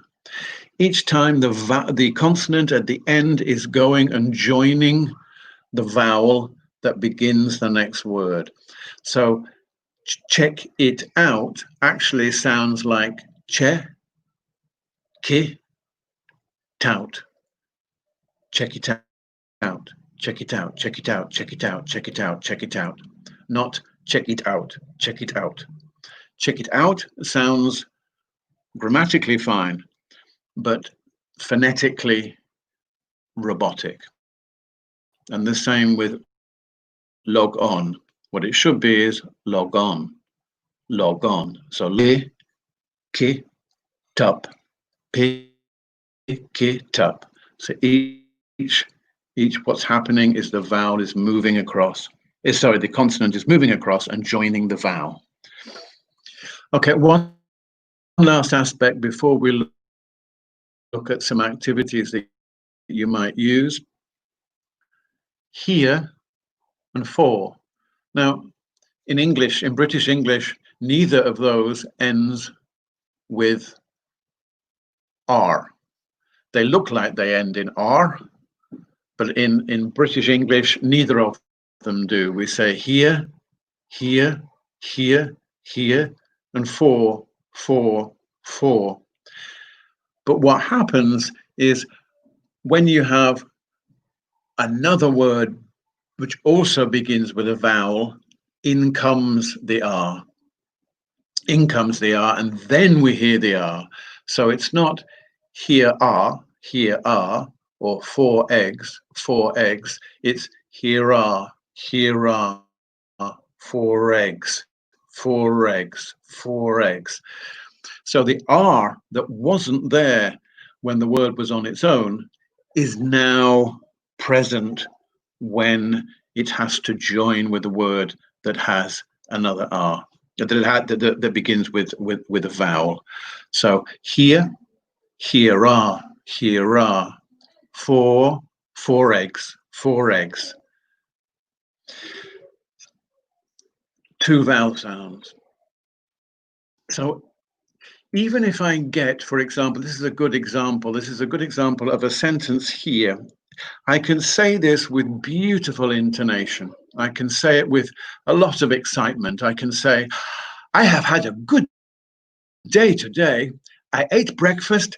I had 4 eggs, which was great. Then I went back to the business school to check it out. Now that's absolutely great. You think, oh, nice English, nice intonation. Doesn't sound too robotic because of that lovely up and down intonation. But what's missing is all those connections between words that makes the English sound natural. So I've had a good day today. I ate breakfast, I had 4 eggs, which was great. Then I went back to the business school to check it out. Now, that's the kind of pronunciation that we want to be teaching our learners. So instead of I have had, which is great, I've had. A good day today. I ate. If it's I, there's a y that's coming in there. I ate breakfast. There we have here the thing that I mentioned earlier, 4 eggs, which was great. Check it out. So all these are aspects which will make our students' speech better. If we concentrate on how students can really make their pronunciation precise and learn and focus on all these connections that actually happens when native speakers speak, how native speakers make their language flow. Okay, I'm just going to look briefly. I'm just going to stop sharing this and close this. And I'm just going to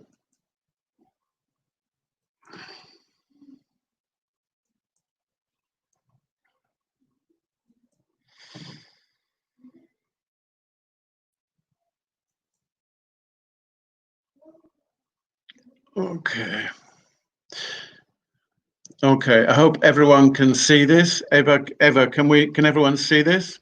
Yeah, if it's possible, could you make it a bit bigger? Eva? Yeah, is it possible to make it, like, to zoom it a bit?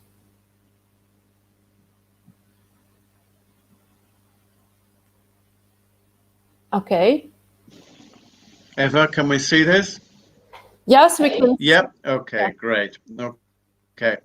I'm just going to make this absolutely great. Wonderful. Good. Okay, moment. I'm just going to make it a little bit bigger so we can see. So one of the things that you can use is, and I use these a lot is what I call context-less dialogue. So I'm just going to zoom in a little bit. And let's have a look at this dialogue. So the dialogue is all about trying to focus on aspects of pronunciation. So the dialogue goes something like this. Could you, I'm sorry, what? Well, I was wondering if you could, I don't think so. Really? Really? Please. I've already said no. I'm sorry. It'll only take a minute. I don't think I can actually. Oh, go on. I think I've made it clear that what? Please? Well, go on. I'd be so grateful. I'm not happy about this. I know, but not happy at all. Well, please go on. Well, I might be able. Yes, well, maybe. Please. Okay, fine, I'll do it. Wonderful. Come on then, let's get on with it. Right. Now, earlier on, the speaker before me talked about chunks of language. This dialogue is full of chunks of language. And one of the great things about teaching in chunks is that we can also chunk our pronunciation. So instead of teaching, I am sorry, what we can teach is, I'm sorry, I'm sorry, I'm sorry. So that is a chunk of language which can be taught grammatically and phonetically as a chunk of language, and getting students used to the fact. So what I've done here in the dialogue, not in the this is what I would give to the students. So if I just go back again, the students would see this dialogue. This is what they would see, but this is what the teacher would see. The teacher would see all the things that they need to concentrate on phonetically. So if I just focus in again, so what we should be concentrating on is getting the students to say, I'm sorry, I was wondering if, I was wondering if, I was wondering if, so that the students are forced then not to say, I was wondering if, but seeing that phrase, I was wondering if, I was wondering if, as a chunk of language. And in seeing it as a chunk of language, they will be forced to reduce the vowel there in the word was and make it into this schwa sound here. So chunk of language, I'm sorry. I was wondering if. Another one here. I don't think so. I don't think so. I don't think so. Perfectly acceptable. I don't think so. But what we don't want our students to say that. What we want our students to say is, I don't think so. I don't think so. I don't think so. So what I've done is, for the teacher's version of this, all the contractions of it'll, I've highlighted so that we know that we can concentrate on that. By keeping the each time somebody speaks in a dialogue, we call it a turn. By keeping the turns short, we can encourage students to have the dialogue quite quickly.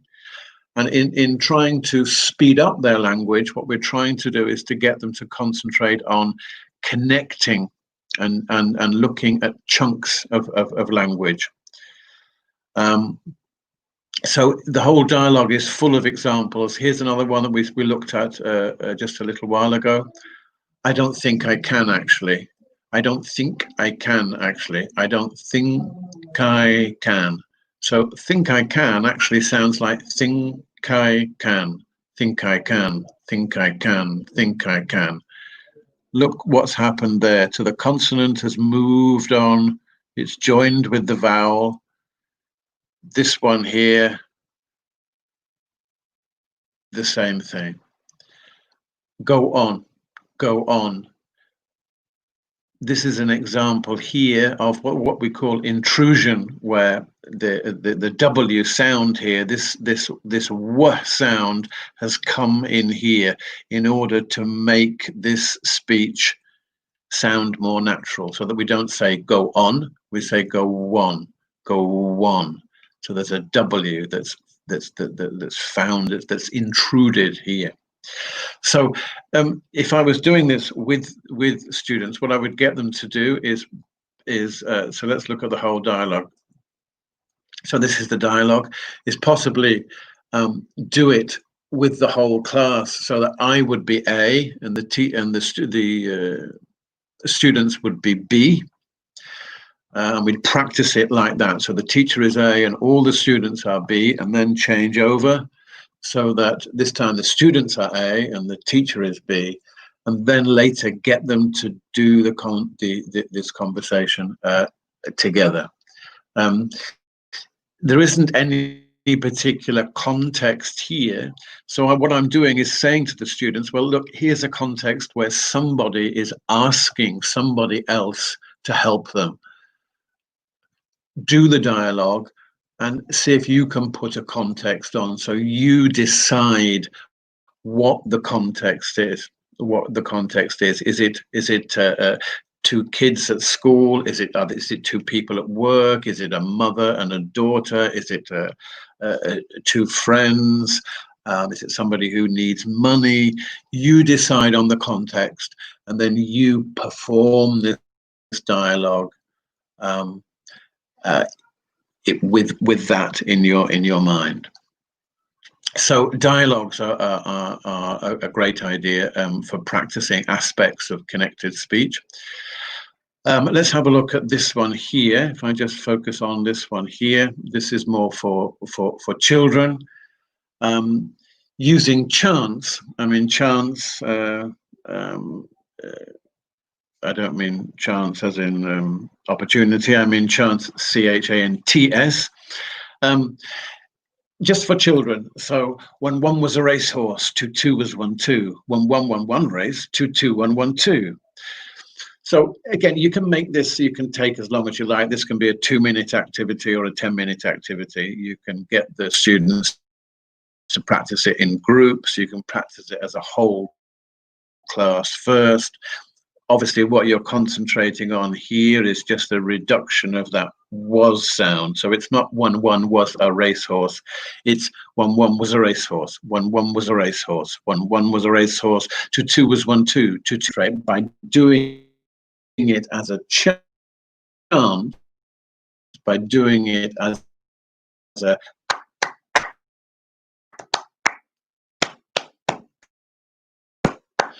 you're trying to get them to force the students to reduce that vowel.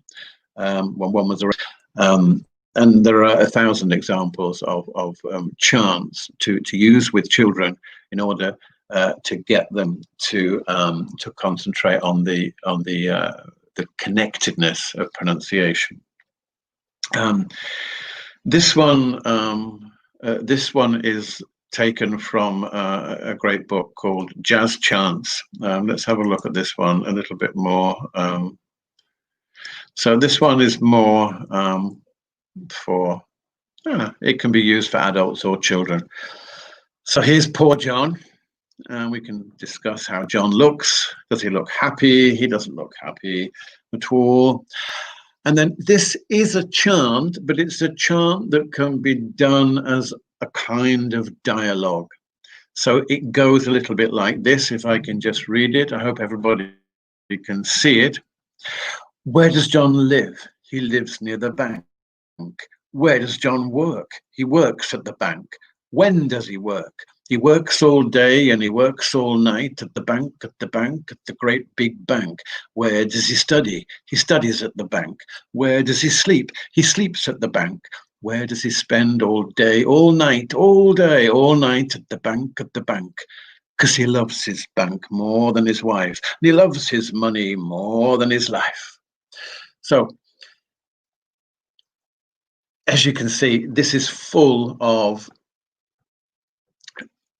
certain very common pieces of language where the temptation often is with learners is to say them exactly as they're written. Where does John live? He lives near the bank. And what we're trying to do with this is to get them away from saying does and saying does. Where does John live? Where does John live? So that whole word, that very, very common word in English, is reduced right down to Where does John live? He lives near the bank. Where does John work? And then coming down here,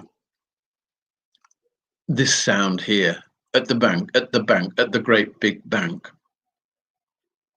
This is such a common, clearly a very common phrase in English, not at the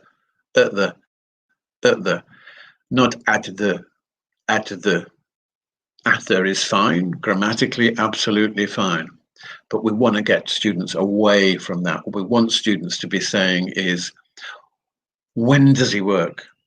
When does he work? Where does he study? At the bank. Where does he study? Does he? And really concentrating on these aspects of pronunciation, but doing it in a chant. So again, you can do it. Teacher taking one role, students taking the other. It's obviously a great idea to get all the students to do it together first, so that they gain confidence, and then get the students to do it either in groups or in pairs, and to perform the whole dialogue. Okay, just one more aspect here. I'm sure you can see here, more than is, so that we get away from more than his wife, more than his wife, more than his wife. Great. So other examples of this. What we're doing in this one here, so this is another example of a kind of, if I show you the whole thing. So it looks like this. This is the whole thing here. And this is one that I use with younger learners. Let's just concentrate and look at it a bit closer. So this one is adding now another layer, a layer of intonation. So I mean, one of the things that children often do with each other is spar with each other. Is I can do this better than you can, and this. So that this is two students, and one of them is daring the other student, saying, "Come on, then you show me what you can do." So what I've done here is highlighted the words that can be stressed, and I tried to get the two students to do this together. So it goes, "I know you can't jump. Well, neither can you. Huh, you can't jump. Well, just like you. How much will you give me? $1 or $2. How much will you give me? Okay, 52. Well, I can. No, you can't. Yes, I can. No, you can't. You've seen me jump before. You have. I'm sure you have. Not true. You have. Have not. Where and when? I'm sure that isn't true. I can't remember when. It was a long, long time ago. Well, come on then and show me. Come on, big man. Go. I hope you're watching closely. Yes, I am. So quickly go. Okay, but if I break my leg, I'll telephone you, bro. So it's something that younger students can act out with each other. And what you're trying to do here is put explanation on top of the concentration on the connectivity between the words. And common chunks of language are often fixed phrases or pieces of language that we hear very often, like neither can you, neither can you, neither can you. How much? How much? How much? I'm sure you have. I'm sure you have. I'm sure you have. I'm sure you have. I'm sure you have. Actually, there's a mistake there, isn't it? That should be I'm sure you have. Isn't true. Isn't true. Isn't true. Come on then, come on then, come on then. I can't remember. I can't remember. So all these are what we might call chunks of language. They're words which appear together so often that they can very usefully be taught as a chunk. So these activities here, the ones that we looked at just here, these are kind of drama-y kind of activities, that they're kind of dialogue kind of activities. And the last thing that I wanted to show you here is more mechanical. So this is more of an exercise just to get the students used to the fact that what they see is not actually what they say. So what you're asking the students to do here, it's quite a nice exercise, and you can easily make up these ones yourself, is to say this word here, sit, is hidden somewhere in this sentence. Let's face it, he's never going to get the job. Let's face it, he's never going to get the job. And you can see, there it is here. So let's face it. Let's face it. So what the students are not, what they shouldn't be saying is face it, face it. It's not face it, it's face it, face it. So they can hear the word. Some of them are easier because you can see it. Kit, no problem at all. Take it all if you want. Take it all if you want. Take it. Take it all. Take it. Take it. So not take it. Take it. Take it. Take it. Doubt. I don't think she'll ever find out about what he did. I don't think she'll ever find out about what he did. I don't think she'll ever find out about what he did. Find out. Find out. So the D here is fallen off and has joined here, and now we can hear the word doubt. Sore eyes, sore eyes, sore is to try and identify where that movement has happened, where the consonant from the end of one word has gone and joined the vowel at the beginning of the next word. Tall, cup, core, make, core, and the last one here, of course, fit. Okay, so what I've tried to do today is just to look at, you've got all these materials, Eva will pass them on to you, and I hope that you'll join us, and it's these aspects of pronunciation, these, so we're going to look at intonation, but one of the main thing that we're going to be looking at on the course is ways of getting students to make their language, their spoken language, sound more natural by using the same connections that native speakers use to make their language flow and not sound so robotic. Okay, so everyone's had a long day. Thank you very much for listening. Thank you very much. By the way, good evening. Sorry for interrupting. Hello, Paul. Hello. How are you doing? How are you? Nice to Hi, see you. Brian. Thank you very much. Thank you. Thanks a lot, Paul. Yeah, people are saying just really useful. Thanks a lot. Yeah, thank you, Paul. Really wonderful. Yeah, thanks a lot. It was really nice. As always, as usual. Yeah, as usual. Thank you very much. We're really proud that you are in SR's team, you know. I'm proud to be there. Proud to be there, Samad. Thank you, thank you, thank you, Paul, for everything activity that you've been doing. And that's not the last, but least we're going to meet a lot. Yeah, we're going to meet a lot. Thank you very much. Thanks a lot. Thank you. See you. Bye-bye. Okay. Bye.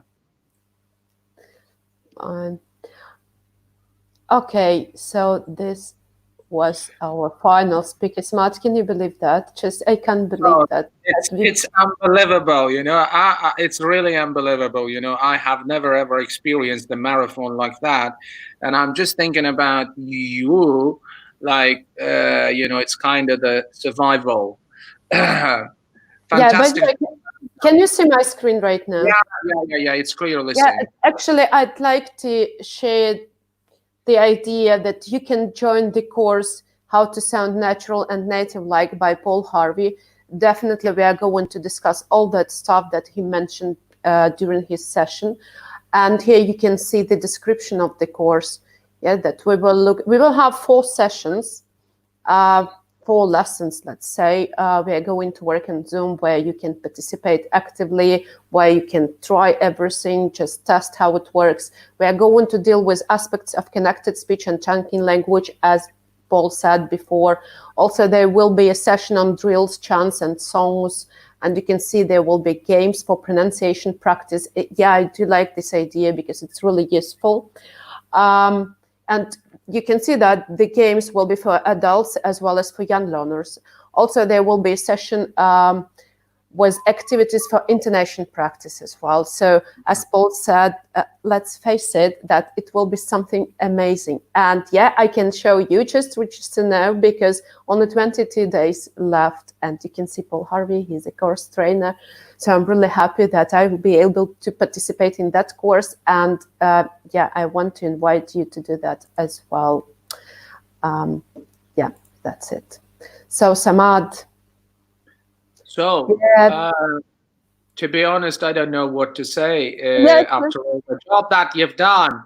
You know, I'm really happy that SR's team, you know, kind of was involved, and some of our TESOL graduates, our trainers, you know, and all the staff actually that were been involved in this job. You know, you actually did a really great job. Thank you very much. And my special thanks to Tatiana Ukina, the head of SUTA. The head and the founder of Ukrainian Teacher And the founder as well, yes. And I'm really glad that we had this chance to cooperate with that company, which is really doing a lot of things in terms of teacher development courses, you know, the really fantastic job. Special thanks to Akbar, you know, to everyone, absolutely, to all the participants, to all the speakers, you know, thank you very much. And, you know, you are just brilliant, all of you. Thank you very much. Yes, let us rest a bit and we'll send you the email with all the materials, with all the links, how to register to further courses and how to join other projects by SR Teaching and Learning and Teacher Training Center, SUTA, just maybe tomorrow at just approximately 8 o'clock in the evening, not earlier. Yeah, thanks. It's not about need, it's not about should, Eva, you have to rest. Yeah, I do wish to rest a bit. Yeah. Thanks a lot. It seems I feel your gratefulness. Thanks a lot. This marathon was about caring, sharing, supporting each other. Like I always say, teachers need teachers. And it's not only about teaching. It's about being just a huge educational family. And it doesn't matter what country you are from. You might be from Morocco, Azerbaijan, Ukraine, Uzbekistan, Georgia. We had people from Switzerland today. Also, I saw Croatia and so Czech Republic and so many others. And also some of them will be watching the marathon later on due to the time difference we have, but we had registrations from Philippines, Malaysia, Panama, and so on. So thanks a lot for being with us. Those 9 hours were really like a real marathon for me. It was something special. Anyway, you experienced. Thank you very much. Thank you very much. And yeah, I promise that we will be back before the 1st of September and will be another marathon with back to school activities. Okay, thank you a lot. Thank you very much. See you guys. Bye-bye. Thanks a lot.